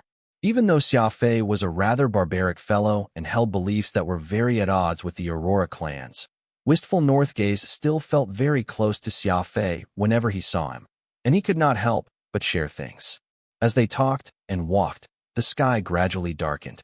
Xia Fei said goodbye to Wistful North Gaze and prepared to head off to Heavenly Treasure so that he could get the soul weapons from Suzu treasure. As for Wistful Northgaze, he was going to report to Patriarch Wistful Hyzus about the good news. As the two bid farewell, Wistful Northgaze once more invited Xia Fei to be a guest in the clan, and Xia Fei simply smiled and agreed. Midnight. Xia Fei appeared at a very well-hidden cave on a sand dune 4,000 kilometers to the north of the city. He took out the damaged soul weapons of the Aurora clan from his spatial ring, lit a cigarette, and began to think. Perhaps because the Aurora clan was desperate, it had not been polite, sending over not any fewer than 300 soul weapons. Alas, they were not of a very high level, a sign of just how dire of a situation the clan was in. After thinking for a while, Xia Fei snuffed out his cigarette and created an energy bed to repair the soul weapons. This was the best way to repair a large number of soul weapons, wrapping them in spirit energy so that they could gradually recover. However, there was one soul weapon that Xia Fei quietly put back into his ring. At the same moment when Xia Fei started to repair the soul weapons, the personal bodyguard from the Venus of Eternal Night, Savatu, began his report to his patriarch. Besides Zesser Knight's daily routine, this report included a new name, Xia Fei. You said that his surname is Xia? Which clan is he from? Yian stroked his beard and asked. Savata replied. From what I know, that Xia Fei fellow isn't from any major clan. The current patriarch of the Venus of Eternal Night, Yi Yun, chuckled and said, this is rather amusing. He's not from a major clan and doesn't give off any energy pulses, but he managed to order that rogue from the Sebastian clan to betray and kill his master. Forget it. Regardless, he treats Zesser rather well, so there's no need to cause him any trouble. Savata nodded. He then frowned and asked, what do we know about the Laz clan? Yi Yun replied, since those Laz good-for-nothings are all dead, there's no need to seek redress from their clan. We'll just treat this matter as if it never happened, but if they dare to try anything again, I'll go and settle things with them personally. Starting from now, besides watching Zesser, you are to investigate that young man Xia Fei. I sense that he will be very interesting. For 3 days in a row, Xia Fei did not appear at the Aurora clan's external compound, and both Wistview and Little Shot felt a little lonely. At least, Xia Fei was someone with a story behind him, and the three of them had fun chatting together. Wistful Northgaze had sent people to ask for Xia Fei twice in this time. This was so he could invite him to come and eat in the clan. Since Xia Fei was not present, he decided to leave behind a message, telling Little Shot to bring Xia Fei over once he was back. On the evening of the 4th day, an inconspicuous, hyperspeed warship silently approached Guard 83. A passenger on this ship found a very ordinary hotel to stay at, all of which was very ordinary and drew no attention. Just past midnight, the reception hall of the Laz clan suddenly turned its lights on. From the outside, one could see that the current patriarch of Laz clan, Lazaha, had meekly gotten on one knee in front of an elder. This elder had a very relaxed expression and was casually sipping tea. Young Zaha, there's no need to be so polite. Sit down, said the old man coolly. Lazaha, who had ruled the Laz clan for many years, had a certain level of status within the Alpha universe. But this elder easily addressing him as young Zaha clearly showed he was a man that held an even higher status. Yes. Lazaha smiled as he seated himself and said, Grand Ancestor, you've finally come. Before he could finish speaking, the elder cut him off with a sigh. I was a good friend of your father's, so it's very uncomfortable for you to call me Grand Ancestor. Stick with the generation and call me Uncle Lee. Lazaha grinned, as Uncle Lee was a far more intimate way of addressing the latter, meaning that this elder was very nostalgic. This was a good sign to him, for he was very likely to succeed in that matter. Li Jindo lowered his voice and asked, So, tell me, what's the situation? Lazaha replied, Yes, Uncle Lee. The planet of Guard 83, which our Laz clan resides on, currently hosts 3 major clans. Besides our Laz, there is the Aurora and the Ping. The Ping clan has average strength. Be it reputation, fighting power, or number of soul weapons, it is worse than us in all aspects. We have nothing to fear from that clan. The situation with the Aurorians is very different. Although the clan is on the decline, when it comes to reputation, there's simply no way ours can compare to it. In this tier evaluation, the Aurora clan is bound to be a very difficult opponent of us. Li Jindo nodded. Yes, the Aurorians may not be a first-tier clan, but its reputation is truly first-tier. After all, that's something that they have worked on for generations. Even in chaos society, there is no one who doesn't know about the Aurorian. In one of the major categories being evaluated, reputation, it goes without saying that your clan and the Ping clan have already lost. Lazaha sighed. Reputation isn't something that can be accumulated in just 1 or 2 generations. Ever since I assumed leadership, we've done everything we could to raise the clan's reputation. But this simply can't compare to the tens of thousands of years under the Wisp belt. However, Lazaha suddenly changed his tone. Reputation isn't the only thing being evaluated. There is also combat power and soul weapons. This is our chance. Since Chaos Society has already decided that it will only give Guard 831 second-tier spot, we can only push out the Aurora clan to win. The reason why I sincerely requested for your early return is so that we can launch a sneak attack. His intentions were obvious at this point. It turned out that the Laz clan had caught wind some time ago that only one clan on this entire planet could enter the second tier, with the rest being evaluated as third tier or even lower. After all, this evaluation was different from the past, for it was directly related to soul weapons, and the number of such was limited.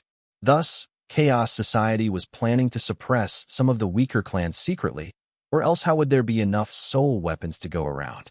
After learning of this news, the Laz clan naturally regarded the far more illustrious Aurora clan as a thorn in its side.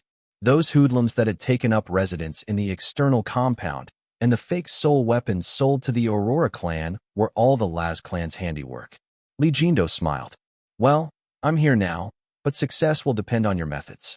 If you fail to move the mountain that is the Aurora, you can't blame me for not warning you. Lazaha said hastily. Sir, please be at ease.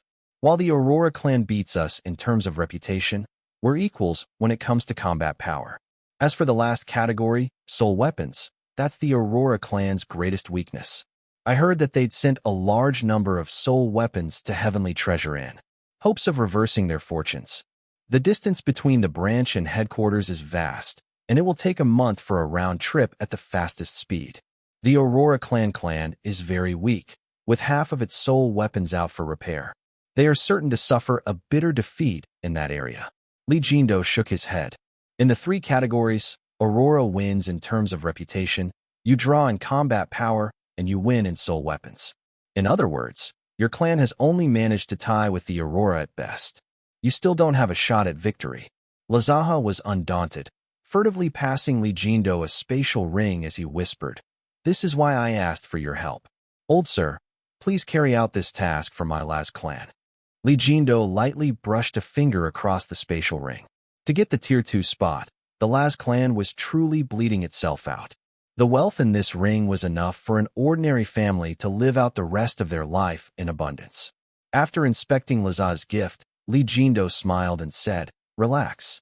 As long as you can create a big enough gap between you and the Aurorian when it comes to soul weapons, I can guarantee that Guard 83 Soul second tier spot will be yours. Dawn. Chaos Society's branch on Guard 83 had just opened its doors when 3 energetic elders with several subordinates strode in. Call out Lu Bao. Just tell him that the evaluation team from headquarters is here to evaluate the tiers of the various clans of Guard 83. A blustering subordinate waved his hand and shouted, while the 3 elders sat on a sofa as if no one were around and started chatting. The members of the Guard 83 branch saw that these were people of some status, so they hurried off to inform the head, conversing as they did. Wasn't the assessment supposed to be 4 months from now? Why now? I don't know. Maybe some big shot upstairs had a sudden urge. It was not long before the branch head, Lu Bao, came into the reception. When he saw the 3 elders, his eyes almost fell out of their sockets. He had not believed the words of his subordinates, as the evaluation date had been set long in advance, but these 3 really were venerable elders of the supervision team. To evaluate all the clans as quickly as possible, Chaos Society had dispatched a whole 100 evaluation teams to travel across the universe. There were also 5 supervision teams, which decided whether people were following the rules or abusing their positions. These were teams possessing incredible authority. Li Jindo, Ding Qingrui, and Tong Duo were three big shots of Supervision Team 4. Only prestigious figures of Chaos Society were allowed in the Supervision teams, and even a minor branch head like Lu Bao recognized these three. Elderly, Elder Ding, Lady Tong, why are you here? Lu Bao called their names and hastily had his subordinates prepare snacks. Of these three, Ding Qingrui was the chief evaluator, while Li Jindo and Tong Duo were his assistants. Ding Qingrui waved his hand and said, "There's no need for all the trouble. Hurry up and tell the clans taking part in the evaluation to come over. We're very busy and need to leave tonight." Lu Bao quickly agreed, inviting the three into the inner courtyard. Although the supervision team was mostly meant for supervision, there was no rule saying that they could not take part in the evaluations. There was a lot to do, and rather than complain, people would praise a supervision team if it took off some of the load, taking them to be righteous folk for helping out their subordinates. The news quickly reached the Aurora clan, and Patriarch Wistful Hyzus quickly gathered the linchpin of the clan into his study for a meeting. Everyone went pale when they heard about the sudden visit from Chaos Society, particularly Xia Fei's great-grandfather, Wistful Northgaze. His heart leaped to his throat, and his eyes nearly popped out. It can't be. We just sent out half of our soul weapons for repair, and now Chaos Society has come for its evaluation. What are we going to do? Soul weapons are one of the three categories being evaluated, and it's our clan's weakness. For this to have come so suddenly, is someone targeting us? Wistful Hyzus waved his hand and said sternly, "Don't panic. We can't lose the elegance of our clan. When we arrive at the Chaos Society's office, I will explain things to the evaluator. I'm sure that they will understand our situation." Everyone fell silent, their hearts restless. When the Aurora clan had been at its peak, elegance and grace had won it a great reputation. As the Aurora clan had been strong enough, no one had dared to play tricks on them. Alas, things were different now. The Aurora clan was on the decline, and more people were beginning to coldly regard the Wist family. Trying to maintain their elegance at this time would inevitably cause them to suffer a loss. Everyone understood this, but the traditions and lessons passed down by their ancestors over tens of thousands of years could not be changed so quickly. The patriarchs of the Laz, Ping, and Aurora, these three major clans of Guard 83, gathered at Chaos Society's branch office. The Laz was led by Lazaha, the Aurora was led by Wistful Hyzus, and the Ping was led by Patriarch Ping Xiaowu. The three clans waited in the outer reception hall for them to be called. Wistful Hyzus was extremely elegant and graceful, his gaze unswerving and his disposition neither too proud nor too meek. The Ping clan had always been weak. Knowing that they were no match for the Aurora clan and the Laz clan, Ping Xiaowu was rather calm. As for Lazaha, he was staring at Wistful Hyzus, getting happier by the minute. "A clan of elegant gentlemen, but I'd like to see how long your Wist family could keep your elegance." Lazaha cursed inwardly. Chaos Society's evaluation went very quickly. In the first category, reputation, the Aurora clan won without any suspense. The second category, combat power, did not require actual battle. The members of every clan had records in Chaos Society, and the clan with the more high-level warriors would win. However, nobody had expected for the Laz clan to win so cleanly, such that Aurora clan patriarch Wistful Hyzus slightly frowned. In these last few years, the Laz clan had gradually come to surpass his own clan. It was clear that the other party had not been sitting idle and had been building up power all this time. Lazaha's smile made Wistful Hyzus very uncomfortable. Everyone knew that the final category, soul weapons, was the Aurora clan's greatest weakness. The situation was taking a very unfavorable turn for them. However, Wistful Hyzus did not know that Guard 83 could only have one second-tier clan, so he was still very optimistic, feeling that his clan had not fallen so far as not to be able to maintain its second-tier position. At worst, they would be on par with the Laz clan. Li Jindo, Ding Qingrui, and Tong Duo conversed quietly, and then Ding Qingrui turned to the three patriarchs and said, "Next is the last category, the soul weapon evaluation. This is an important matter that consumes the tier of each clan, so don't hide any soul weapons and take out everything you have." Ding Qingrui shot Wistful Hyzus a profound glance. Li Jindo was protecting the Laz clan, but the other two did not have such thoughts. It appeared that the illustrious Aurora clan was about to lose its second-tier evaluation, and Ding Qingrui could not help but try and signal Wistful Hyzus just how important this evaluation was. Wistful Hyzus smiled. I wanted to inform the three of you about this. Several days ago, our Aurora clan sent off nearly half of our soul weapons for repair, and they have yet to return. I hope that all of you can be a bit understanding of my Aurora clan situation. Ding Qingrui sighed and grumbled. What an unlucky coincidence. Unfortunately, we can't hold up the evaluation just for your clan. Since we're already here, we must give a proper report. Li Jindo suppressed his delight as he coldly chuckled. Patriarch Hyzus, are you worried that we'll find out about the secret treasures of your clan, so you hid all your soul weapons to prevent us from looking at them? These were rather hurtful words, and Wistful Hyzus's expression chilled. Everyone knew that the Aurora clan's soul weapon storehouse had been robbed, yet Li Jindo was still making fun of the clan. Even his two colleagues could not watch this, the two of them shooting him resentful gazes. Of the three evaluations, the soul weapon category uses the most time. I'll give you 30 minutes to prepare. When the time is up, you will have to open your boxes for our inspection. Ding Qingrui waved his hand and said. The Guard 83 branch office of Chaos Society had already prepared a room, which contained 3 treasure racks. The 3 clans would place their soul weapons on the racks, and then let the evaluators judge them. The 3 patriarchs began to take out soul weapons from their spatial rings and place them on the racks. The Ping clan had always been the weakest of the 3 major clans, so after putting up about 200 soul weapons, it stopped. The Aurora Wist had about the same number. While Wistful Hyzus and Peng Xiaowu had stopped, Lazaha was far from finished. He was putting more and more soul weapons on the rack, the number going past 500. Li Jindo had said before that if he wanted to win a clean victory, he needed to win by a large gap in the soul weapon category. So Lazaha held nothing back, taking out every soul weapon the clan had. 785? Tong Duo frowned and said in surprise. The Laz clan had not simply taken out a lot of soul weapons. These were also graded, not like the Aurora and Ping clans, which mostly had gradeless weapons. Lazaha chuckled as he took out another soul weapon from his spatial ring.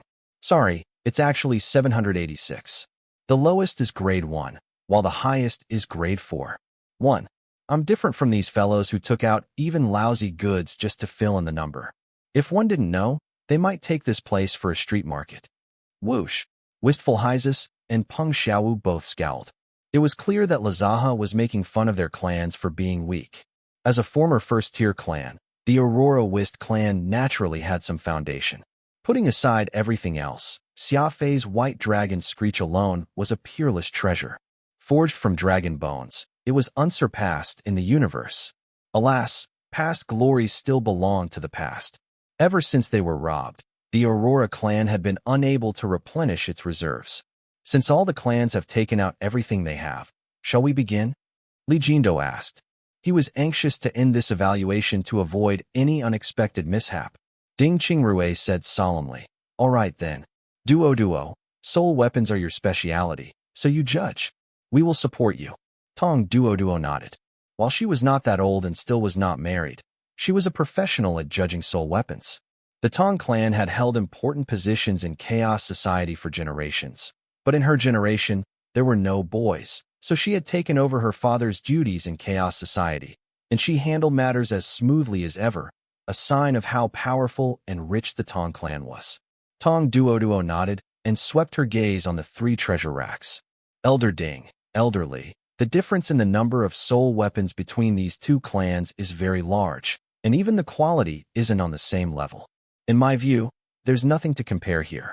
The result is obvious.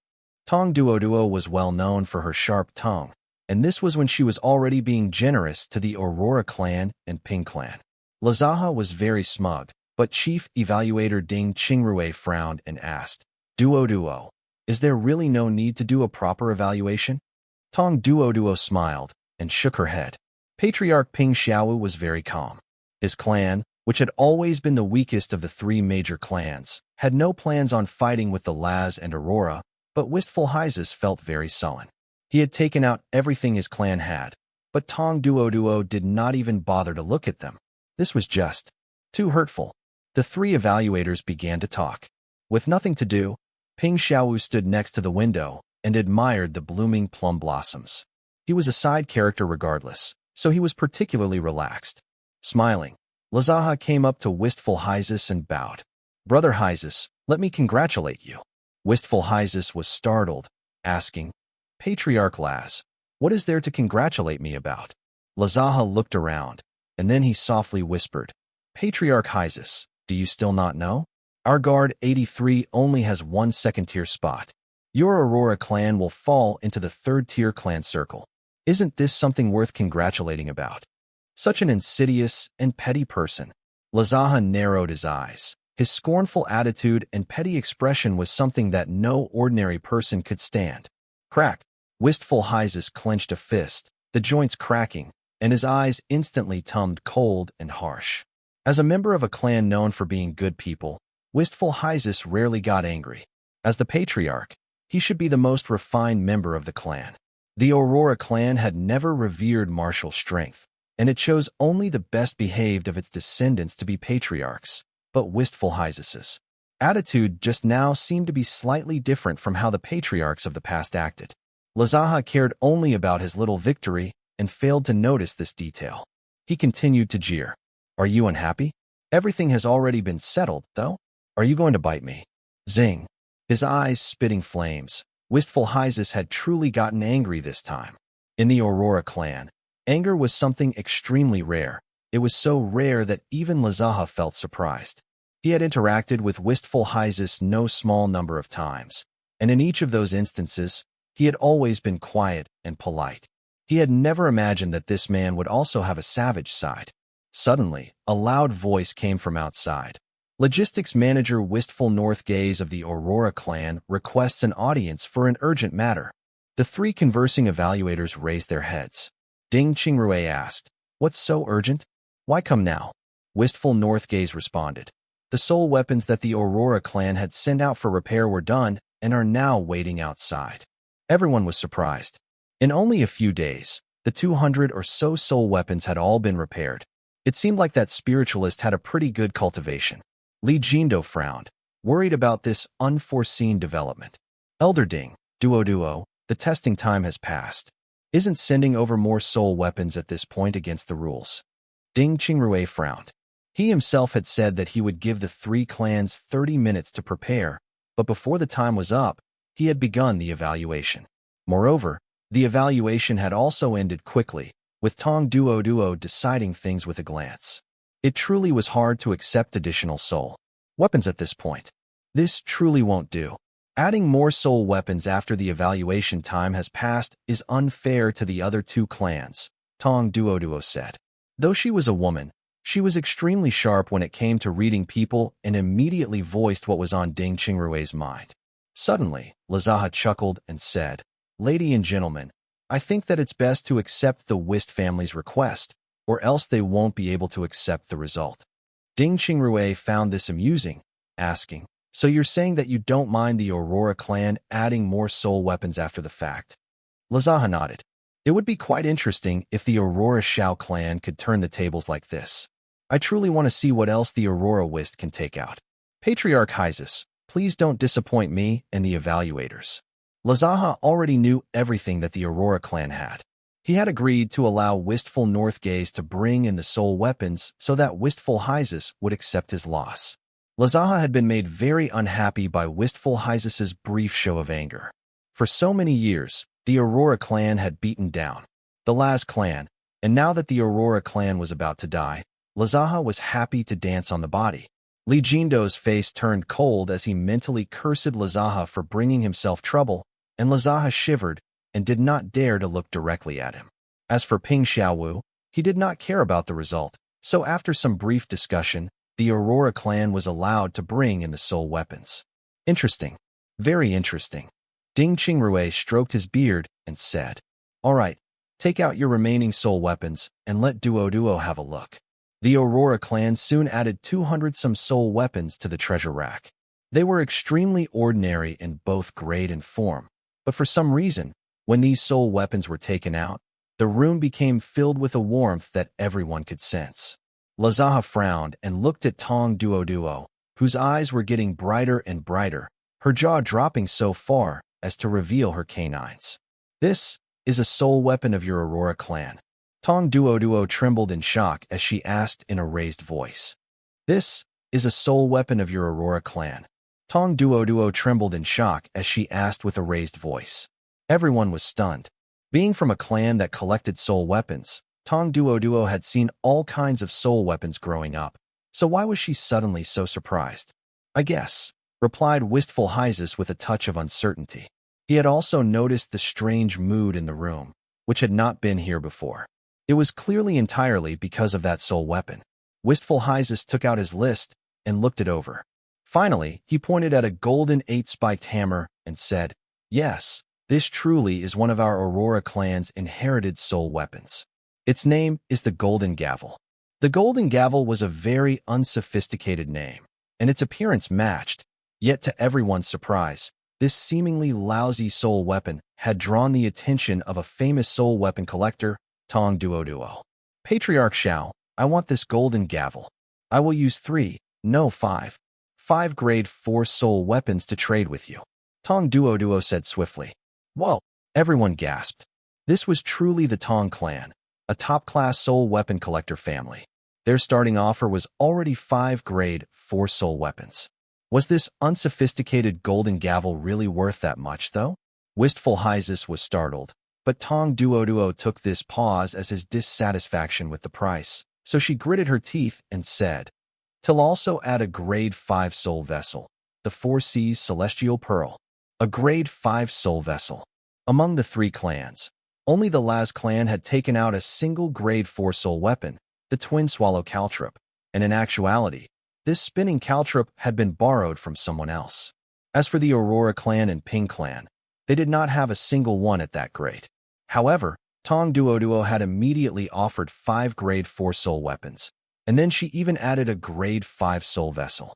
How could all of them not be stunned? Wistful Hyzus was startled again, and Tong Duo thought once more that the price was no good and stomped her feet in panic, saying, "Forget it. I suppose that such a big deal isn't something I can decide on. I'll immediately call my grandfather to handle this matter." Sir Tong Jinliang. Phew, everyone was alarmed. Collecting, especially soul weapons, was not something any ordinary person could do. The Tong clan could collect soul weapons because they were part of the very top in the Alpha universe, and Tong Jinliang was the guiding light of the collector world.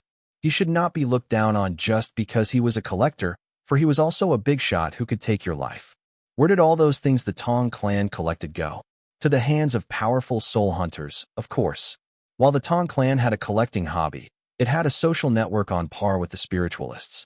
By helping soul hunters pick the right soul weapon and using these soul weapons to build connections with people from the upper echelons, the Tong clan was able to vastly expand its social network.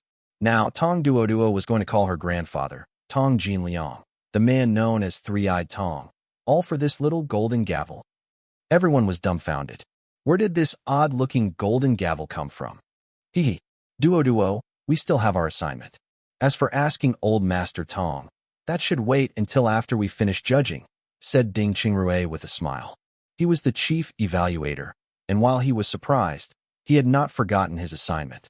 Tong Duo's face turned red and she apologized. "Yes, I was so delighted that I forgot that we're currently representing Chaos Society." She paused and then said, "Elder Ding, Elderly, I think that it's already settled. With the Aurora clan's golden gavel, it beats your 2 clans by miles." Whoa! Everyone did not dare to believe their ears. After all this hassle, there was still no need to evaluate. With that ugly golden gavel, the Aurora clan had obtained certain victory. Impossible. This golden gavel is at most a grade 2. How could it overcome our Laz clan's more than 700 graded soul weapons? I won't accept this. Patriarch Lazah shouted. After all, he was the one who had allowed the Aurora clan to present its remaining soul weapons. But it turned out that when these seemingly ordinary soul weapons appeared, the Laz clan would immediately lose. There was no need to elaborate on the flames of anger burning in Lazah's heart at this moment. Let me look. What in the world is this thing? Furious, Lazah reached out for the golden gavel, but he had just extended his hand when Tong Duo slapped him right across the face. Pow! There had been no holding back on her part when she delivered this slap. Tong Duo was not just a soul weapon specialist from the Tong clan. She was also a warrior. This slap sent Lazaha hurtling away, 5 or 6 yellow teeth flying out of his mouth, carrying bloody spittles. You dare? This is a healing-type soul weapon. You think you're worthy of touching it? Tong Duo angrily placed a hand on her waist as she demanded. Healing. A healing-type soul weapon. Ding Qingrui went pale as he urgently said. Duo, are you sure? Tong Duo carefully put that ugly gavel on the rack, reluctant to let it go. Elder Ding, even if you don't believe my eyes, haven't you noticed the warmth filling this room? Ding Qingrui quickly nodded. Yes. The moment the Aurora clan brought in these soul weapons, I felt like I was on a seaside vacation and wanted to take a nap. Tong Duo explained. That's the power of a healing-type soul weapon. The soul weapon has yet to be activated, but it's already making people feel warm and comfortable. What else except a legendary healing-type soul weapon can do that? You're saying that this golden gavel is a grade 2 healing-type soul weapon? Li Jindo said, a nasty scowl on his face. If the Aurora clan had a healing-type soul weapon, then let alone the Laz clan, even 2 Laz clans put together would be unable to win. As Lazaha's co-conspirator, Li Jindo was naturally feeling very torn. Tong Duo replied, not grade 2, but grade 1.5. If this had been a grade 2 healing-type soul weapon, I would have already ended this dog's life. Tong Duo stared daggers at Lazaha. Collectors were an eccentric lot, and Tong Duo was no exception. She regarded collectibles as if they were her ancestors, and whether the items belonged to her or not, she would move to protect them. Lazaha's tantrum had rubbed her the wrong way, and now the Tong clan's young mistress even found the sight of Lazaha as revolting. Whoosh! Despite the bright and sunny day, the room was as silent as a grave. Everyone was stunned and speechless at the appearance of a healing-type soul weapon. Spiritualists were the most mysterious and most revered profession in the Alpha universe. Spiritualists of healing were the stuff of legends among spiritualists. As the spiritualist line began to die off, even ordinary soul weapons had started to become valuable. What more of healing-type soul weapons? They were essentially priceless. Ding Qingrui was a cunning fox, and he could tell that wistful Hyzus was surprised, too. If the Aurora clan had always owned this healing-type soul weapon, wistful Hyzus would not be acting like this.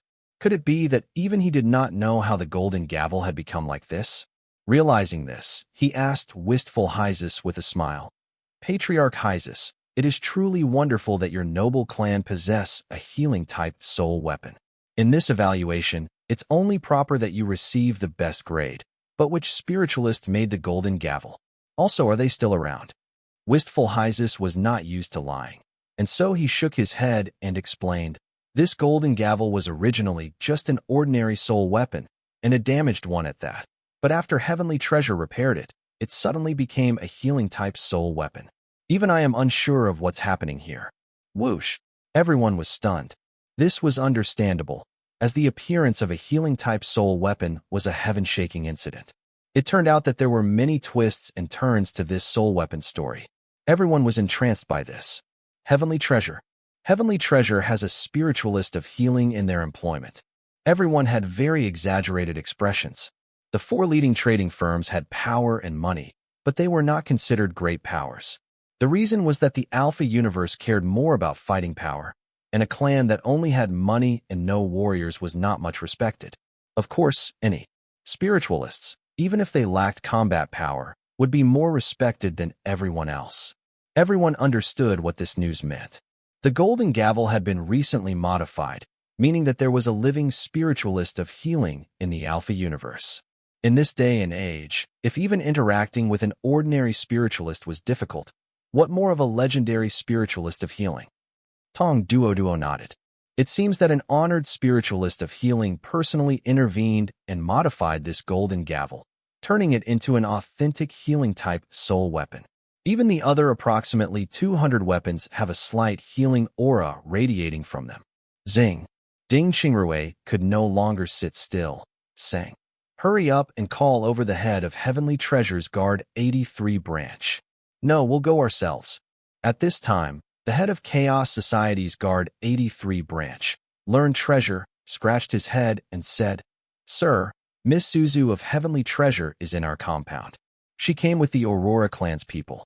Ding Qingrui was startled, and he asked, Why didn't you say so earlier? Idiot. Quickly call her in. Suzu Treasure came into the reception hall and saw all of these big shots warmly smiling at her. She was a daughter of a merchant family and had neither fame nor status, yet she was being treated as such by these elders of Chaos Society. It seemed like Xia Fei had not been lying. Miss Suzu, please come in and sit. Learn treasure, serve the lady tea, Ding Qingrui said loudly, unexpectedly treating the lady as an equal. This was just how highly he regarded her. After exchanging a few polite greetings, Ding Qingrui finally asked, Miss Suzu, I heard that the Aurora clan's soul weapons have passed through your hands recently?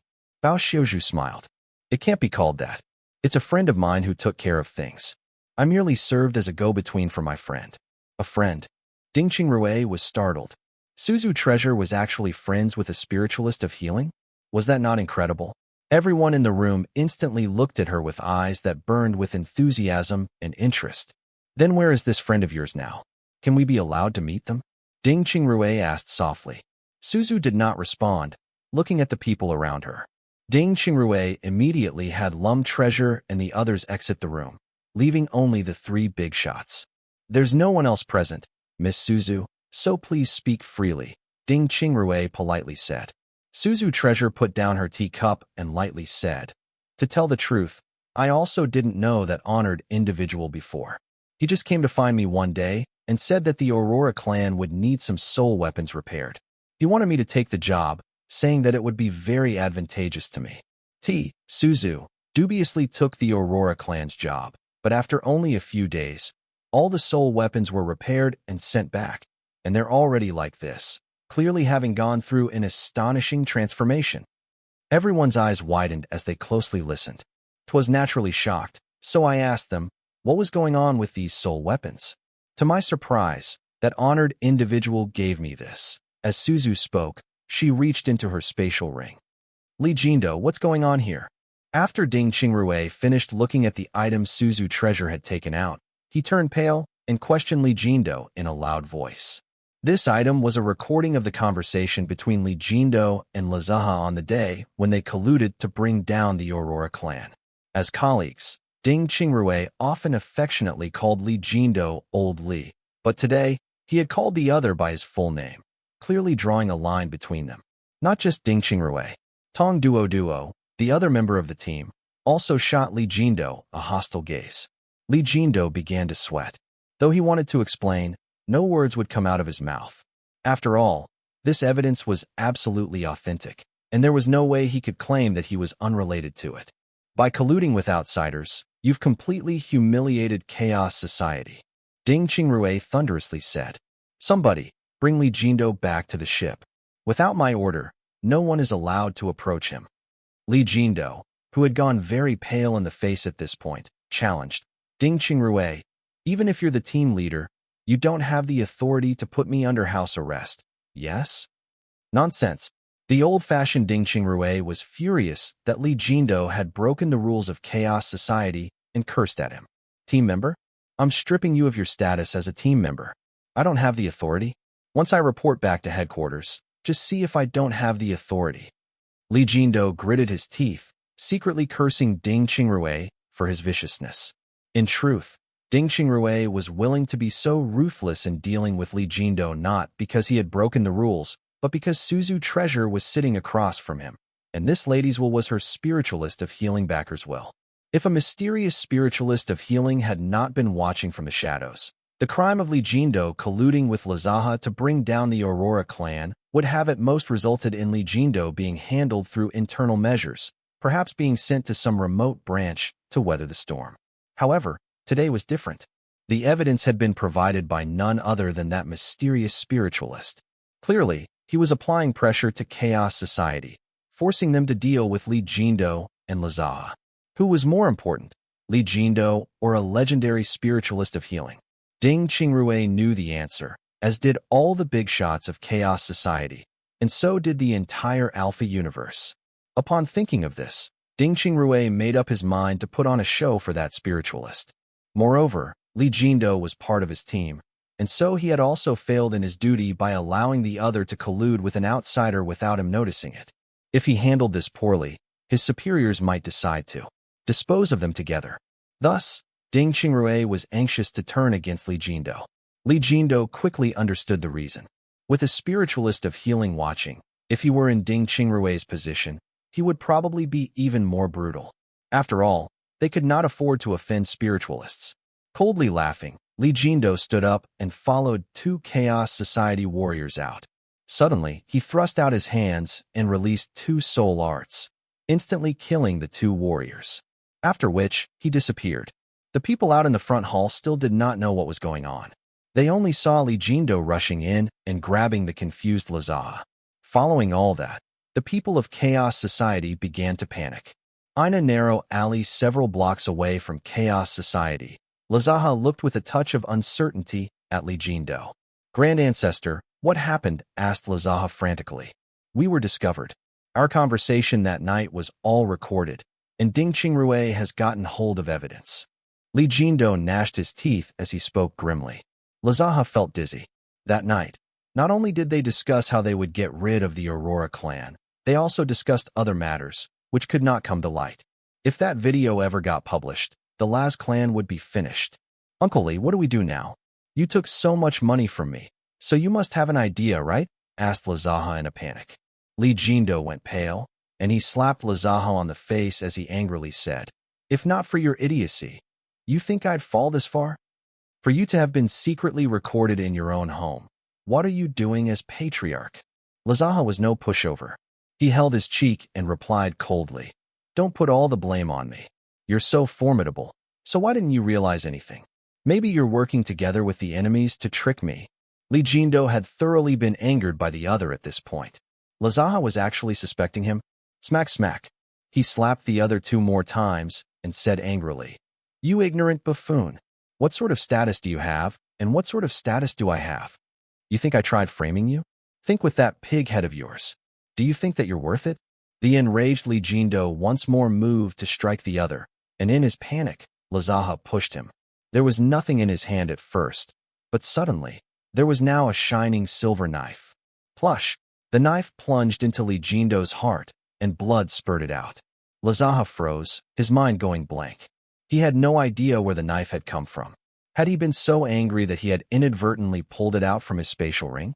Li Jindo was even more enraged and grief-stricken to have been stabbed by Lazaha. This lowly person.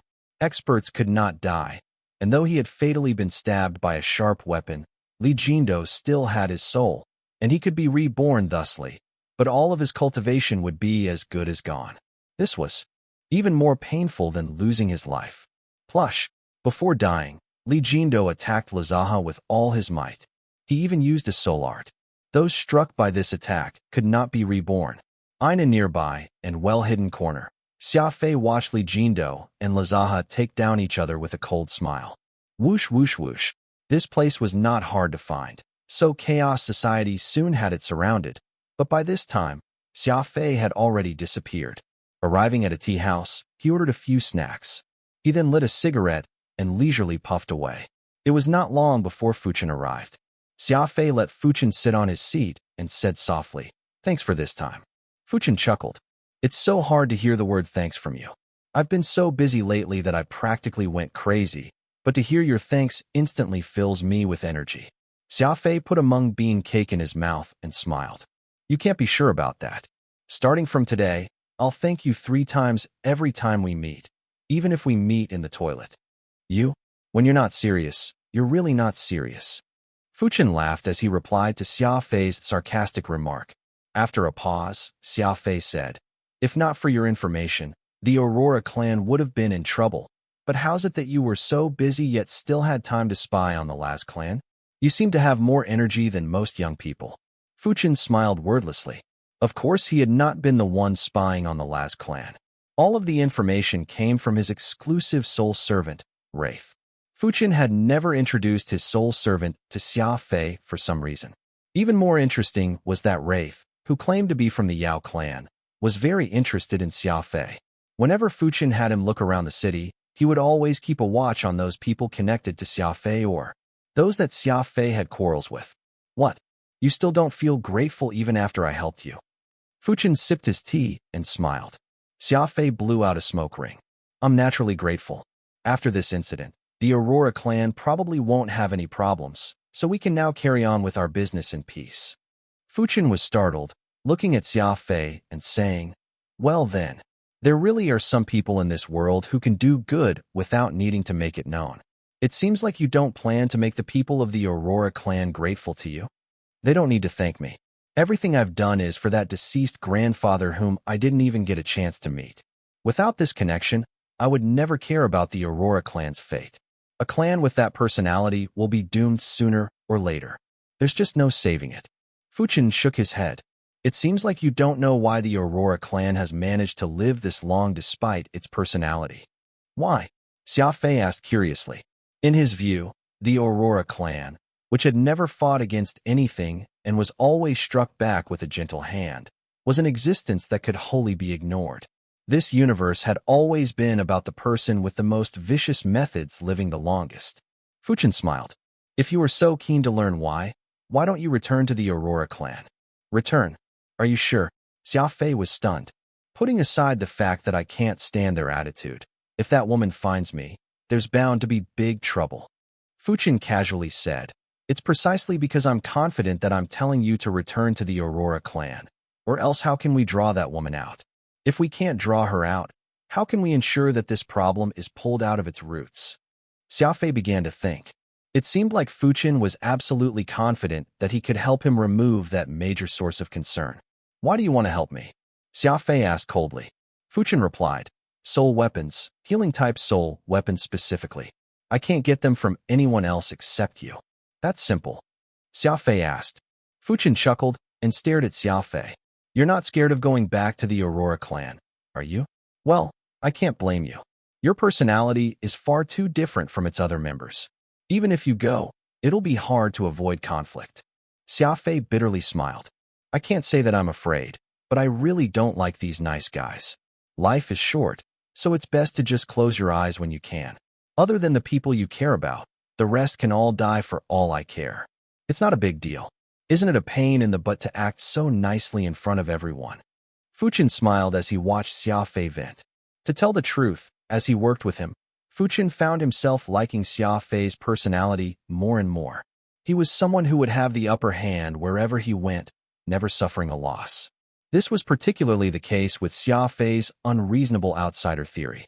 He only cared about his people and ignored everyone else. Unlike a majority of people, who cared about what others thought, adjusting their clothes and hair according to society's opinion and standard, even asking if others found them pretty. Was that really necessary? To Xia Fei, he was not living for the sake of others, so he certainly did not care whether people disliked the look of him or not. If one did not like his look, they could just shut their mouth, and if one did not want to do that, then they should not blame Xia Fei for killing them. Pal. Xia Fei seemed to have made a decision, slapping his thigh. It's just a bunch of nice guys, so if I need to go, I'll go. As the saying goes, it's only soft persimmons that can be needed, so one should only bully the honest. What can that bunch of honest people do to me? Fuchin laughed. They naturally won't do anything to you. I'm more worried that you'll bring about some disaster to the Aurora clan. After all, you bring a lot of trouble with you. Come here. I still have a few things to tell you. Fuchin pulled Xia Fei closer and whispered into his ear. Xia Fei frowned and asked, be conspicuous? Are you sure that that will be beneficial to us? He had not expected that Fuchin would not want Xia Fei to suppress his personality and meld with the Aurora clan. Rather, he wanted him to cause a scene and make the entire universe know of his existence. It must be understood that while Xia Fei was in the light, that woman, whose identity Fuchin refused to divulge, was hiding in the shadows. The more conspicuous Xia Fei was, the more likely it would be for him to become the target of a sneak attack. In normal circumstances, Xia Fei would be the one, hiding in the shadows to stab someone in the back, but right now, the roles had reversed, and Xia Fei was not that comfortable with it. Fuchin smiled. If you trust me, then do as I say. I can't tell you the reason right now, and this matter is one of trust from start to finish. Only by trusting each other can we confront this difficult situation. If there's no trust, I can't do anything. Xia Fei thought about it for a few minutes before finally saying, "All right, I'll trust you." Fuchen and Xia Fei talked for about half an hour, after which Xia Fei rose, said goodbye to the other, and made his way straight to Chaos Society's Guard 83 branch. This time, Xia Fei would come into their world as the Aurora clan's direct descendant. Given how Xia Fei and the Aurora clan had an intense personality conflict, the path forward probably would not be too smooth. Moreover, that mysterious old woman could pop up at any time to harm him. This was no small wager he was taking.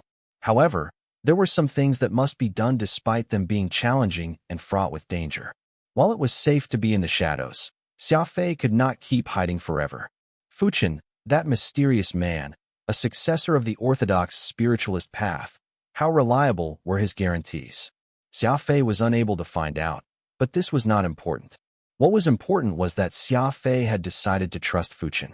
Getting his trust was not easy, but once he gave it, he would trust them to the end.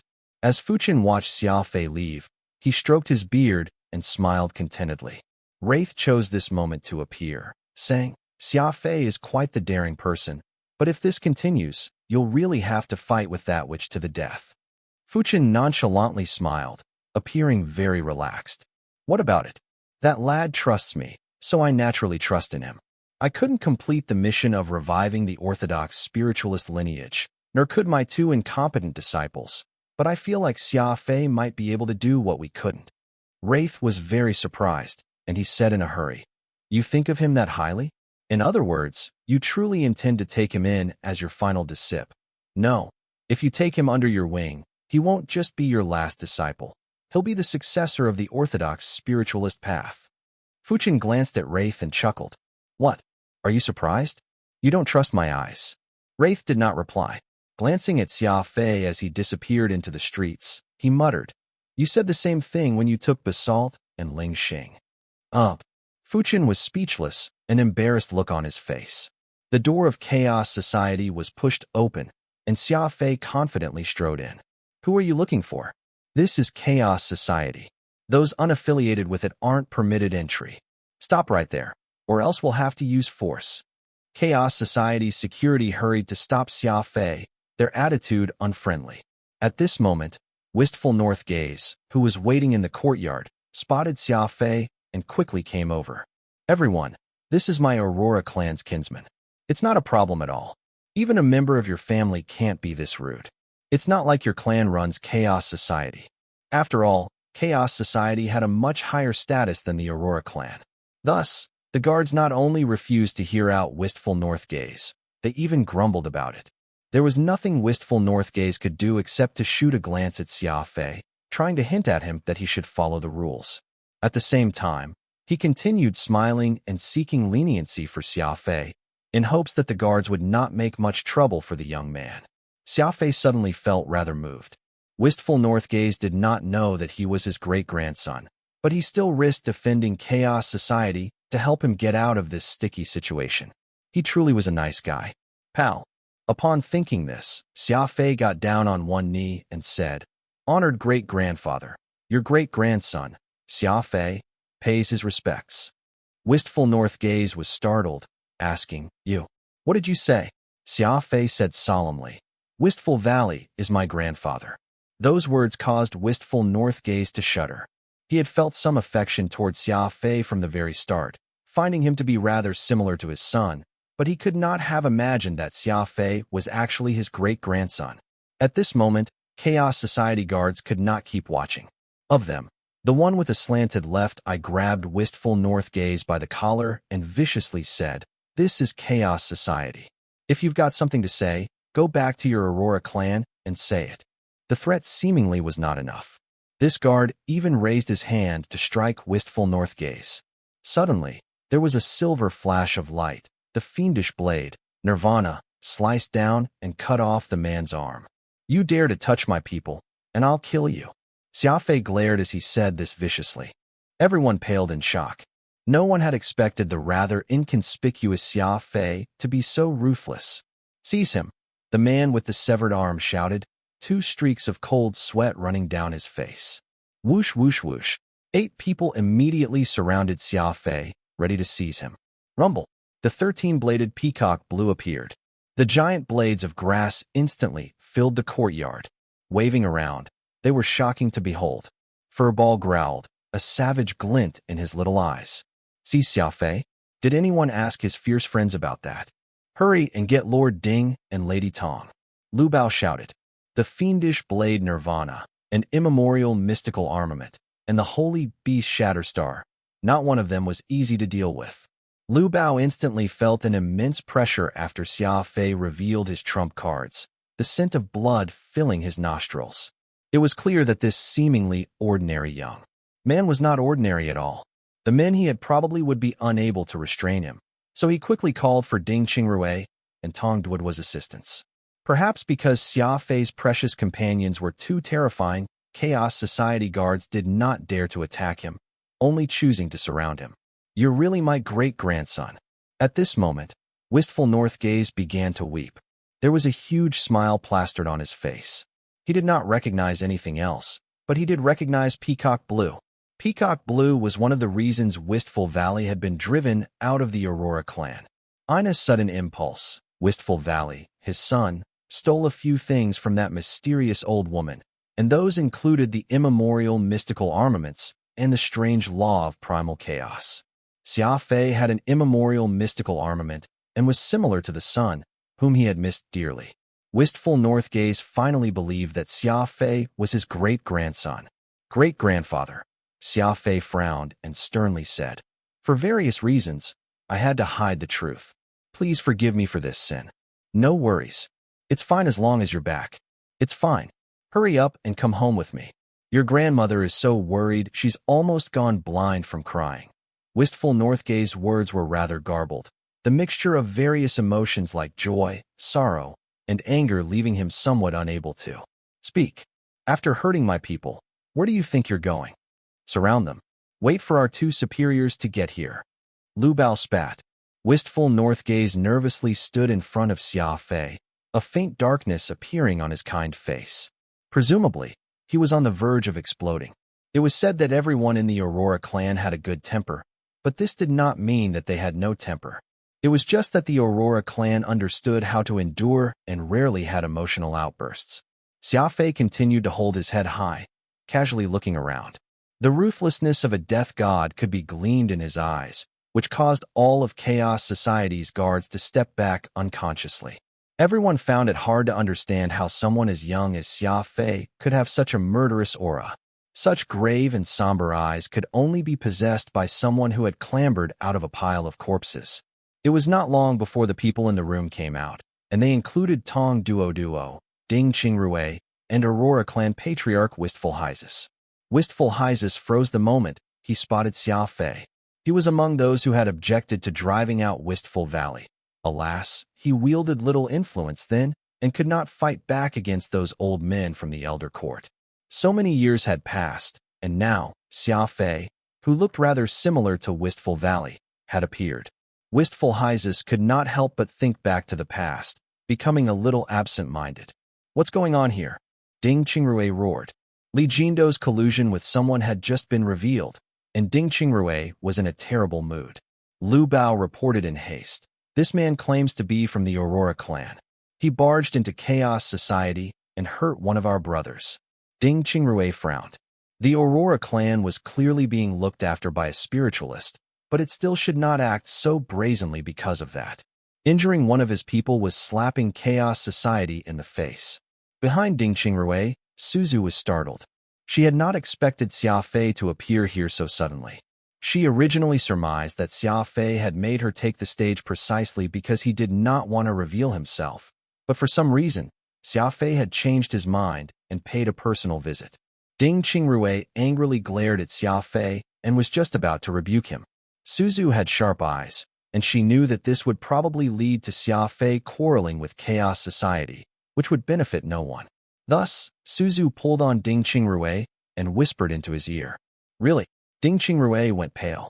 Suzu nodded slightly as she threw Xia Fei a glance. "Haha, So it's been all a misunderstanding. Little brother, please come this way. Ding Qingrui was truly a crafty old fox, shifting stances very quickly, his anger dissolving into a fawning smile. Humph! Xia Fei snorted as he prepared to walk over. At this moment, the slant-eyed guard, with nowhere else to vent his rage, grabbed wistful north gaze and said, Lord Ding, you have got to support me on this. You can't let them off this easily. Plush! Xia Fei swung his weapon. This time, it was not just an arm. He ended this man's life. His blade swung down, cleaving the guard in half. As I said, TL kill anyone who touches my people, but you refuse to listen. Xia Fei looked around and said coolly, his face dark. The Aurora clan has never harmed anyone, but that's only when I wasn't around. Things will be different now. Xia Fei, Ding Qingrui, and Tong Duoduo were alone in the drawing room. In her panic, Suzu Treasure revealed Xia Fei's identity, which left Ding Qingrui and Tong Duoduo stunned. Thus, they hurriedly invited the young man into the drawing room for a round of inquiries. Xia Fei did not hide anything, confessing that he was who had brought over the healing-type soul weapon.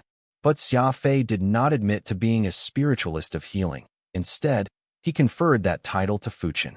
Ding Qingrui asked in surprise. In other words, Brother Xia Fei's master is a mighty spiritualist of healing? Mighty? Xia Fei found that adjective very interesting. It seemed that spiritualists of healing truly were very unusual in the Alpha universe. The mere mention of one had shaken these two big shots of chaos society. Correct. My master is a spiritualist of healing, but he's very eccentric, so don't blame me for not warning you. That old thing hates it when people spread word about him. Xiao whispered, his tone very sincere. Xia Fei was calling an illustrious spiritualist of healing an old thing. Tong Duoduo and Ding Qingrui were in disbelief. It was clear that Xia Fei had an incredible relationship with his master. The more they thought about this, the more burning hot their eyes became as they looked at Xia Fei. Since Brother Xia Fei is a disciple of a spiritualist of healing, then are you? Tong Duoduo asked. Xia Fei smiled. I am certainly no spiritualist, only a warrior. My master isn't just an extremely formidable spiritualist. He's also a very skilled warrior. Tong Duoduo and Ding Qingrui nodded repeatedly. A spiritualist of healing who was also a high-ranked warrior. That master that Xia Fei had concocted left them in utter disbelief. After some thought, Ding Qingrui asked, what is the honored name of this spiritualist? Is there any way of paying him a visit? Zing. Xia Fei's face became much colder as he said softly, it's not that I'm looking down on you too, but if you try to meet my master, not only will the old thing not meet you, he'll probably throw a thunderous tantrum. If you need something, it's best if you just tell me. I have some understanding of the old thing's temper. Tong Duoduo and Ding Qingrui instantly broke out in a cold sweat. In their eyes, spiritualists were already unreachable existences, and spiritualists of healings were even higher. Thus, rather than garnering a bad reaction from them, the two of them were only more convinced that this eccentric spiritualist was real. There was nothing to be done. In this day and age, nice people were often not rewarded. Kind families like the Aurora clan ended up being bullied around quite a lot. Xia Fei stood up and saluted. If there's nothing else, I'll bid farewell. Let us meet again in the future. Xia Fei left, not even mentioning that unfortunate soul he had slain. Of course, Ding Qingrui and Tong Duoduo didn't bring it up either. Everyone knew that spiritualists were not to be offended. Gritting her teeth, Tong Duoduo said, Brother Xia Fei, would you be willing to release that healing-type soul weapon to me? My grandfather has been searching for a healing-typing soul weapon this whole time, but has never found one. This would be fulfilling his greatest wish. Xia Fei smiled. He turned to Tong Duoduo and said, I already gifted it to the clan, so if you wish to buy it, discuss it with the clan. It's not my place to interfere in the process, but if the price is right, I'm sure that it won't hurt to try purchasing it. Tong Duoduo's heart had chilled at his first words, but his last statement gave her some hope, and so she nodded and said her thanks. The Aurora clan, the Whist family home. Xia Fei explained everything. On the night when someone had tried to harm the Aurora clan, Xia Fei's master had come forward and driven off that adversary. It was also Xia Fei's master who had assisted in catching Li Jindo and the Laz clan in the middle of colluding. The elders of the Aurora clan were all deeply moved after hearing this. If not for Xia Fei, the Aurora clan would have been in grave danger. Xia Fei remained unperturbed, not proud despite having saved the Aurora clan, quietly sitting down and accepting his status as a junior. The elders were all very happy to see this, particularly wistful Northgaze. He would occasionally wipe some tears from his face, perhaps because he was still thinking about his son. Wistful Hyzus nodded. After saying his thanks, he turned to the topic of Xia Fei's background. When Xia Fei spoke of how Wistful Valley had already passed away, Wistful Northgaze finally erupted into a wail, and Xia Fei could not help but go and comfort his great-grandfather. Sighing, Wistful Hyzus said, "Xia Fei, things have been truly very difficult for you. We're just happy to see that you've returned to the clan, so go home and take a look around. We can talk about the rest in 2 days' time." Xia Fei nodded and left with Wistful Northgaze.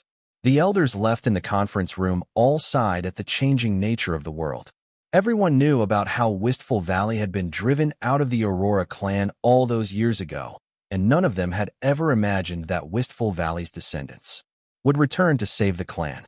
They felt rather embarrassed, and even though most of those elders who had made the decision were no longer around, this was still the Aurora clan's decision, and they had to take responsibility for it. "All right, everyone, how should we handle this?"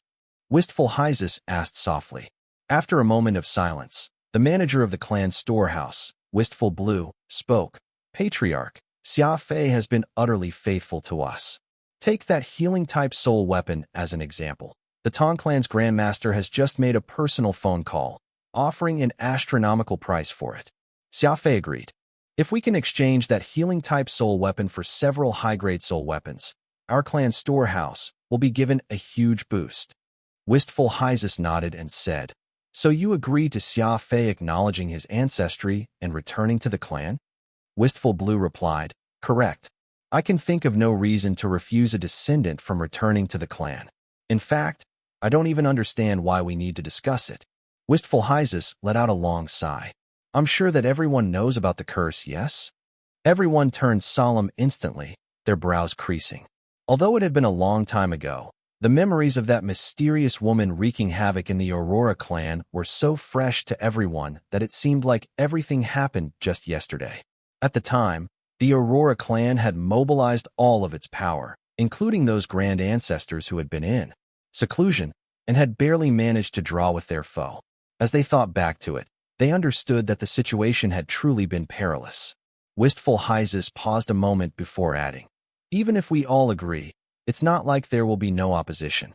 The reason why I have gathered everyone is so that we can jointly discuss the issue. If you have any concerns, please speak frankly." Everyone talked until very late, with the greatest concern being that the mysterious woman would come back if Xia Fei returned to the clan in such a brazen manner. However, this was ultimately just a discussion, and no one objected to Xia Fei returning to the clan.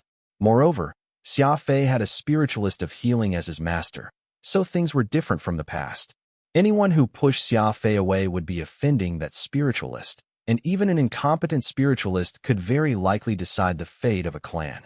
As it was getting late, Wistful Hyzus stood up and said, "All right, so we've decided that Xia Fei will be accepted back into the clan. It's getting late, so we'll end things here. Tomorrow, we also need to discuss some defensive measures. After all, if that woman comes to find us, we can't be caught off guard." Wistful Frambao, who was in charge of the clan's financial affairs, said, "This is a sensible approach. Not only do we have to get ready, we also have to notify those elders who have left the clan so that they can return as quickly as possible, just to be safe." The people of the Alpha universe had very long lives, and most warriors had immortal bodies. Every clan had numerous elders, and they would find it boring if they stayed too long in one place. Moreover, if it was always only a few people who controlled the clan, they would start slacking off. Thus, many of the elders of the Aurora clan had voluntarily resigned from their position, going off in isolation to cultivate or wander the universe. Wistful Hyzus had discussed the matter with all the important members of the clan precisely because he was worried that the old people would object to Xia Fei's return. After all, it had been these people who made Wistful Valley leave the clan. The clan urgently needed to strengthen its defenses, and These old bones of the clan naturally needed to be notified. Wistful Hyzus nodded and frowned. Relax. I will explain things to our elders. Wistful Frambao was responsible for finances, so he was a very meticulous thinker. After thinking over the matter some more, he said, according to the rules, since Xia Fei has acknowledged his ancestry and returned to the clan, and since he's also in the direct line of descent, he has to take on some responsibility in the clan. What post do you plan to give him? Being the descendant of a great clan was not easy, with the carefree Skywings being an exception. The vast majority of clans were very strict on their people. Take someone like Little Shot as an example. He was only in his teens, but he was already working in the clan's logistics department. An exception could not be made for Xia Fei. This was all according to the rules. Wistful Hyzus was truly put in a difficult spot.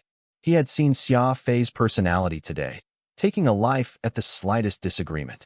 There was no doubt that Xia Fei was the ruthless sort. He would be at odds no matter which department of the clan he was stationed in. Which member of this clan of nice guys could possibly control Xia Fei? Since he's your great-grandson, let him work in the logistics department, and Brother Northgaze can decide on his position. After pondering the matter for a while, Wistful Hyzus decided to pass this thorny problem to him. After all, who made the young man Wistful Northgaze's great-grandson? From the afternoon and late into the night, Xia Fei accompanied Wistful Northgaze and his wife, who was Xia Fei's great-grandmother. It was a complex situation, and be it Wistful Northgaze and his wife or Xia Fei, they all had many stories to tell. There was even the occasional relative dropping by for a visit. Everyone sighed when they spoke of how Wistful Valley was driven out of the clan, and now that Wistful Valley was buried in a foreign land, unable to be interred in the ancestral tomb, the soft-hearted Aurora clan people could not help but cry bitterly. Everyone was deeply concerned about Xia Fei, as he was the sole grandson left by Wistful Valley, and Xia Fei could tell that their concern was real, as were their worries. All of them still remembered how that crazy woman had made a huge mess in the Aurora clan. 3 days went by, and Xia Fei grew more familiar with his kinsman. Xia Fei had taken his mother's surname, so he was the only descendant of the direct line that lacked the surname of Wistful. Of course, nobody cared about this. On the morning of the 4th day, Xia Fei arrived at the logistics department to report, as he had arranged with Wistful Northgaze. Such were the clan rules, but Wistful Northgaze did not really plan on making Xia Fei do anything, only having him go through the motions. The moment he walked into the small courtyard of the logistics department, he spotted Little Shot. He was startled, his face darkening. Little Shot, what's wrong with your eyes? Did someone hit you? Little Shot, what's wrong with your eyes? Did someone hit you? Xia Fei asked suspiciously. Today was Xia Fei's first day in the Aurora clan's logistics department. He had originally come to just go through the motions, but he saw Little Shot on a reclining chair next to the door, his head tilted in pain. Little Shot jumped to his feet the moment he saw Xia Fei, appearing very agitated. According to seniority, Xia Fei was practically Little Shot's ancestor. Moreover, Xia Fei and Little Shot shared a few unspeakable secrets, so he was one of the few people Xia Fei was close to in the clan. Little Shot both admired and was scared of this unusual senior of his. He admired Xia Fei because of his superb method and his ability to resolve that major crisis that had endangered the clan. He was scared of Xia Fei because his problem-solving methods were more bloody, and he killed at the slightest disagreement. His way of survival differed greatly from the rest of the Aurora clan. Ouch! Jumping up irritated Little Shot's wound, and he covered his eye with his hand and moaned. Xia Fei smiled as he helped Little Shot sit up. He took out a light blue bottle of medicine from his spatial ring, letting the other drink half of it and applying the remaining half to the wound on his eyes. It stopped hurting. Ancestor Xia Fei, what medicine is this? Little Shot asked. Oh, it's just some wound medicine I made for myself. There's no harm in carrying around these things when going out. I'll give you a few bottles later so that you can use them when you need, Xia Fei said nonchalantly. Little Shot's eyes widened as he said in shock. Ancestor, you know how to mix medicines. Even the apothecaries of the clan can't make medicine this strong. You're really incredible. Xia Fei took the comment in stride. The medicine naturally had a good effect, but it was the method of healing through eating that Fuchin had taught him that was truly incredible. Just by eating and drinking, one's wounds and pain would disappear. Such a method could not be found just anywhere. All right, tell me what happened to your eye. Xia Fei sat himself across from Little Shot and lit a cigarette. Little Shot stammered. This morning, I was passing by Sun Dejin's house and remembered that his clan owes some money to our logistics department, so I went in to collect the debt. But the result? Xia Fei was startled. It seemed like Little Shot was saying that he had gone in to collect a debt and had ended up being beaten up. This was strange. It was said that Guard 83 was led by the three major clans. Yet even though the Aurora Wist clan was one of the three major clans, someone dared to beat up its people. Without another word, Xia Fei stood up, pulled Little Shot out of his chair, and said, "Follow me." "Where are we going?" Little Shot asked curiously. "Where?" "To seek justice. For 1 week, you're not allowed to see your girlfriend. This is your punishment." Little Shot tearfully said, "Ancestor, this isn't fair. It's not like I hit anyone. So why am I being punished?" Xia Fei sighed. The common practice of the Aurora clan was truly unacceptable. It seemed that the clan had a rule that being beaten was fine, but hitting others was to be punished. This was why Little Shot immediately became unhappy when Xia Fei punished him. Xia Fei said with a cold face, "You went to collect a debt and ended up being beaten, and you've got the face to ask me why you're being punished? You listen to me. As long as I'm here, we only beat other people up." Xia Fei's words were naturally very rousing. Little Shot had felt suffocated in this clan for far too long, and he had been waiting for someone to back him up. However, when he remembered the clan's rules to treat people with kindness, he became a little afraid. Trembling, he followed Xia Fei out. As they turned a corner, they ran into several other youths from the clan. They were all around the same age as Little Shot, and they had been assigned to the logistics department for training. It was still early, and these youths had come to the logistics department to report. "Oh, Little Shot, is this the newly returned ancestor of our clan, Xia Fei?" The youths quickly bowed, treating Xia Fei with utmost respect. It was easy to tell that they had had a good upbringing.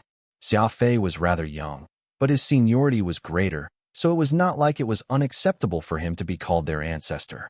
Still, Xia Fei did like this form of address, as it made him seem older than he was. Just call me Xia Fei. Don't call me ancestor in the future, but you can call me uncle or brother." "So where are all of you going?" Xia Fei nodded and asked. "We're naturally going to report to the logistics department." "You don't have to go do that. Today, you're coming with me to seize a home," Xia Fei said coldly. These youths, who did not dare to offend Xia Fei, followed him cautiously. Word had already spread that Xia Fei was the disciple of a spiritualist, and he was even the one who had dealt with the plot of the last clan. These youths knew about all of this. While Xia Fei had only just returned to the clan and had no specific job, everyone knew that if the Aurora clan wanted to stage a comeback, it would have to rely on him, let alone these youths. Even Patriarch Wistful Hyzus had to give Xia Fei some face. Thus, these youths did not dare to oppose anything Xia Fei wanted to do. At most, they would just converse among themselves. "Little Shot, what does he mean by seizing a home?" "I don't know. He probably means that we're going to be guests at someone else's home." Little Shot shrugged and said, "Oh, so we're being guests? Isn't it rude to visit someone so early in the morning?" "That's right. The rules of the clan say that we must prepare gifts when visiting, but it doesn't seem like Brother Xia Fei has got any. We might as well pool our money together and buy a little something. Otherwise, people will call us rude." "That makes sense. I have 50 pearls. Do any of you have any spending money?" "Have 120 pearls. These young men of the Aurora clan were truly too polite. Xia Fei was going to raid a home, and these people were trying to put their money together to buy a gift. Xia Fei stopped and glared angrily at these hopeless youths. He was very frustrated, but he really had nowhere to vent his anger. Those eyes were so innocent and naive that it was clear that they had no idea what it meant to seize a home. It was not long before the youths had collected around 800 pearls. Little Shot wrapped them up in a handkerchief and went up to Xia Fei. "If we're going to visit someone, we need to prepare a gift. Buying would be best, though." "Buy my ass." Xia Fei cursed at these youths, causing Little Shot and the others to shrink back in fear. In their eyes, it was very normal to visit someone with gifts. This was a rule of the clan, so they did not understand why Xia Fei was angry. Radix said helplessly, "Don't be angry at them. Putting aside the fact that they're still teenagers, what do you think those old folks of the clan who have lived for eons would do?" They would still be so polite wherever they went. This is just how the clan raises its people. Those accursed rules. Xia Fei was fuming. What sort of people are they? This is just too humiliating. Too humiliating. It's not good. I have to think of a way to change this situation. Lowering his head, Xia Fei looked at the innocent faces and simple and confused eyes of the youth, his heart wincing in pain. It was a good thing such naive people had been born to a major clan. In society, they would have been bullied around until not even their bones remained. Sighing, Xia Fei sternly said, "This Moming, your brother, little shot, was beaten. How do you think this should be avenged? We should tell the elders in the clan and have them go and ask if Little Shot did anything wrong or annoyed the other party. After which, Little Shot can be told how to correct himself," a youth said seriously, and the others nodded. Smack. Right after he finished speaking, Xia Fei slapped him. "Why don't you go and die? Your brother has been beaten, and you say that he should think about why he's beaten. Who in the world raised you?" Xia Fei roared. The youth was startled and bowed hastily. "You are correct, but these are the clan rules. In addition, if Little Shot didn't do anything wrong, why would someone hit him?" This was truly a group of silly youths. They were so young, yet already lacked fighting spirit. Xia Fei's sorrow reached maximum saturation. It seemed that explaining things to these youths was just too difficult. Xia Fei hardened his face and said, "Starting from now, you only need to remember two things. 1. Rules are the most useless thing in the universe. They exist only to be broken. 2. The greatest reason in the universe is to be unreasonable. No matter what time it is, everything we do is right. What's right is right, and what's wrong is also right. If anyone punches your brother, you have to destroy their entire family." The youths were all gobsmacked. This was completely different from what the clan taught. The clan wanted these youths to be reasonable, follow the rules, and be kind to others, but Xia Fei wanted them to be unreasonable, killing everyone that offended them. The youths found it very hard to understand, scratching their heads. Xia Fei sighed mentally and muttered, "This is no good. The kids will be ruined if they keep being taught like this." Radix was rendered momentarily speechless, eventually commenting mentally, "Ruined? You're the one who's going to ruin them." Xia Fei spotted 3 figures dodging into a street corner and immediately recognized them. "Get over here right now." Xia Fei pointed at them and said. Iron Tiger and his 2 cousins respectfully appeared before Xia Fei, cold sweat on their faces. Their wounds had been healed by now. After all, these were just external wounds, and in the Alpha universe, healing a broken leg was not a big deal at all. "My lord, we were just planning to leave," Iron Tiger said nervously. He knew that Xia Fei was a spiritualist, and he also heard about Xia Fei returning to the Aurora clan, so he was naturally very afraid of him. Xia Fei smiled and asked casually, "Iron Tiger, you know what it means to seize a home, right?" Iron Tiger was stunned and almost dropped to his knees, believing that Xia Fei would strike at his family. His legs trembled as he began to plead for mercy. Xia Fei waved his hand impatiently and said, "Who's going to seize your home? I have some business today, but these little guys don't get it, so you 3 will accompany me." Iron Tiger was scared to death of Xia Fei and did not dare to disobey. He hastily agreed, saying that he would serve the other even if he had to splatter his brains across the ground. Coldly looking at the youths, Xia Fei told Iron Tiger, "Your mission today is to show these kids what it means to seize a home. I'll reward you if you do well, but if you do a bad job, I'd love to hear from you." Thanks so much for watching. Did you enjoy this video? If you did, make sure to hit that notification bell so you never miss an update. And don't forget to subscribe and give this video a big thumbs up. Your support means the world to me, and I can't wait to see you in the next one. Thank you.